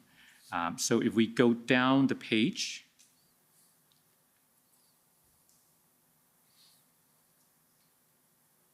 I'm looking for where it says, is this page 28? I'm looking for the reference where it says the elephant in the room. So I reviewed those notes. Unfortunately, after retiring, my notes all went back to archives, and I just got them back yesterday. So you remember reading that? Right? I remember reading this, but this is not in reference to a conversation with the commissioner. It might have been from an earlier conversation, but at that time, I was in a meeting with our broader group. I was called out for a conversation with the commissioner in relation to providing an update to the Ottawa Police Services Board. It was a brief call out from that meeting. I do, however, recall talking about my challenges. Right. You know, I have made statements through this that publicly we're integrated, but in reality, we're still missing a lot. So we're truly not integrated until we reach all of these points. We are still at times working in silos. So if an action is going to happen, if the broader group who's planning for resources to support it is not aware of it, it just makes it difficult to action any type of plan. So you might have just anticipated my question, because I was going to ask you for the context where this conversation took place and to explain this statement that you apparently made to Commissioner Carrick. The elephant in the room is, can you read that to us? Well, it's not my writing, so I equally, if my scribe wrote we're on this equal down. grounds here. The elephant in the room is everything we have done so far have been blocked by the OPS chief. So these are notes that attribute things that you apparently said. Did you say this? Conversations, yes. That, you know, we were in an intense planning meeting that morning because we got our approval the day before, like we're good to go. We were in a significant meeting when I got called. My phone started ringing and I did not answer it after multiple times. And finally I got the nod that, you know, the commissioner needs to speak with you ASAP. Can you? So I exit the meeting and I left my scribe at the meeting. And I went and had a separate meeting with the commissioner and 2 deputies. And it's in different notes. So when my scribe was with me, I took another notebook and I took my own notes. Okay. So there's other notes that overlap the exact same time here. So in that context, you asked for his intervention. You know, recall, like, because I knew that they had a relationship certainly much more significant than mine.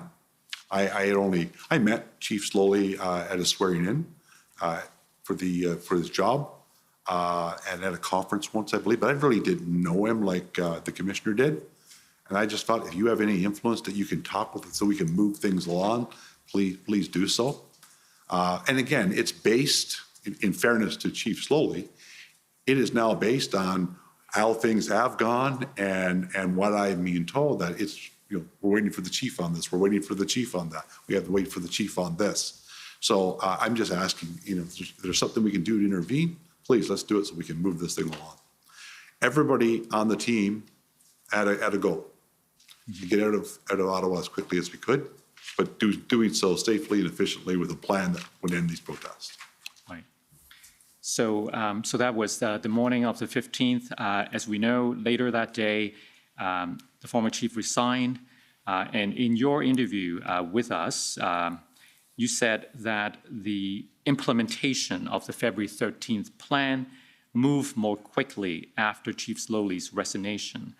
What did you mean by that? Moving more slowly, moving more quickly. It was just that, you know. He resigned, and it was like, let's go. Everybody from OPS, we're ready to go, and we just fully implemented everything that was in the plan. Okay. And there were still barriers. I mean, we still had our issues. I don't want to think that I don't want anybody to think that it was just Chief Slowly. We had issues right throughout the deployment in Ottawa that we wrestled to the ground. But, once that happened, for example, the meeting that I was called to go to with the board also got canceled. So that freed up my time to put focus where it needed to be. Now, in my remaining time, I hope I have another, I believe I have another 15 minutes or so. So in my remaining time, I want to focus your attention. A little over 17 minutes. Oh, that's very good news indeed. Now, we've been speaking about the February 13th plan, and that was the one that you and Lou and Bernie approved. And then, as I understand it, the Integrated Planning Group continued to work with the OPS to develop that plan until it was finalized on or around the 17th. Is that right? Correct. And between those dates, the 13th and the 17th, something happened on the 14th, which was the invocation of the Emergencies Act. Correct. So I want to ask you now about, can you confirm whether the final plan of February the 17th contemplate the use of any powers or any measures made available under the Emergencies Act? Yes, it did. Sorry? It did. It did incorporate. And tell me about that. Well, like every plan, one of the things that every operational plan considers is your people. Our people are our absolute most valuable asset that we have in the operational plan, and it's important that we have information and inform them of everything. So we ensured that our officers were aware of the piece of legislation that Parliament had given us and to use it to the best of our ability. Now, during your interview with us in the summer, and I guess in September as well, you said the group had a lot of debate about the authorities that the Act provided, and so on. But did the police in Ottawa ended up needing the Emergencies Act to tow vehicles? No. Explain to us why not. Well, if we didn't have the Emergencies Act, that would imply that we couldn't tow vehicles. We tow vehicles every day for different things. We have laws under the Highway Traffic Act. We have common law authorities that we use on a regular basis. So if a vehicle is used in the commission of an offense, it's evidence, or whatever the case may be, we have various authorities to seize and or remove or tow that vehicle. So we did not need the Emergencies Act. We had legislation under the province that also assisted us when it comes to towing and removing permits and CVORs and impounding vehicles. But again, we did not explicitly need those authorities to tow a vehicle. Mm-hmm. And you also said that the police would have managed to put an end to the protests without the Emergencies Act. They would have done so within the timeline that the cell was contemplating before the federal government declared an emergency. Could you elaborate on that, please? Well, I think it just says what it says. Our operational plan, when we put it in place, we did not have those authorities. It did not suddenly turn us on our heels that we had to change a lot. We just added it to the plan. It helped. I'm not going to say that it was not useful. It certainly, it provided us with some authorities relating to toll, relating to perimeters, relating to preventing people from going into the red zone, et cetera. But we could have done that anyway. So in your view, was the Emergencies Act necessary to end the protest in Ottawa? Well, that's a loaded question. I'm a police officer. Parliament gives us legislation. We don't make legislation.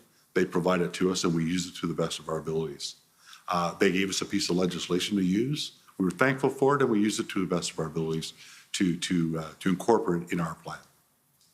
And in your view, was there a police solution to the demonstrations? A police solution? Yes. Policing solution? There was a solution, and we reached that solution.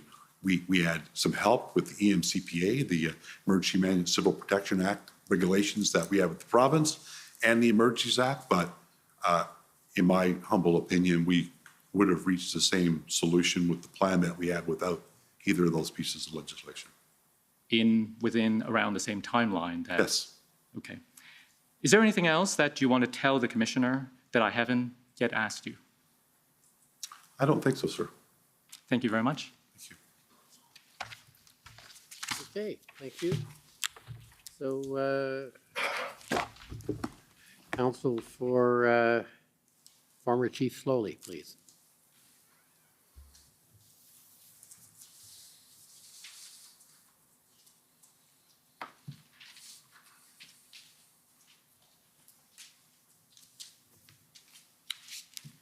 I'm Tom Curry.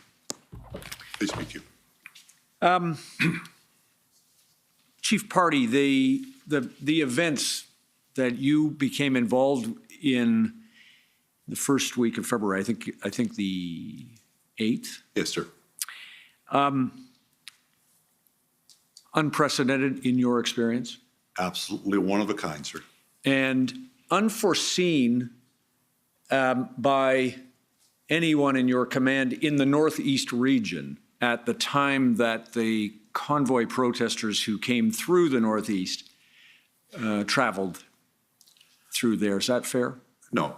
I would say that in my role and my operations superintendent who prepared an ops plan, which was largely traffic-based, but in partnership with the municipal police services that the convoy went through, the end reports, what we were hearing, we kind of felt that Ottawa was kind of in for it. Right. And in your command at that time, did the OPP have an opportunity for you to share your conclusions or what was going on in the Northeast as the convoy came along? Well, all of that was reported up. There was a major incident commander overseeing it as it went through Northwest region into my region. PLT was engaged heavily with the protesters. They were traveling in vehicles. For example, they split at Highway 11 and 17. The weather in the north was terrible. The heavy trucks came down 17. The smaller vehicles we felt was safer. The weather was less severe because of the lake effect was superior. They went via Highway 11. So the convoy split there. Everything, I was not deeply involved. In fact, I was in Sault Ste. Marie, Ontario, arrived there 7:30, 8 p.m. at night for business the next day. Because at that stage, I had a team that looked after them and I trusted that I had a plan, the ops plan that the ops superintendent has signed off on, intel led. I'm good to go. Just keep me informed if there's any difficulties. I was doing my regular business. I remember it distinctly because it took me 15 to 20 minutes to turn into my hotel because the convoy was coming through and with the steady stream of tractor trailers, so I couldn't get turned.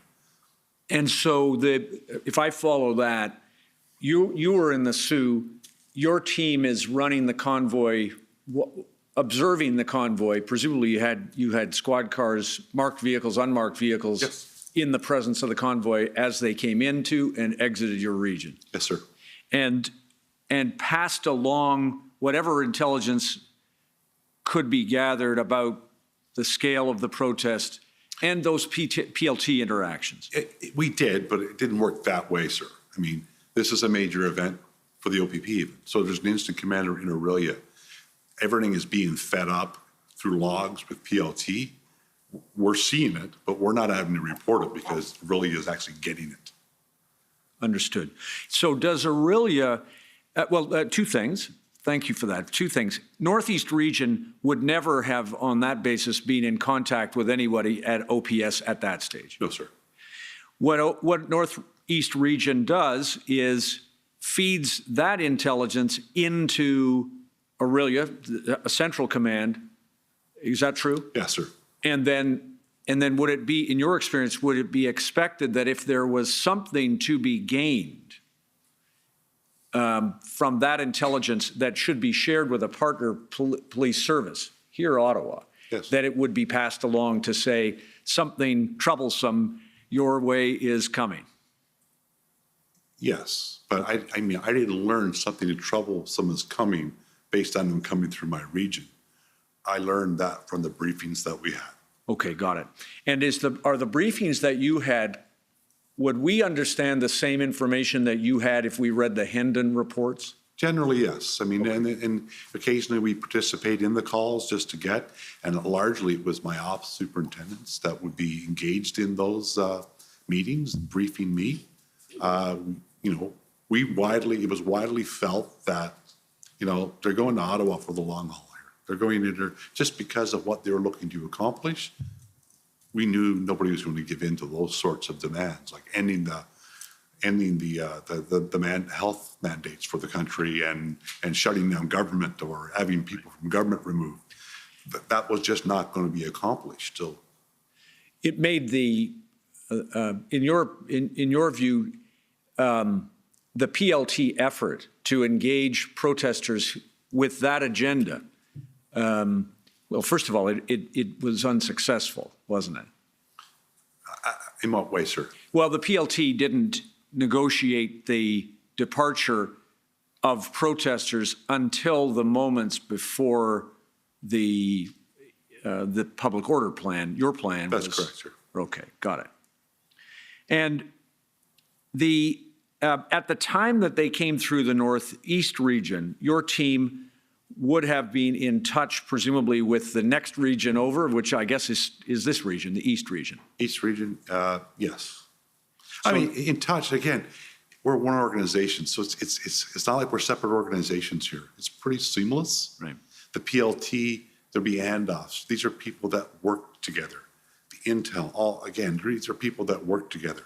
So my point is, my region wouldn't continue on to here. It'd just be a handoff kind of to the next team, and my team go back to their regular business. Understood. And you yourself personally had no contact with anyone in the Ottawa Police Service until the moment that you got a call from your deputy commissioner? That is correct, sir. Okay. Now, OPS for a minute, it's obvious, isn't it, that they would not have had on their own, with their own resources, a policing solution. They needed help. That's fair. And they have, you've told us that you've been part of providing help to the OPS over the years, as has the RCMP. Yes, sir. And as have other municipal police services. That's correct. And you've worked with that group, you told us, on other occasions.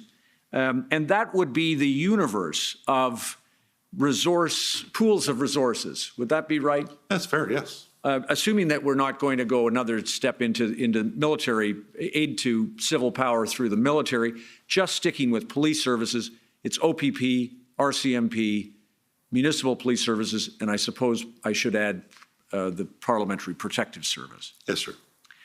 And the resources that they needed were the subject of estimates provided by the OPS through communications from Chief Slowly to Commissioner Carrick and to Commissioner Lucky, among others. Did you ever see the spreadsheet of the resource request that had been made to Commissioner Carrick, for example? I don't think I saw it before my arrival there. I know we discussed it because I distinctly recall it being broken down even down to civilian members and analysts, right, and e-crime analysts, and a whole myriad of resources. So I do recall seeing the list. We may have discussed it on that February 9th meeting. We discussed a lot of things in a short period of time. But yes, I was aware. And the objective when a police service, and I appreciate it, it's unprecedented. So you have not seen previously a municipal police force that has been overwhelmed by protesters as this one was. No, that's fair. And so the main objective from the perspective now of an Ottawa Police Service would be to get the help it needs to restore order in the community. Yes. And I think you learned probably from your briefings and you observed firsthand that the situation was quite grave here in Ottawa during the time of that protest. That's a fair statement. There, obviously, residents were in distress, and the city was quite, in its core, quite paralyzed. It was. I mean, I have friends in the downtown core that live in the downtown core and reported to me the devastating impact that it had on their ability just to sit and think in their own living room. Right. And as to the police service, that when we speak about a service that is overwhelmed, the best they could do with their own resources was, I think I saw in one of your notes, was that they could maintain control of the perimeter. Yes. And they were not possessed of sufficient resources to mobilize any kind of operation. Correct. Now, when the circumstances are those circumstances, would you agree with me that the top priority for that police service is to get help? Yes. And to try to reach out to policing partners, OPP, RCMP, the ones that we talked about, yes? Yes. And that, and to define, try the best you can to define the resources that you need. Yes. And you are in the, understandably, from the perspective of the Ottawa Police Service, they need to know what resources are available from other municipal services, OPP or RCMP, correct? Yes. Now, the resource demand at here in Ottawa was matched by demands in other communities we know, including Windsor. That's correct, sir. And I don't know, it probably doesn't matter, but the Windsor blockade of the Ambassador Bridge arose following the convoy protest here in Ottawa. It did. Was to your knowledge, was the OPP able to prevent that blockade, or did it try to prevent that blockade? I mean, I was briefed, obviously, that because it was going to impact our request here in Ottawa. I can't speak to the specifics of what was attempted prior to. Sorry. Okay, that's all. No, that's fine. But once the blockade in Windsor was established, OPP resources were required there. As well, yes. And at an overlapping period here with respect to Ottawa. Okay. Now, a couple of things, if I can.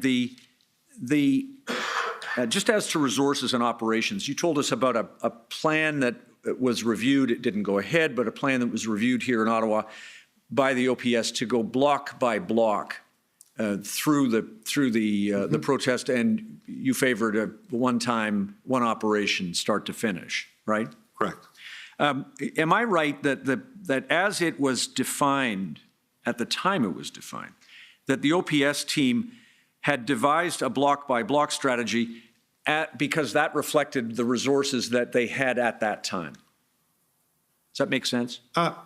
Yes, because that's exactly how it was portrayed in that February 9th. You know, take it chunk by chunk, understanding it will be resource intensive, but right. one section at a time. That's fair. And resource demands, resource requests, I think you told us that you took action when you made a resource request against what you said, I think, was a concept of plan or a concept of strategy. Concept of operations. Concept of operations. That's a little less than a plan. Is that fair? That's, you know all components of what you're bringing into your plan. And you've got your SMEs now off building those components, but now we know where we're going with that concept, with that skeleton. Our concept was much more detailed than the one that they provided us. Right. Because it did break it down in terms of the teams that we're going to need to fulfill these concepts. Understood. They had a concept of plan. Yes. You had a more detailed one. Correct. They had a plan. The integrated team brought a more detailed one. Correct. Now, a couple of quick things, if I can, then just about the turn to the plan for a second. Could I please show you a document? It's, Madam Registrar, OPS 10470, please. I think you've seen this, Chief Pardy. This is, I hope I've got it. Could you scroll down, please? There it is. So you're copied on this. So did you see the first email? It's from Phil Liu. Phil Liu, and I'm afraid I don't know his rank. Superintendent. Superintendent Liu, thank you. He writes to you and mainly to Deputy Chief Acting Ferguson. And do you see this? He says, find attached PowerPoint deck that outlines the plan we have been working on. Obviously, this plan originated with your plan, which we examined, bolstered, and strengthened. Fair? Very fair, sir. Okay. And that was your approach? And this email is just to put proper context. In my evidence in chief, I mentioned we reached out to Trish Ferguson on that evening, and we followed up with the deck. This was the email attaching the slide deck to help her explain the plan to the chief. Got it. Thank you. And just want to show you one other document just to see, please, could I, Madam Registrar, switch out to OPS? I think this one has 4 zeros, 9639.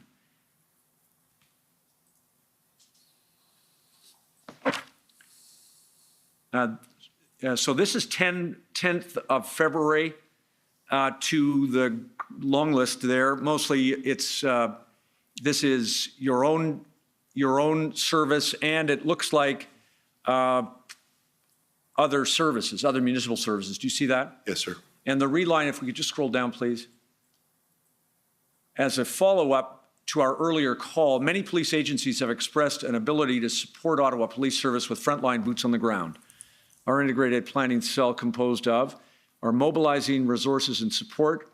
Could I please ask any agency which has officers you can deploy to support the plan to please respond to that OPP email address with the number you have available, when available, and for how long? You sent that? Yes, sir, I did. And this email was what we call the Big 12, the Big 12 police agencies in Ontario, with a couple of additional ones that had stepped up, small agencies that actually stepped up and were routinely supplying OPS with resources. And you were able to send out that call for help for resource assistance on the 10th of February, prior to the finalization of your plan, after you had your concept. Absolutely. You know, from a planning perspective, when you start thinking about your concept of operations and where you're needing to take it, you need to be thinking about how you're going to resource that plan. And we knew that no one organization in the province had the capacity to resource that plan. So it's like kind of putting the bug in everybody's ear as early as possible that we're coming, we need. Indeed. And that, when you looked back at looked at what you were dealing with when you got to Ottawa, am I right that that's the kind of thing Chief Slowly had been trying to do up until that time? It's fair. I mean, I hadn't watched closely. I know I saw some of the media repeat ask for a resource. Absolutely, I saw that. Got it. Thank you. Could I show the witness, please? OPP, I think 4 zeros, 1389. Just get your help, if I could, Chief Pardy, with a couple of other things. This is a situation report.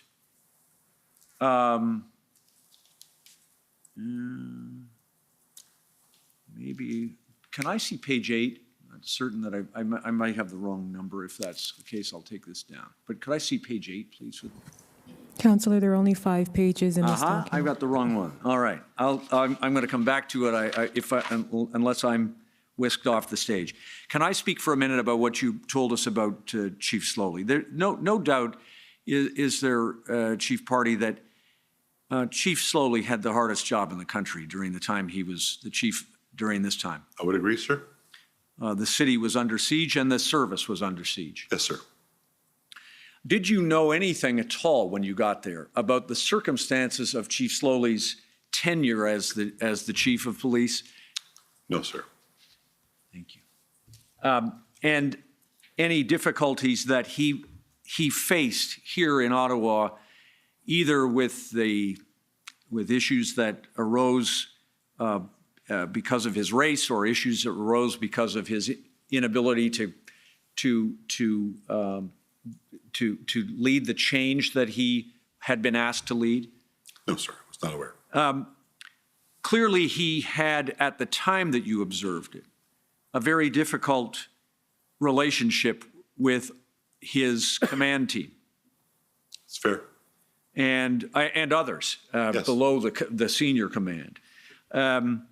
You agree, you observed during the time that you were here, or maybe even before you got here, there were political issues that were raised about Ottawa Police Service's handling of this crisis. Yes, sir. Both at the Ministry of the Solicitor General with some controversies about what resources were here or not, right? Yes. And at the level of the federal government with political leaders making statements about what was going on in their city. That's correct. All of which added to the complexity and challenge here for him. Absolutely. Did you also, I take it towards the end of your time here, you became aware that the Police Services Board and the Municipal Council had expectations of Chief Slowly and the service that they would tell them that there was a plan and indeed be briefed upon it. Yes. And that's how you were asked to go, and you checked in with your commissioner to see if you should. No, I actually just flat out denied not going. And then I was asked in a follow-up from the commissioner, in light of the Borden report from G20, right.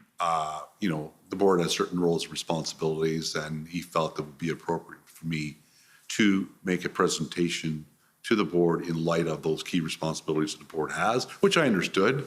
But again, that could only be done with Chief Slowly's approval. Understood. And it's unusual in your experience to brief political actors on operations plans.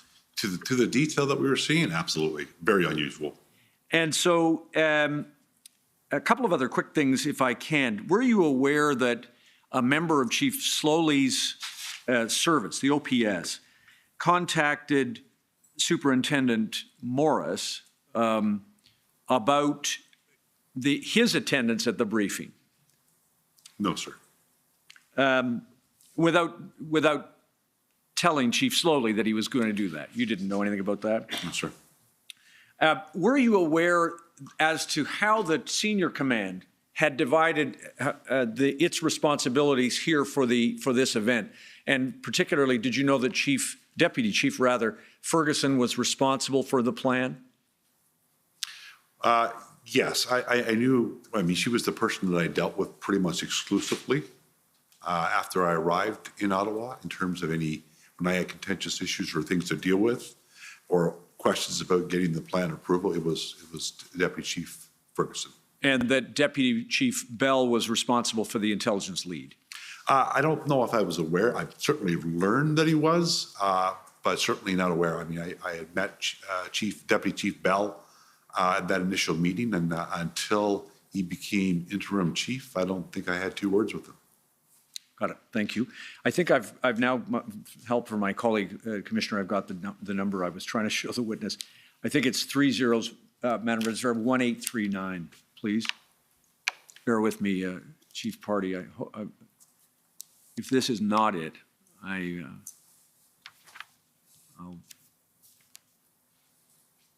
okay, here we go. February 10th, just to orient you, these are minutes of an integrated planning cell meeting.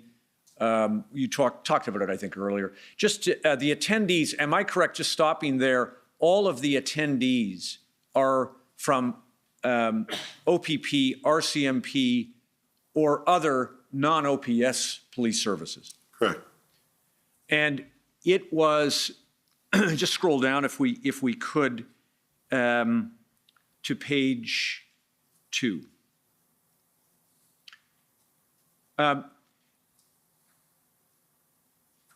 And in a little bit further, if we could, please. Okay, just stop there for a second. One of the things that you were asked by my friend Mr. Au is whether thought had been given to taking over leading this and taking over from the police of jurisdiction. And I think you indicated that, no, that was not the plan. Well, I think for that to happen, there'd have to be a request from the chief, and the chief made it very clear that that wasn't going to happen. Understood.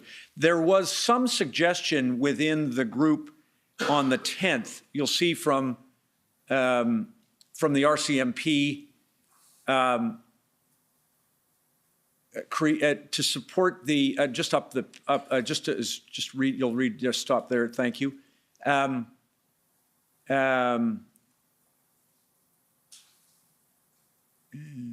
We need to slowly come back. There is suggestion from the RCMP that maybe you should take over. And you'll see it says, and I've forgotten his rank, Tetro is. So are we in the bottom here? Yeah, OPS saves face on this. The OPS, in its own words, is on its knees. We remove OPS from this slowly over the course of 4 to 6 or 8 shift cycles. They're exhausted. They go back to work and police the rest of the city. We're going to build a police detachment, incident police by another police service within your city, same as a terrorist plane crash, and so on. Just then scroll down. You said the OPS is listening to their tactical advisors. This is brainstorming. RCMP, I'll use instead of the word Tetro, but presents a viable plan. Is that the only plan? No. Is it an option that should be given consideration? Absolutely. I won't go through the rest of it, but at this meeting, consideration was given to thinking about replacing OPS. So I think context is very important here. Sure. And the context is here, starts with they're on their knees. We witness officers burn out and just getting up, walking out of meetings saying, I'm done. I can't take this anymore. They were burning out daily. We saw their senior executive, Chief Slowly. The stress was very evident on all of them. That perhaps if they focus their efforts on policing the city, we'll build a plan for the event. They're still going to be involved, but just remove them from the equation to allow them to build some strength. Because quite frankly, we saw the burnout, we saw the stress, we saw the anxiety throughout the whole event. Is it fair to say that one of the things that may have eroded trust between the integrated planning cell team and Chief Slowly and maybe others was the idea that maybe there was a plan to replace OPS? There was never, sir, a plan to replace OPS. And we never talked. We had lots of brainstorming sessions. You know, we'd start every meeting by saying, listen, we need everything on the table. You have an idea, let's consider it. There was nothing off limits. Right, thank you. Page 8 of this document, please. This is just shifting gears for 1 second. Chief Pardy, help us if you could with the issue of Windsor. There's some references here to the demands on, just scroll down, I think, please.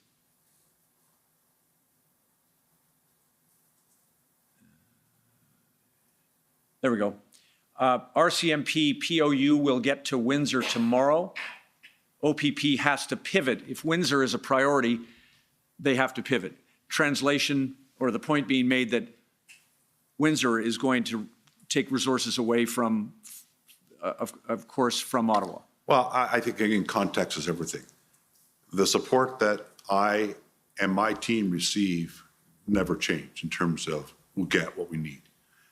But going back to my very first meeting with Ottawa Police, we were very clear that we're looking at this not just at the local level, we're at the provincial and the national level. And we have to keep our eyes on all that. What's happening in Coutts could have an impact here. What's happening in Manitoba could have an impact here. So we, as a team, wanted to be alive to that. When the word pivot became very instrumental throughout the deployment. It was used a lot. We had to pivot daily on things because our plan needs to be able to pivot and adjust to impacts to it. So when Windsor happened, we needlessly knew that, okay, we're not going to get all that is available because Windsor is going to need some. Got it. And Windsor, it became not the priority, it became a priority. Understood. In my view. Ottawa never changed in mind. I did not say, okay, I'm going to put my focus on Windsor. Thank you very much for letting me know about Windsor. Now let's get back to what our problem is here. Our focus still remained solely Ottawa. Understood. Scroll down a little bit. Last bullet point on this, words attributed to you. There's a last point. RCMP advises 60 hotel rooms are available in Vanier, and that's on account of the fact that 60 POU members had to go to Windsor. You had the rooms, but you didn't have the personnel because of course, for the reasons you've given, Windsor required them. Yep. One thing I forgot to ask you when I talked for a moment about Chief Slowly and his circumstances, I think you told us that he was unable to attend one of the meetings. He had a different commitment. Am I right that that commitment was a risk threat assessment against him personally? Yes, sir. He and his family, as I understood it to be, not just him, his family as well. I mean, uncalled for, but there was threats against him. Right, and that was a death threat. Yes, sir. There were other death threats that came to your attention. Yes, municipal politicians, presumably. Yes. Many others. Then could I just ask then finally the PLT. PLT, in your experience with PLT, there have had success, and they have been unable sometimes to bring protests to an end on their own without further police action. Well, we have seen PLT used in a myriad of situations over the years. I'm a big fan of them nonetheless. I think it's obvious. We've seen them have complete success, but it depends. We use PLT and the OPP in our daily operations now. Right. In my region, for example, I had a PLT officer in every one of my detachments. Plus, I had a full-time component in addition to the designated PLT in every one of my detachments.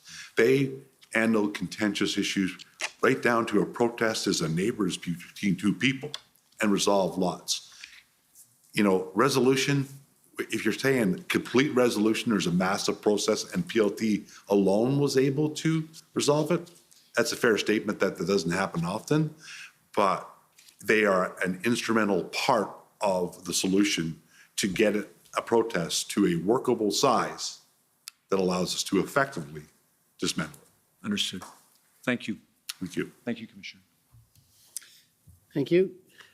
This may be a good time for an afternoon break. I think it's, since we're going to go for certainly an hour or better. So I'll take a 15-minute break and we'll come back if that's okay. Sure. Thank you. The commission is in recess for 15 minutes. La commission levée pour 15 minutes.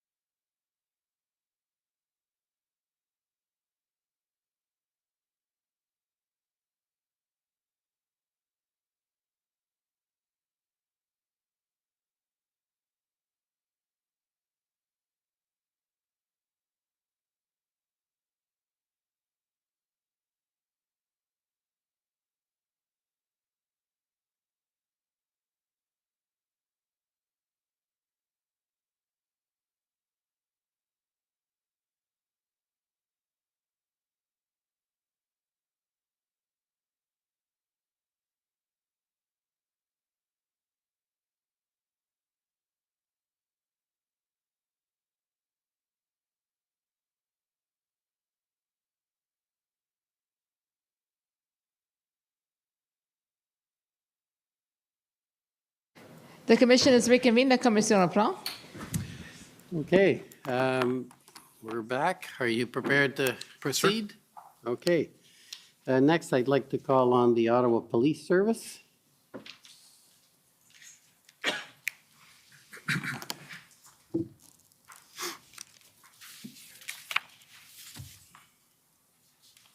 Good afternoon. Good afternoon. My name is Jessica Barrow, and I'm representing the Ottawa Police Service. We heard earlier in your evidence that the reason the integrated planning cell was created was to assist OPS. Is that correct? That's correct. And you listed a few reasons that that was the case, but one of the ones that you listed was to restore the public's confidence in the police. Is that fair? Yes. And would you agree with me that the loss of public confidence in OPS was related, at least in part, to the public's perception of inaction by OPS? Yes. And that perhaps residents felt like the unlawful behavior of protesters was going unchecked by OPS? Yes. In response to that, however, you are not a proponent of leading with enforcement. Is that fair? No, it's not fair. It's not fair, okay. I'm a proponent to leading a measured approach, and if enforcement is a part of that, then absolutely. However, I think you're attributing that maybe to my comment that you're not going to arrest your way out of this. I could find 100 police leaders that would say the exact same thing. Right, so I guess my point was that it's not the place you start. Is that fair? It can be a part of. Strategic arrests are always a critical part of a lot of these types of operational plans. But that alone is not going to solve this problem. Right, and your goal, I think you explained this earlier, the goal is to try to negotiate your way out prior to engaging in enforcement unless necessary. The negotiation is a part of the plan. If you look at our plan in detail, there's a time when negotiations are no, and it calls for the next. There's always graduated steps of enforcement running parallel to, not after, parallel to the negotiations and whatnot that are going on. Fair enough. But because you are a proponent of that integrated model of negotiation and perhaps enforcement where necessary, you are a huge proponent, and I think you've mentioned this earlier, of the value of PLT. Is that fair? Yes, they have proven their value over and over in major events over the years, and I would see no reason why we would not incorporate them in any type of operational plan of this nature. And you were of the view at the time of your arrival in Ottawa that OPS was not providing a supportive environment for PLT. That is correct. I mean, I should point out, I have knowledge about, obviously, OPS background. They wrote the book on this stuff. They do it well. It just wasn't happening. Fair enough. And you, earlier in the commission hearings, we've heard about the national framework. I take it you're familiar with that. I am. And the national framework favors the use of PLT wherever possible to negotiate, correct? Absolutely. And so is it fair to say that the answer in response to the loss of public confidence wasn't necessarily to go in right away and start enforcing? Is that fair? It could, again, be part of that measured response. It absolutely still could be part of a measured response where there's blatant offenses occurring to deal with them, absolutely. But there's no one solution to this. Go in and enforce your way out of it, not going to have to negotiate down the size of the footprint, absolutely a viable option, along with a measured approach on enforcement. Fair enough. So you would say that at the very least, any level of enforcement that was happening or ought to happen needed to happen in tandem with PLT. Yes. And for that reason, obviously, the operational plan that ultimately was agreed upon with Superintendent Bernier as the event commander did involve the strategic deployment of PLT as part of that, correct? Yes. And in fact, I believe you indicated in your witness statement that the integrated plan involved a vital PLT communication and negotiation plan. Is that correct? That's correct. And that when you presented the cell's proposed plan to OPS, the key role of PLT was actually specifically stressed because the cell was concerned about the lack of buy-in at OPS in relation to the role of PLT. Is that fair? It certainly wasn't being used. We were getting information that PLT were in a tent drinking coffee and not out engaging with protesters, trying to have an understanding their intentions, whether or not there was any room to negotiate to maybe move or leave the area. They were sitting in a tent drinking coffee. So they weren't being deployed in a way that you felt was appropriate. Is that fair? I think the standard would be, I mean, because you're putting this, that I felt this. This is a program that was in the OPP that was born out of the Upper Wash Inquiry, for example. And they have proven their weight in gold over the years in terms of the connection that they can make with and trust that they can build with protesters or otherwise. So you can reach some common ground on some issues. If they can fix the issue or resolve the issue, that's a huge plus. But they have become a vital part. I mentioned in my cross with Mr. Slowey's counsel, we even use them now with neighbor disputes. Instead of them taking the hard hand of law enforcement laying charges on both sides, maybe we can negotiate a settlement here so that people can live in a little bit of harmony. And it works. It brings about better community safety. And so I think part of what you're saying, but you can correct me if I'm wrong, obviously, is that in order for PLT to be effective, they have to have the autonomy to actually negotiate effectively. Is that fair? They have the autonomy, but at the same time, they have to know the commander's intent. They have to understand what that autonomy means, what they're being given. Right. And in this case, early on, it is my view, based on everything that I heard, all the information that was provided to me, that they really did not have that direction nor autonomy. Fair enough. And you were of the view, obviously, again, correct me if I'm wrong, that the reason PLT wasn't engaged in the way that you're describing in terms of its effectiveness was because that Chief Slowly didn't believe in the PLT program. I think it went beyond maybe Chief Slowly, that others felt that it's time to get in there and do it. There's a lot of pressure on them to take action that is seen to be taken. Fair. PLT is action taken that nobody sees. Right. So in terms of, you're talking about the optics of it. The optics of it. And so I don't think it was just Chief Slowly.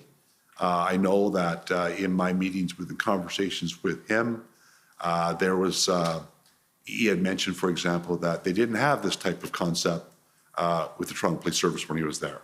And that so he was not overly familiar with it as we were.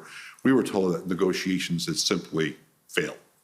Right. So it perhaps is not that he didn't believe in it. It may be that he didn't understand its utility. He certainly still talked about it and understood where we're going with it. Absolutely. But it was our belief because they were challenged by Superintendent Abrams in my meeting with them on the 9th of February about PLT, because we already had it directly from PLT that they don't have authorities, they don't have autonomy, they're not doing what they do. And we were told simply that, they're used, but it's failed. I'm sorry, who were they told that by? I think that was Superintendent Patterson that said that at that meeting. And so ultimately, when the integrated plan was agreed upon with Superintendent Bernier, and obviously with buy-in from others at OPS, there was an agreement that PLT played an important role in the dismantling of the convoy. Is that fair? Well, I want to be careful because that makes it sound like we negotiated what goes into a plan. No. Yes, fair. What we're talking about, what we built is what I would consider in our policing world right now for major events and protests, standard practice, template practice in terms of the engagement. So there was agreement because it's what we do, and it works. They do provide that layer of assistance to get us to where we need to be when we take kinetic action. Okay. I want to talk very briefly about the chain of command and have you assist those of us that don't work in policing to understand how the chain of command works.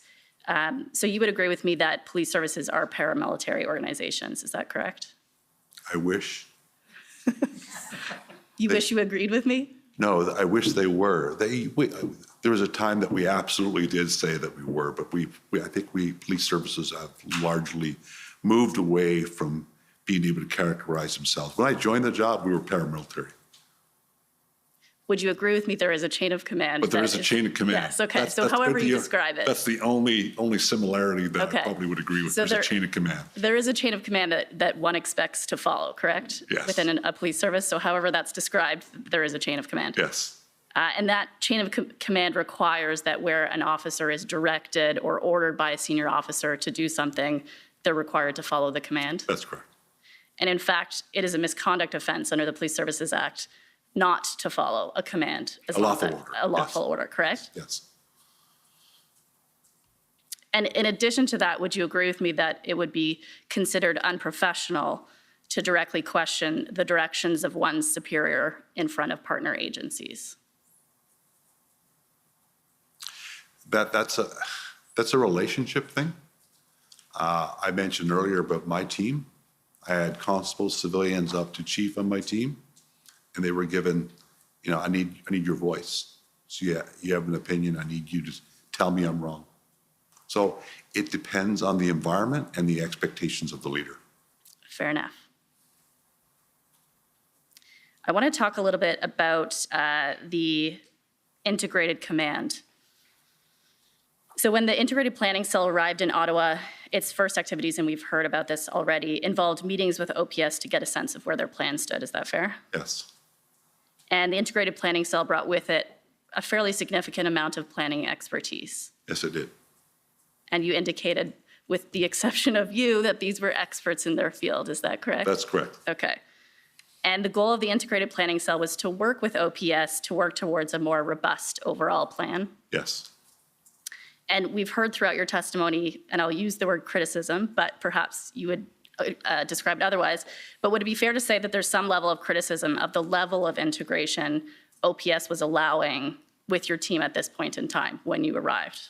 I think criticism is probably fair. I ran interference a lot on that very topic to actually, as I mentioned, at one point in time, publicly, it was announced we have integrated. Behind the scenes, I'm telling my folks, but we're not there yet. Integration means they're actually working with us. We're no longer in silos. We're actually talking about the direction that we're going in. And we had obstacles, but those obstacles were not just human.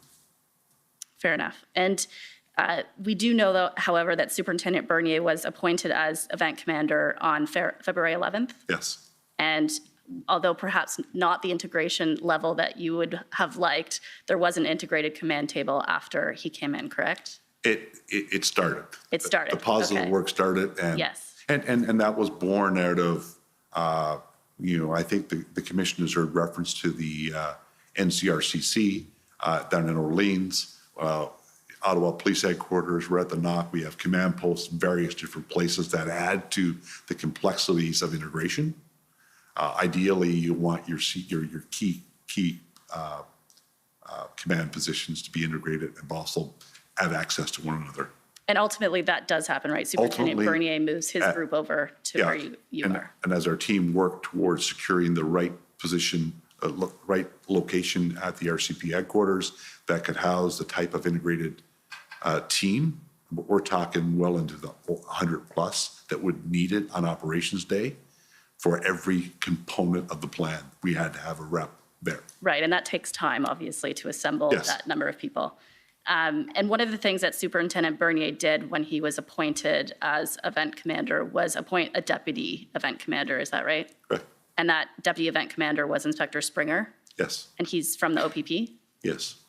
I think he's retired now. A retired member of the OPP then, perhaps? I think so. And part of that integrated team that was assembled and evolved, I guess is what you're saying, it was specialties from all different specialty units as well as members from a variety of different agencies, is that right? Correct. And you felt at this time, I think you indicated, that even with Superintendent Bernier and the integrated table in place at this time, that there was at least a perceived need for Chief Slowly to approve any kind of planning. Is that fair? It was still that perception amongst everyone, right down to my bosses calling and asking me. But as he approved it, they understood that Bernier had approved it, but they asked if he had, and that was that follow-up call I had with Trish Ferguson, and I trusted her. And when she said, "You're good to go," we went. Right. And, we talked a little bit throughout this commission hearing with various witnesses about this incident command system. We know that there's multiple iterations of it, but would you agree with me that irrespective of which version we're talking about, that the chief's requirement to sign off on an operational plan is inconsistent with that model? Is that fair? Not only job, but inconsistent with approval, yes. Correct. You indicated that your team met with Deputy Chief Ferguson on the 11th to present the plan that your team had created. Is that right? We did that over phone, I believe. Okay, so there was a meeting of some kind, Yes. right? And am I correct in saying that the plan involved the creation of a unified command? Yes. And you indicated, I think, earlier in your testimony that Deputy Chief Ferguson was very supportive of that plan. Very, very supportive, yes. And you also indicated that Ferguson was your primary contact with the OPS at this time? Yes. And so would you agree with me that that support that she indicated on February 11th was generally consistent with the level of collaboration you saw from her during your interactions with her? Yes. In fact, in your witness statement, you referred to Deputy Chief Ferguson as a voice of reason. Is that right? That's fair. Okay. And you also indicated in your testimony earlier that by this time, all of the rank and file of OPS was working well with your team. Is that right? Yes. And on the same day of Chief Slowly's resignation, you would agree with me that Interim Chief Bell agreed with RCMP and OPP to implement a unified command. Is that correct? That's correct. Those are my questions. Thank you very much. Thank you. Next, call upon the government of Canada.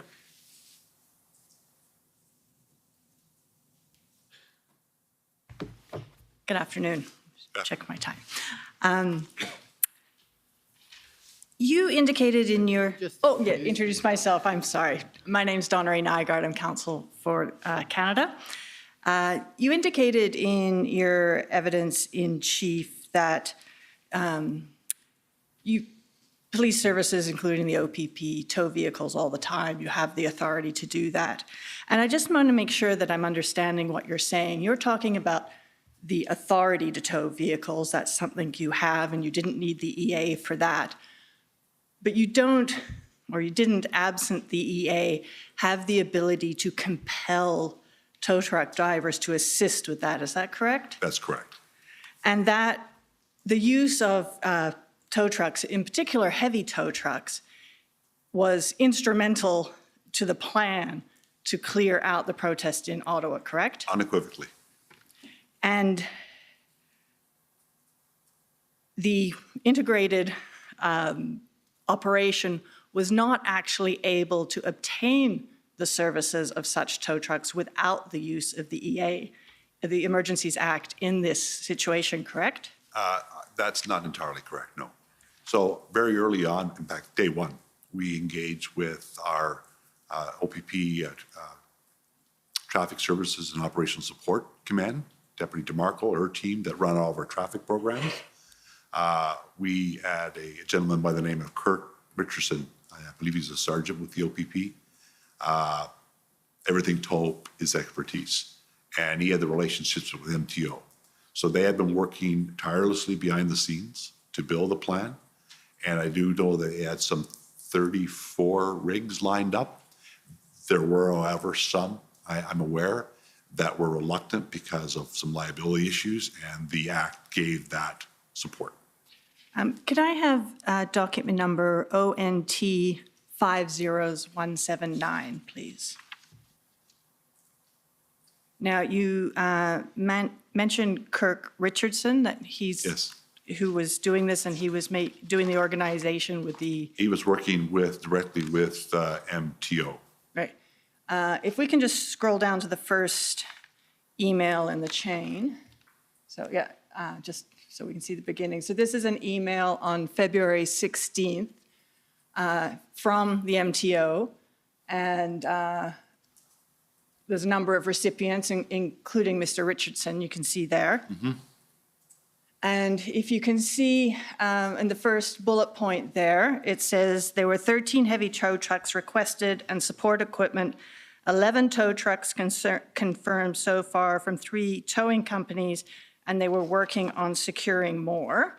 So that was the situation at, I think if we scroll back up at 1:19 on February 16th, and then if we continue to scroll up to the next email in the chain, I think at the bottom of the first page, we'll see the time of, if you just, so now we're at 5 in the evening that same day. And there's a follow-up email.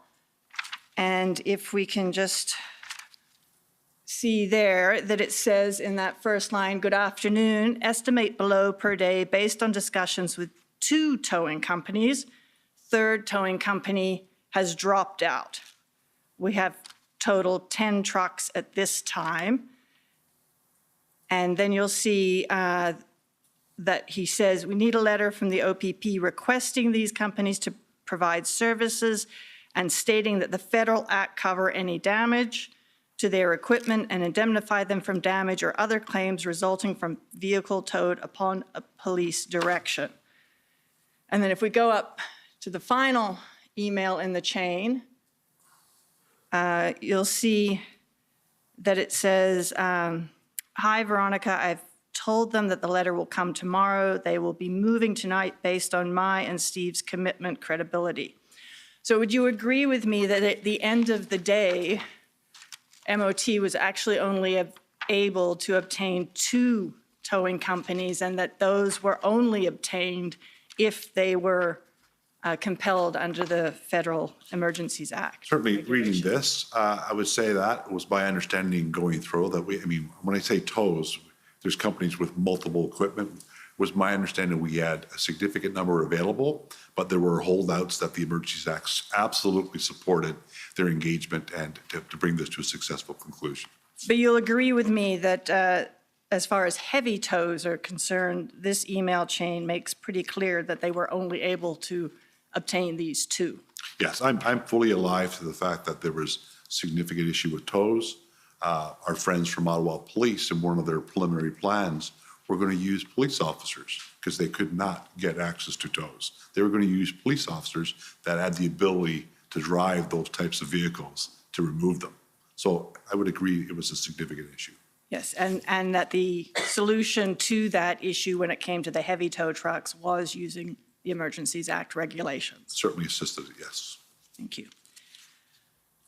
You've talked in a fair amount of detail this afternoon about the importance and the role of the PLTs in the work they do, particularly to shrink the footprint of a protest before enforcement action is taken.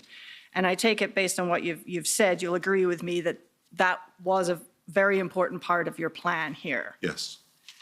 And in fact, I think you said that if you had to go in without shrinking the footprint, you would have needed 10,000 officers to deal with everyone who was there. Just means putting hands on everybody that's in there and 2 officers per, and just to do the math, you'd need a lot more officers, yes. And if you can't shrink the footprint, not only do you need a lot more officers, but it takes more time to control the situation. It's fair, yes. And also that there's more risk of violence or injuries when you've got a bigger crowd to control. There's always risks. I mean, we assess those risks on a day by day, then on operations hour by hour, minute by minute. You know, when PLT is engaged, they're really good at reporting back to us whether or not they believe they've reached their limit. And in our plan, in our measured approach, it's PLT that gives us that final now, what's the status? Do you have any more room to move? No, okay, they're out. We go in with positive action. But the bigger the activity that you're trying to deal with, the more possibility there is for volatility. Yes. And therefore the greater chance of violence and injuries. Yes. Although I think it's important when I hear the words violence and injuries, that was a key aspect of our plan, of this integrated plan. Yes. To ensure that we, from start to finish, the systematic dismantling of the process is done with everything in our power to minimize injury to anybody, and we succeeded in that. Absolutely, and you did succeed, and an important part of that was the ability of the PLTs to shrink the footprint significantly Again, before you it was, moved in. yes, it was a good part of it. And the PLT's ability to do that job is dependent on how persuasive they can be in convincing people to leave. They're negotiators.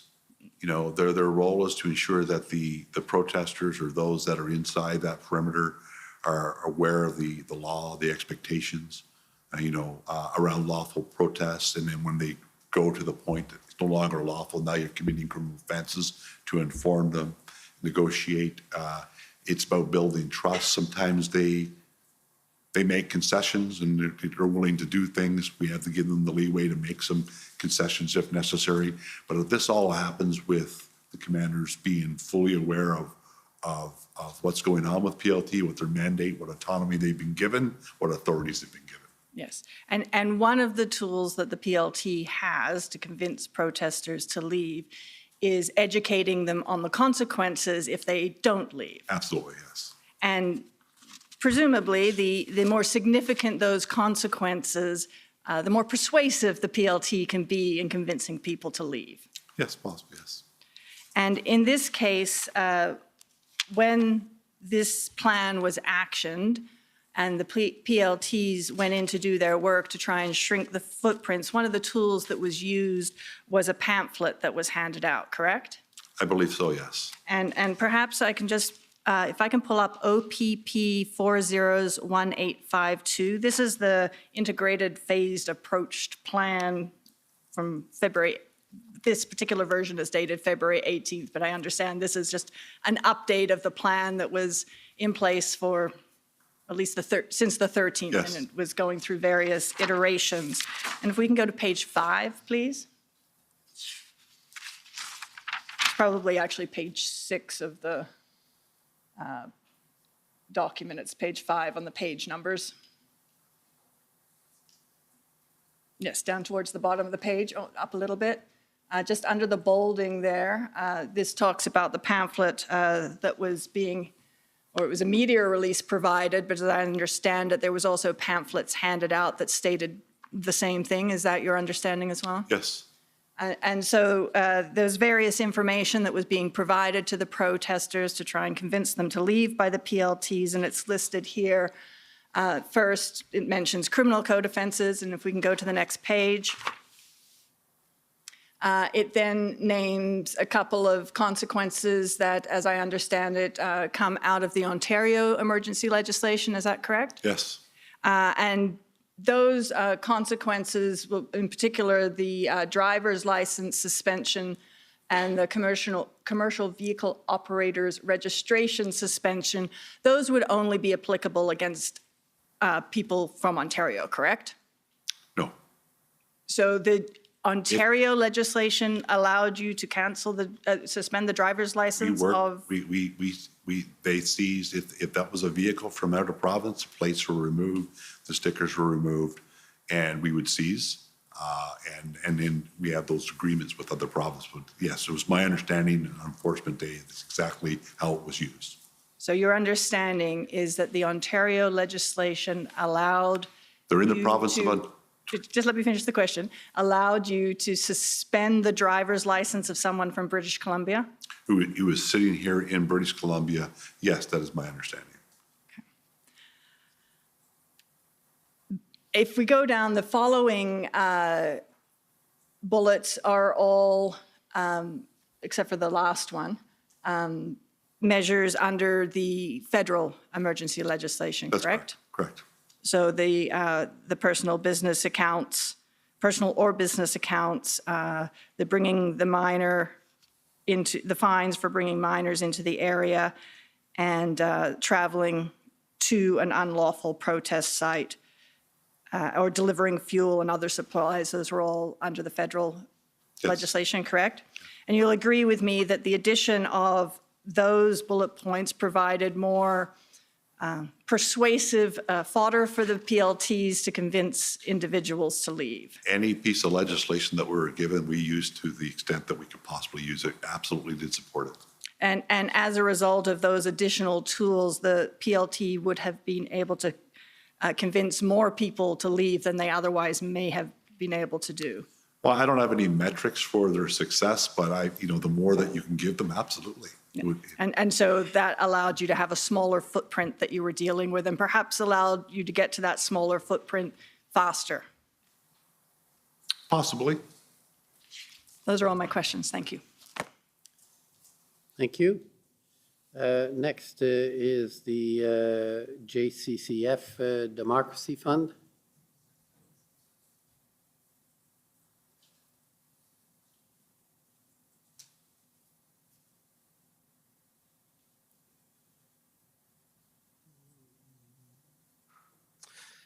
Good afternoon, Mr. Commissioner.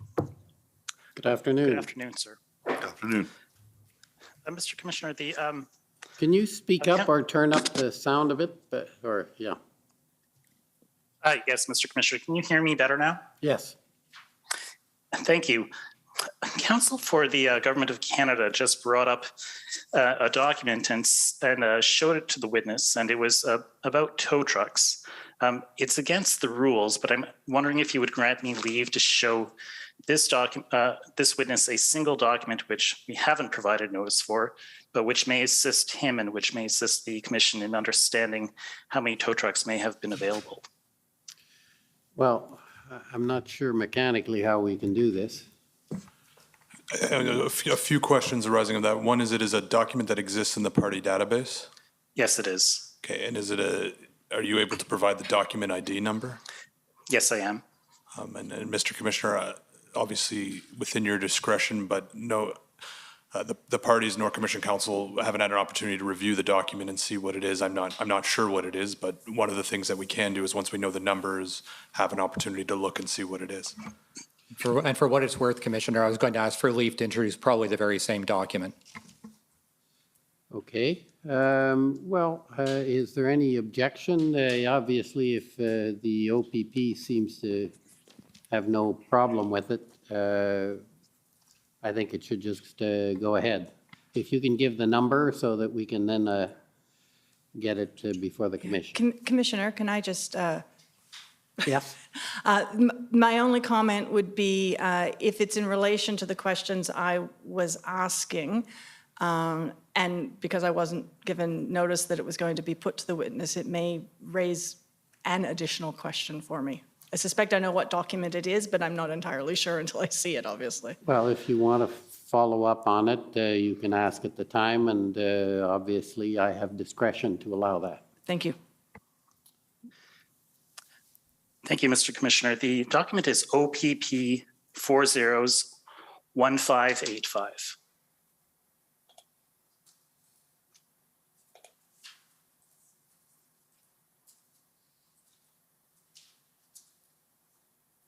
Can we just go down to the third page, the top of the third page, please?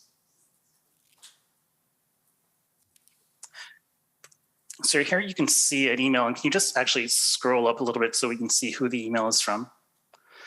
So this is an email from Rose DeMarco. Do you know her? Yes, she is a Deputy Commissioner of Traffic Services and Operational Support with the OPP. And it looks like this this email is being sent to somebody at the Solicitor General's office as well as the OPP Commissioner. Yes.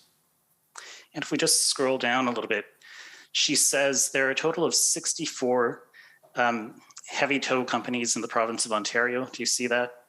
Yes. And I think this is what you were referring to before. She says companies who would provide service, 7, with 34 total heavy tow units. Yes.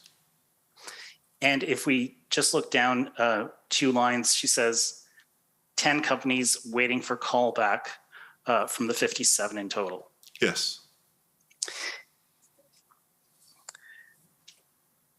Now, the document that we just saw from the Government of Canada was, I believe, dated February 17th, 2022. So that's some 4 days after this document. Correct. And it looks like perhaps in that time, the number of tow companies who are willing to provide trucks, or the number of trucks that they can provide, decreases. It appears, yes. And it could be the case, could it not, that the invocation of the Emergencies Act, which happened in between these two events, actually caused tow truck drivers or tow truck companies to become more reluctant to provide their services or to put conditions upon their services, such as indemnification for damages? It is possible, but I personally don't believe that, sir. There was a reluctance very, very early with tow companies to be engaged. As I mentioned, the OPS on February 9th were unable to get any tow companies to engage, to the point that they were going to use their own people. And I do believe there's even reference to getting the military to come in and tow some vehicles for them if needed. So while it may have had an impact, I think it was an issue. And I think that issue was connected broadly to the broader issue that we were dealing with in the public domain, namely the pandemic, this massive protests, and the unwillingness of some agencies to simply be engaged. Well, it was an issue on February the 9th, as you say. And it was still an issue on February the 13th, but there were some trucks there. There were some 34 trucks. Can you think of anything material that changed between the 13th and the 17th, other than the invocation of the Emergencies Act, which would cause fewer companies to agree to the OPP using their trucks or to providing services to the OPP? I think the key comment that I think is appropriate for me on the tow issue is that we knew it was a contentious, our team knew it to be a contentious issue from the very start of our deployment. I was fortunate to have a team that I could just say, can you deal with this? And Kurt Richardson, MTO, and the folks in that email, right up to Deputy Commissioner DeMarco, took that off our plate. So they might be in a better position to answer that question. I simply asked for a tow plan, and can you give me people that have the capability to develop that plan? And I got a plan, and it worked. Okay. Thank you very much. Let me change topics here for just a moment. We heard from your OPP colleague, Superintendent Patrick Morris, not long ago, that he thought some of what the media was reporting was problematic. Did you hear that evidence? I did not hear his evidence, and I think I listened in on about 10 minutes of it as I was arrived in Ontario, looking to do some of my own prep, so I didn't spend a lot of time. Are you aware that he testified that he read accounts of, for example, Russia being involved in the protests, and he found that to be problematic? I think I may have read that somewhere, yes. In your evidence today, you adopted a will say, and in that will say, you stated the media was not portraying what was on the ground. Can you tell us what your concerns were? Well, it's just the things were happening, and this protest group were incredibly well organized, in my opinion, and the narrative about what was happening in Ottawa was being controlled, or was one-sided. And sorry, go ahead. No, and that's the basis for that comment, because there was a lot of good things happening. You know, there's things that were going on within the protest group. We heard about the bouncy castles and the prayer meetings in the mornings, but we didn't hear publicly about threats to people inside the perimeter who wanted to leave and they didn't want them to leave. We didn't hear about that publicly. Things of that nature, as just but one small example of the narrative that was out there about, this is a family event, bring your kids, there's a bouncy castle, we can have fun. Yet there were people within that red zone that wanted to leave and felt threatened and couldn't leave. And you didn't think that was being accurately conveyed by the media? It was not being conveyed at all, in my opinion. What about something like what Patrick Morris testified to, that the protesters were being portrayed as extremists, and he found that to be problematic? Did you find that to be problematic as well? I do, because I've been involved in the events in the past, from OAS summits to some of the G events, where we had a lot of extremist views. There was fringes of it with the two groups, I believe, that were around Nicholas and Waller and Rideau Sussex, maybe. were of concern, but they were not a major concern. But there's always that risk of escalation that you see from those extremist groups. It was the profile of the protester for this event was none like I've ever seen in my 36-year career. We had everything from grandparents. My first day in this assignment, I was shown a picture of 2 officers that had worked for me in the past, who were retired, who were in the crowd with the protesters. We saw children. We saw a lot of crestfallen police officers in the crowd, military, nurses. So it wasn't your normal group of people that you're dealing with. So I guess that's the point. Was there still concerns from our perspective on extremism? Absolutely, but we relied on and trusted the intelligence as it came in on that regard. Thank you very much, sir. Those are my questions. Thank you. Next, call on the City of Ottawa, please.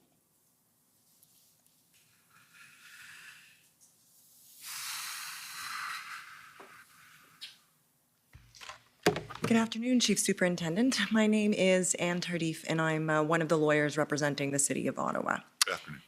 Good afternoon. If I could turn up, or ask to be turned up, OPP 401792. And sir, these are your notes. I don't know if you have a hard copy there that you'd prefer to refer to, but otherwise it'll go up on the screen. I'll wait for the screen, sure. And could I ask that you turn to page 3, please, of the document? Now, this is just to show you the date at the top, sir, the 8th of February, 2022. And if we could scroll down to about the middle of page 4. A little bit lower. There we go. Now, do you see there's an arrow there that has the word "from federal government" at the end of it? And I'm going to ask you if you could help me out with your handwriting for the first part of it. Yeah, you may have to help me with my handwriting, sorry. Do you see it there? There's an arrow about just below the middle line of the Yes. page. What did you write there? Daily siege from federal government. Daily siege from federal government. Yeah. What did you mean by that, Just sir? pressure. Pressure. And was this pressure that was being placed upon the Ottawa Police Service? The police service, the community to get this resolved. On Ottawa as a whole to get this resolved, Yes. basically. And was this siege being applied just, privately in calls to the chief or to city officials, or was this occurring publicly? Well, this is notes that I took on being briefed on my assignment. Okay. It might be better from those who gave me that, but that was my sense from the briefing that there was pressure around like this, we got to get this fixed. And can you just help us out? Who provided this briefing? It was jointly provided by Commissioner Creek, Deputy Commissioner Harkins, Mike McDonnell at Injex as it related to POU, and Craig Abrams, who was on video link, gave us the overview of the state that was in up to that point. Okay, thank you. So we can ask them about this. And I take it they were relaying this to you in your briefing because that meant that that was impacting the response in Ottawa, making things more difficult, if I can put it that way. Yes. Okay. If we could turn now to page 12 of the document, please.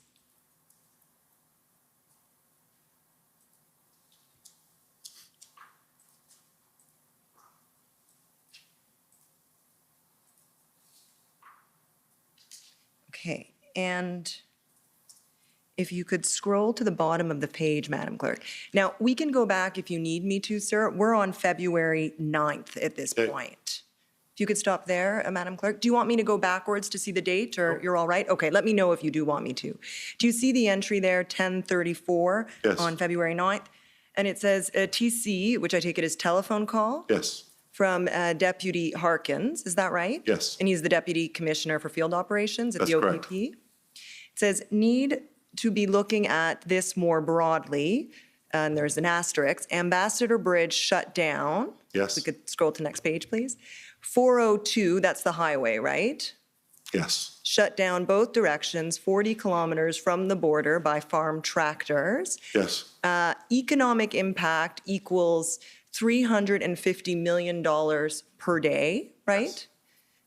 Correct? Correct. And then it says Big Auto, and there's an arrow, 24 hours, and they shut down factories. Is that right? To shut down factories. Shut down factories. Okay. And this is being reported to you by Deputy Commissioner Harkins. Correct. Okay. And then the next, I'll skip over the next asterisk only because I think that may relate to Toronto. Is that right? That's regarding the GTA dump for waste would be impacted of where it could go. Because of the closure of the 402. Yes. Okay, so this is an impact on the Toronto garbage dump arising from the blockade at the Ambassador Bridge in Windsor. Oh, not the Ambassador, because it's Lambton County, and I'm sorry, my geography for Western Ontario is a little off. Okay, It may have been as a result of 402, I see. which is separate from. Understood. Yeah. And then it says, planning to block access to impact Toronto. That's what you just told us. And then the final little note here, it says request to determine what and what's that next word? Current resource deployment is to the city of Ottawa. Okay, perfect. And then if we turn over the page to page 24. And so now we're at February 10th, and I'm actually, if you could just go up to page 23, Madam Clerk, we'll just see the beginning of this. Do you see it down a bit. Do you see it 9:21? Yes. So this is again a telephone call with Deputy Harkins, and it says I guess you and the deputy were joined later by Commissioner Creek. Is that correct? Correct. And this is on February 10th. Yes. And before we get into this, I just want to back up a little bit. So we talked about the call just the day prior on February 9th, where you're alerted to the situation in Windsor, and asked about the current resource deployment to the city of Ottawa. And February 9th is the same day that you had I'm going to call it the meeting at Elgin Street headquarters of the Integrated Planning Group with OPS Command. Is that right? That's correct. Okay. And coming out of that, you mentioned earlier in your testimony, there was an ask for staffing, and I think you said the number was 516. Correct. Right, and that was a maintenance ask. Yes. So in other words, that's the number of officers OPS needed from OPP just to maintain the current posture and traffic points, right? Yes. As I said earlier, though, there was some math problem with it.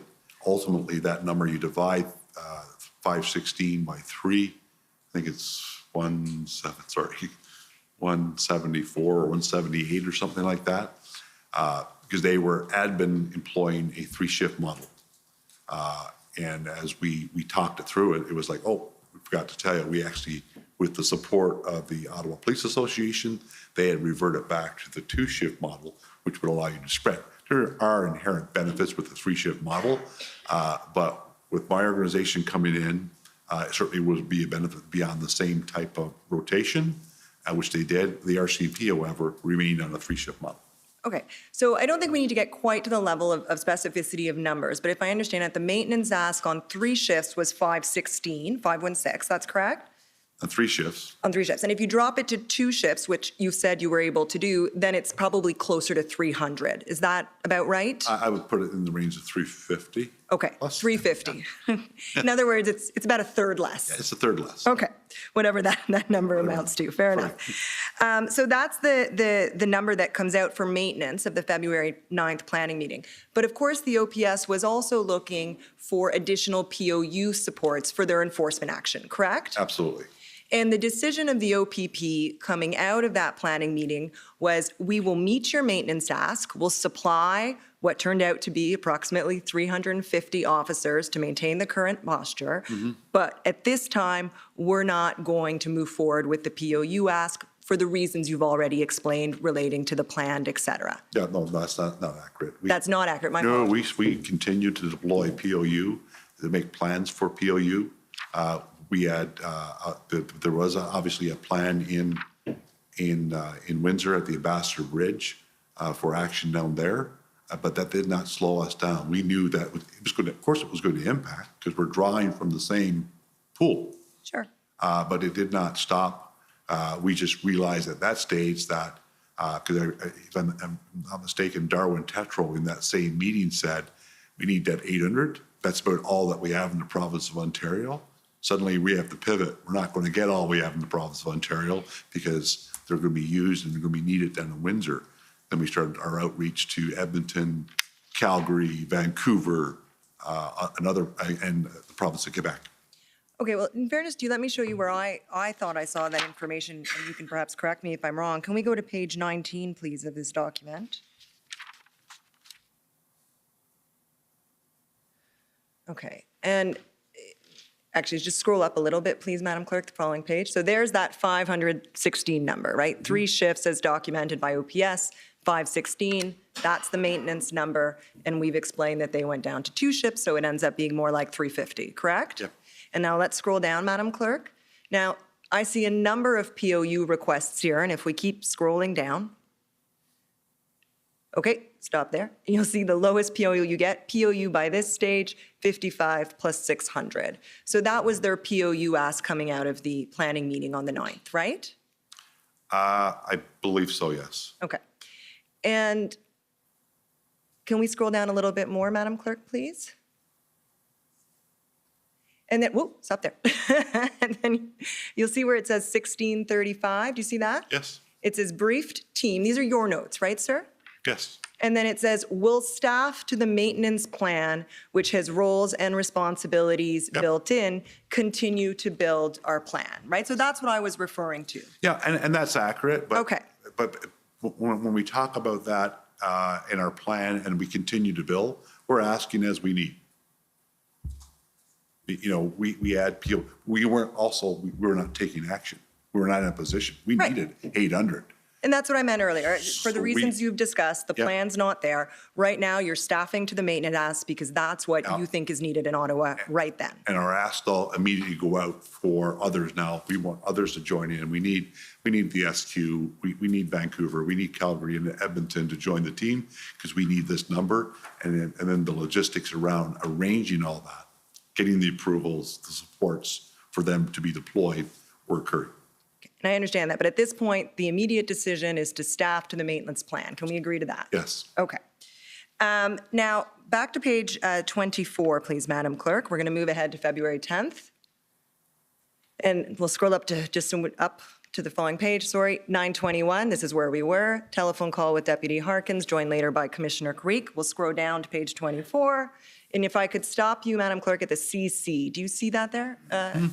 That's Commissioner Creek, I'm assuming, since he joined the call later. I think so. Okay. And it says, provincial priority has changed due to ongoing, and you'll have to help me with the next word. Issue in Windsor. Issue, thank you, due to ongoing issue in Windsor, both from, I think that's Intel. And impact assessment. Yes. Okay. It is now our priority, it being Windsor, while continuing to support the RCMP/OPS in Ottawa. We may not be in position to supply Ottawa with all they need at this juncture. Correct. Right, and that's what Commissioner Creek told you on the morning of February 10th, correct? Yes. Just to put us in time, that's the Thursday, right, before the weekend, correct? Yes. Okay. And it's my understanding that the maintenance ask, the approximately 350 officers, was actually only fulfilled on the morning of Saturday, February 12th. Is that accurate? You know, I'd need a lot of information in front of me to be very specific in terms of when we finally did it. We certainly made the ask. And yeah, and no one's suggesting otherwise. So I can pull up a document. It's not a problem. No, if you say it was reported that it took till then to do it, I believe that. Okay. It was a struggle. A lot of people did not want to be deployed to Ottawa. A lot of people did. I missed the last part. Did not want to be deployed there.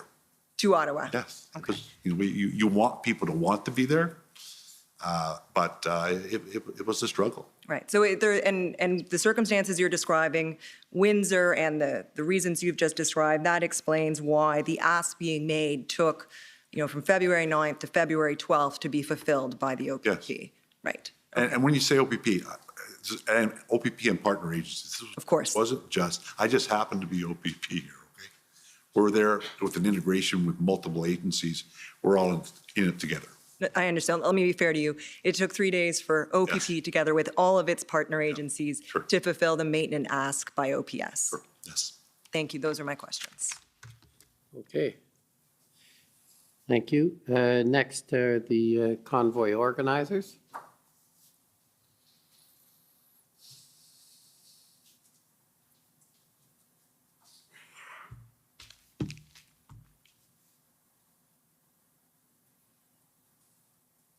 Good afternoon, Mr. Commissioner. Good afternoon, Chief Pardy. My name is Bathsheba Vandenberg, and I'm counsel representing Freedom Corp and protesters. I have a few questions for you this afternoon. I'd like to ask you about the February 9th plan I referred to earlier today. It contemplated building a public order unit plan, is that right? Yes. Oh, sorry. The February 9th plan that the Ottawa Police presented to us? That's right. Yes. Okay. Yes. Was the first operation of that February 9th plan to clear Rideau, Sussex on Thursday, February the 10th at 6 a.m.? It was going to be 4 a.m. with a possibility of being moved up to 11 p.m. on that date that they were telling us. Okay. And was it Event Commander Patterson who wanted to deploy POUs as part of executing that plan? Well, we didn't get into the weeds in terms of the numbers, but POU was part of the plan that they were going to execute, and an incident commander had been assigned on that plan. Okay, thank you. And yesterday, Superintendent Abrams testified that the police liaison teams, PLTs, were not involved in the planning process. And he suspected that Event Commander Patterson did not communicate this plan to the PLTs. Is that right? Yes, that's fair. Were you aware that at the same time as the integrated cell planning, what you call the group, that the PLTs were negotiating a plan with some of the protesters to start moving trucks on February 10th from the Rideau-Sussex intersection? I don't have independent recollection right now. And there's so much that was going on. It's possible, yes. Was the February 9th plan abandoned because there were not enough POUs? Well, what happened, myself and Phil Liu, prior to leaving Ottawa headquarters, met with Acting Superintendent Burnett. We both knew him, and Phil had worked closely with him in the years prior. We stopped by to say hello as we were leaving the building, aware that he was being assigned the task. We didn't get into the details of it, other than he told us that he had some legal concerns that he was seeking advice on, and that from there he was going to be consulting with his POU experts. Okay. He consulted, and at 18:20 that day, we learned that they did consult with the broader group, and they didn't find it to be tactically sound and decided to defer. And that was on February 10th? I learned that on February 10th, yes. Because notwithstanding what was... No, sorry. I learned that on February 9th that it was shut down. Just discussed now on February 10th, we learned that the Commissioner Carrick mentioned to you that there was a lack of availability of POU resources. And also, did RCMP Sergeant Tethrow also tell you this, that there was a lack of POU resources? Well, we knew that, POU was going to be stretched in the province with the capacity that we had. Are you aware that the RCMP put a freeze for 72 hours from February 10th to 13th on any POU intervention? I need to know some greater context. I'm not sure where that's from. I don't recall it, but I'm not saying it didn't happen. Okay, thank you. Earlier today, the mission statement of the February 13th plan was put to you, and it included a reference to the utmost respect to the individual Charter of Rights and Freedoms. Is that right? Yes. And part of that February 13th plan to contain a main action plan. Is that correct? Yes. And that the mission statement provides strategic direction to operations. Is that correct? And that the objective of the main action plan was to de-escalate and negotiate a peaceful resolution and demobilization of the Ottawa truck demonstration. Is that Yes. right? On February 14th, you continued to work on developing the February 13th plan with a group of POU SMEs. Is that correct? Correct. The February 17th plan referred to in your testimony, officially titled Integrated Public Order Unit Concept of Operations, is also referred to as POU Tactical Plan or Action Plan, correct? Yes, it's a sub-plan of the master plan. Right.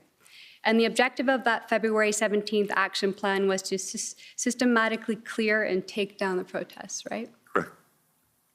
I put it to you that the mission of the February 17th action plan was to ensure the removal of the protesters in the area of the blockades in relation to the Freedom Convoy 2022.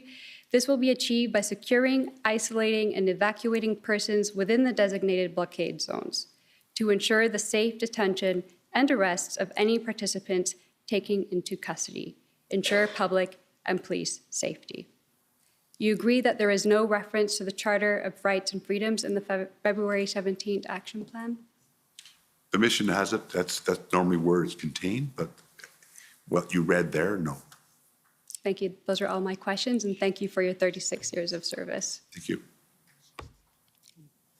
Thank you. If I could now call on the government of Saskatchewan.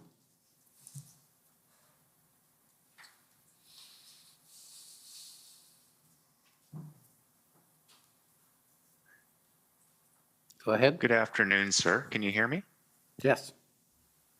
Thank you.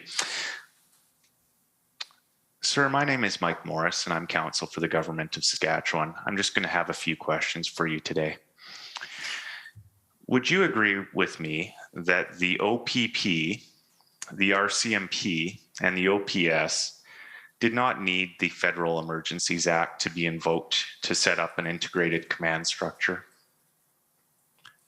For the purposes of setting up an integrated command structure, no.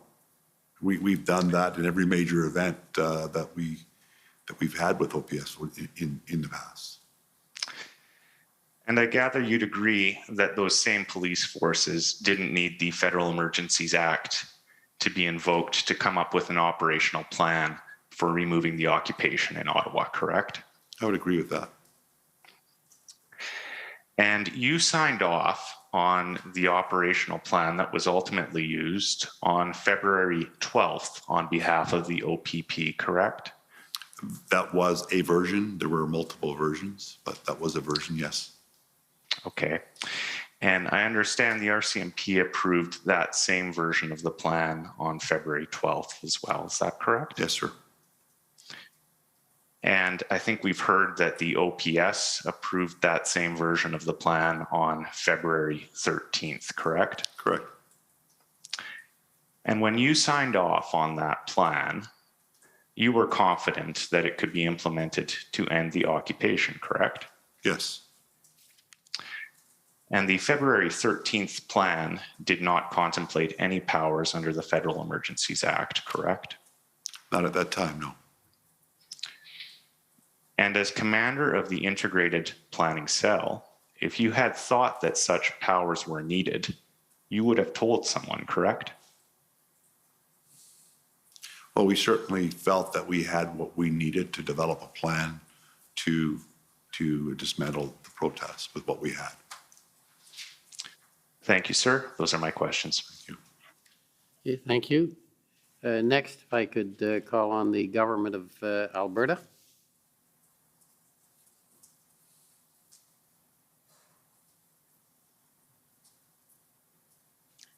Good afternoon. My name is Mandy England, and I'm asking some questions today on behalf of the government of Alberta.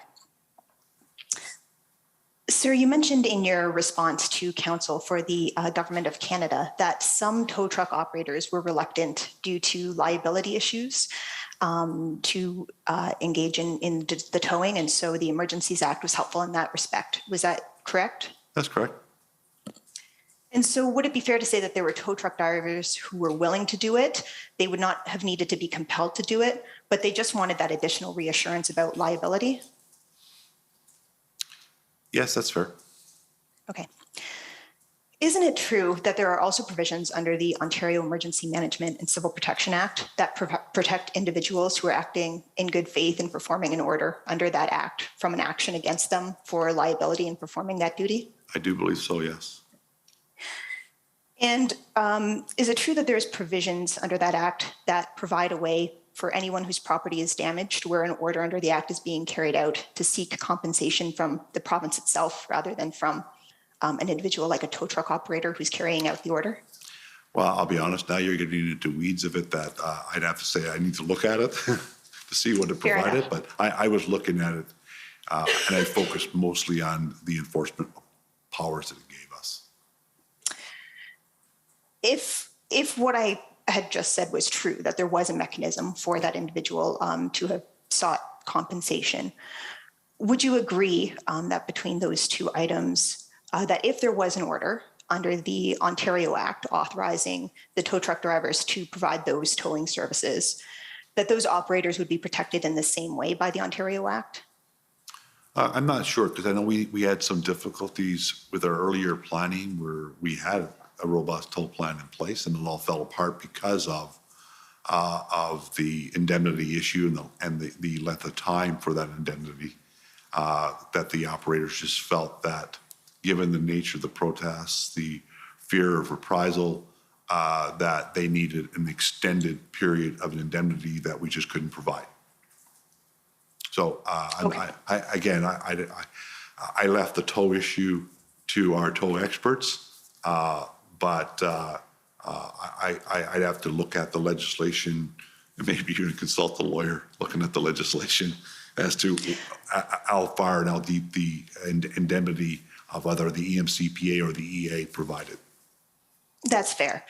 If the provisions were the same or substantially similar, though, would you agree that the Ontario legislation would have been equally helpful then in providing the assurances to tow truck operators? If you're telling me that, then I would say it would be. Thank you very much. Those are my questions for you today. Thank you. Thank you. Okay, thank you.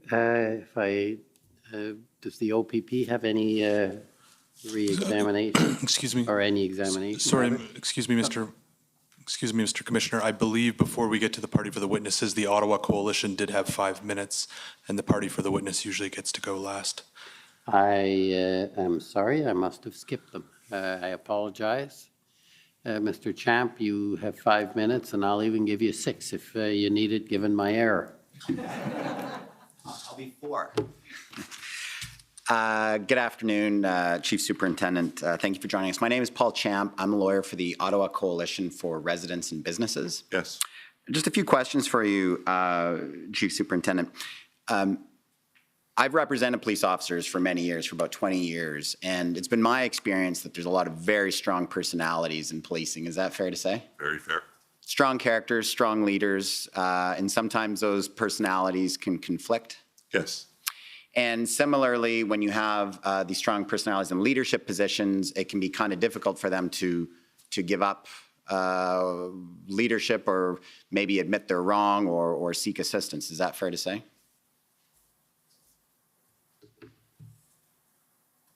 Yes and no.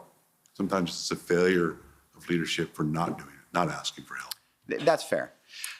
Where I was going to go at, wanted to ask you about, Chief Superintendent, is that you told us before about how a chief of police in Ontario can ask the Ontario Provincial Police to take over their service or assist their service in cases of emergency, correct?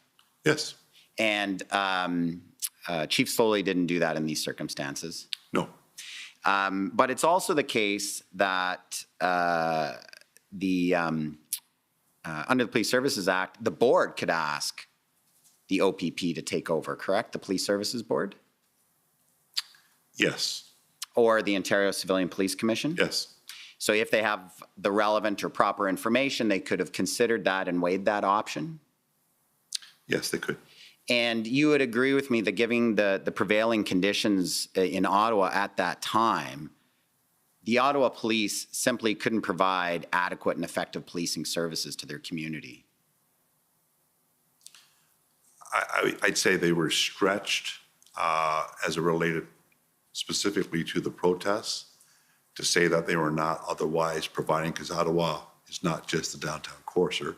That's fair, absolutely, for the rest of it. You know, because we talk regularly with them about their ability to respond to their day-to-day business. Right. But we've heard lots of evidence, and I don't think it's really in dispute, that the Ottawa Police Services simply did not have the capacity to bring this event to an end on their own. The numbers were such, the scale was such, it was recognized generally. The Ottawa Police couldn't end this on their own, correct? Yeah, that's correct. And it took an enormous amount more of police resources from elsewhere to bring an end to this, correct? Yes. And I'm just wondering, like, I was taking a look and reviewing the national framework on police preparedness for demonstrations and assemblies, and there's nothing in there about what happens if the demonstration is of such a scale that the police force of jurisdiction can't manage it, and in how or in what way there could be a trigger for them to ask for another service to maybe even take over if they're having a real problem. Would you agree with me, Chief Superintendent, that more policy or protocol around that for how police services can feel comfortable reaching out to get assistance would be helpful? It absolutely would. Yeah, if Chief Slowly had some more guidance on that, or his strong personality, maybe he felt he was kind of getting it from all sides. I think we've heard a lot of evidence from that, felt embattled. But if there was a policy there saying, hey, at this point, that's a trigger, you should actually cede responsibility to another service, that perhaps could have helped this crisis. Would you agree? Whether or not it's ceding responsibility to another organization, you know, I'll just back up and qualify this answer with another statement. The OPP policy, for example, when an incident exhausts the ability of the local detachment to respond, we will stand up an EOC. So we have a more coordinated response, because now we're going to be needing resources from other. So it's kind of inbred in our nature that when an event overwhelms one jurisdiction, OPP jurisdiction, and others are needed, we stand up a broader group to support, to ensure that the response, so that the locals can still focus and we can bring in supports. So I don't believe it's about policy that he would have to cede responsibility, but certainly that when you are overwhelmed, that it's time to ask and integrate with other organizations to seek their assistance to collectively bring it into the unlawful activity. I hear you, Chief Superintendent, but I guess just what I'm suggesting is that it's a little bit ad hoc, right? There's no real good guidance for a chief about when might be the right time to press the emergency button. I would say there probably is no guidance or written guidance in that regard. Okay. Thank you very much, Chief Superintendent. Thank you. Now I will call on the OPP.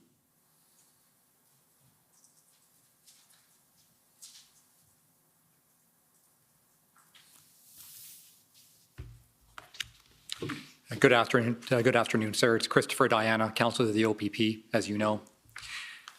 I'd like to maybe take a step back a little bit. You've answered a lot of questions about, the details of what happened in Ottawa. Part of the mandate of this commission, and part of what I think the commissioner may be interested in hearing about as well, is taking a look at the bigger picture. Lessons learned is part of the mandate of this commission.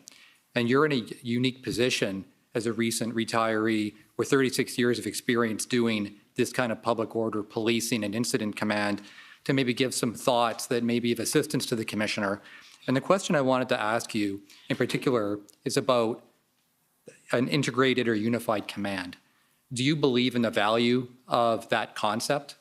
Absolutely. It's absolutely critical to our success in any event where it's beyond the scope of one organization. Right. And what are some of the impediments? So if we're looking at lessons learned, what are some of the impediments going forward that the commissioner may want to consider while contemplating the evidence that he hears?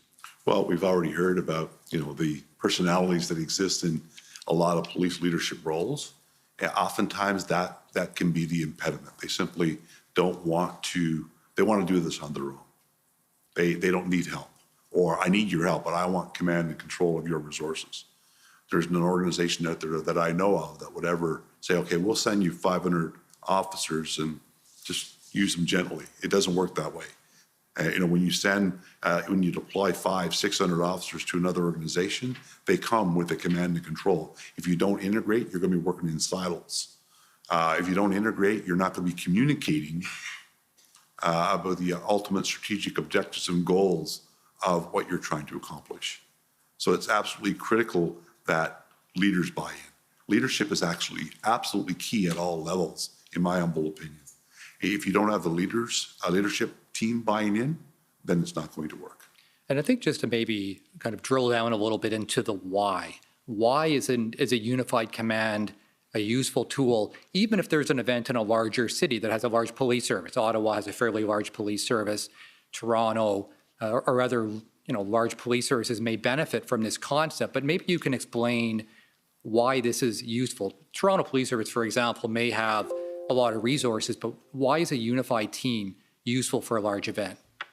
Well, it's unified because of, the power of the human brain.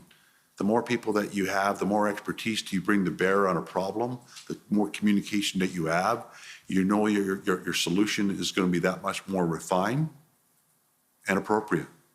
It takes, as I mentioned earlier in my evidence, it takes the weight off one pair of shoulders who is feeling the burden of this event. And I feel for Chief Slowly, the burden that he was under for this event. But bringing in an integrated command and all that it brings to bear with the resources, the subject matter expertise, can only produce a win. Ultimately, though, it comes down to whether the police service of jurisdiction kind of buys into the concept, correct? Yes. Thank you, Commissioner. Okay, can I just check with the Government of Canada? Are you content? There's nothing further you'd like? No? Okay, I just have a couple of questions, Chief Pardy. There have been words about what the operation, and it's been referred to, as I understand it, as ending the occupation, but also some people have said ending the protest. Is there a difference in your mind between the approach of saying the plan is to end the protest or end the occupation? I certainly have used them synonymous today as one and the same.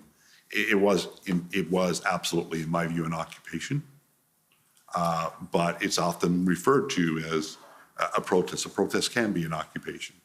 So they're one and the same from my view. Okay, and in that, I just want to ask you if you could have a look at your mission statement, and we've had it referred to, and I think it's OPP 1851.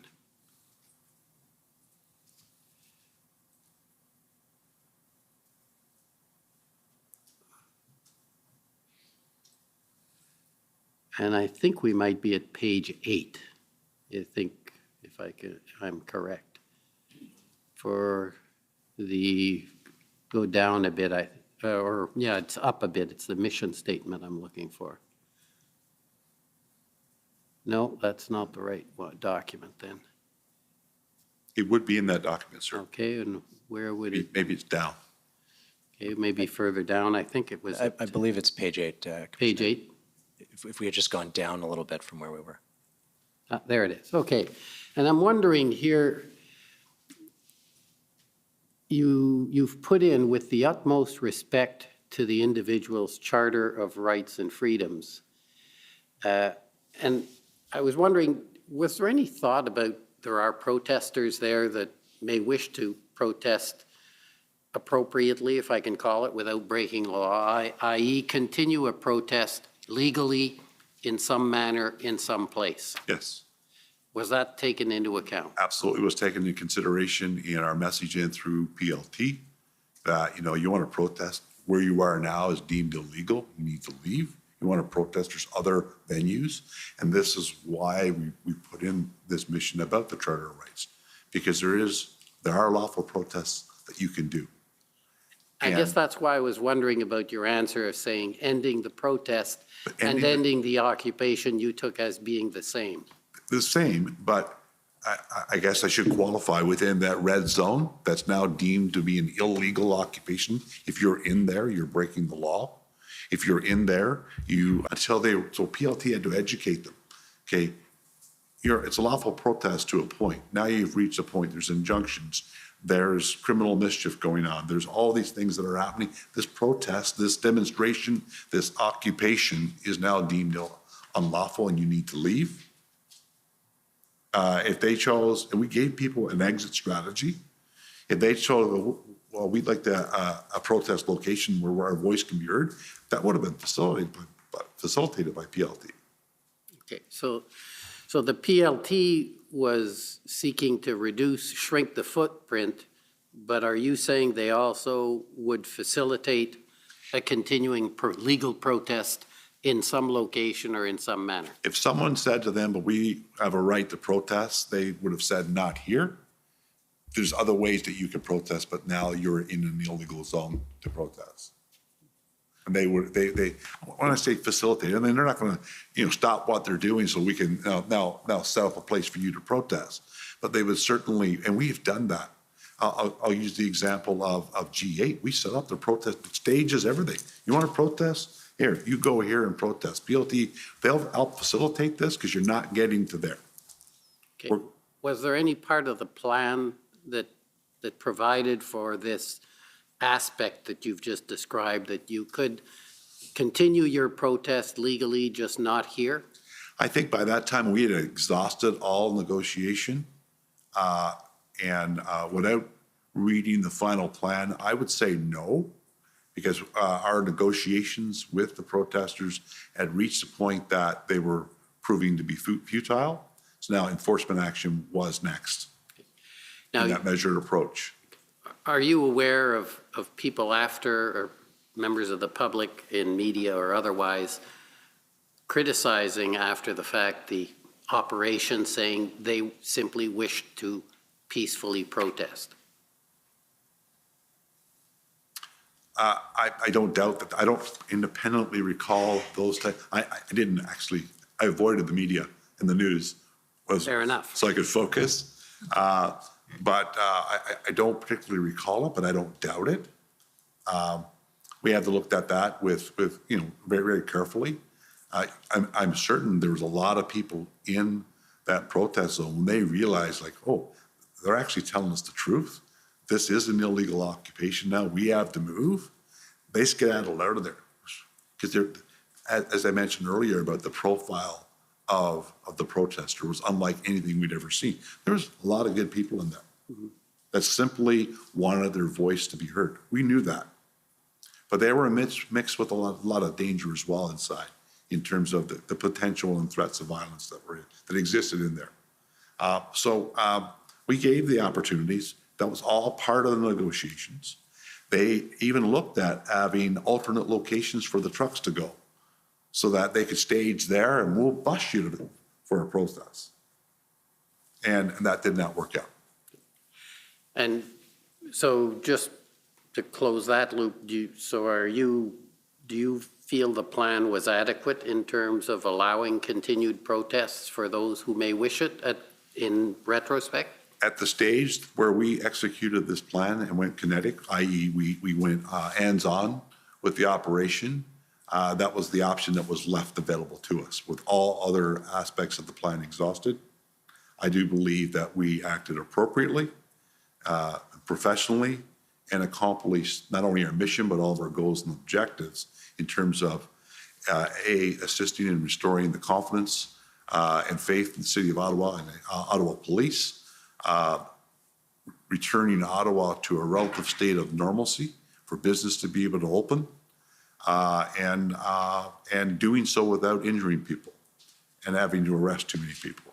We know our justice, a lot of people put a lot of stock in arrest. We also know our justice system just doesn't have the ability for us to arrest and charge 3,000 people. We all know what would happen there.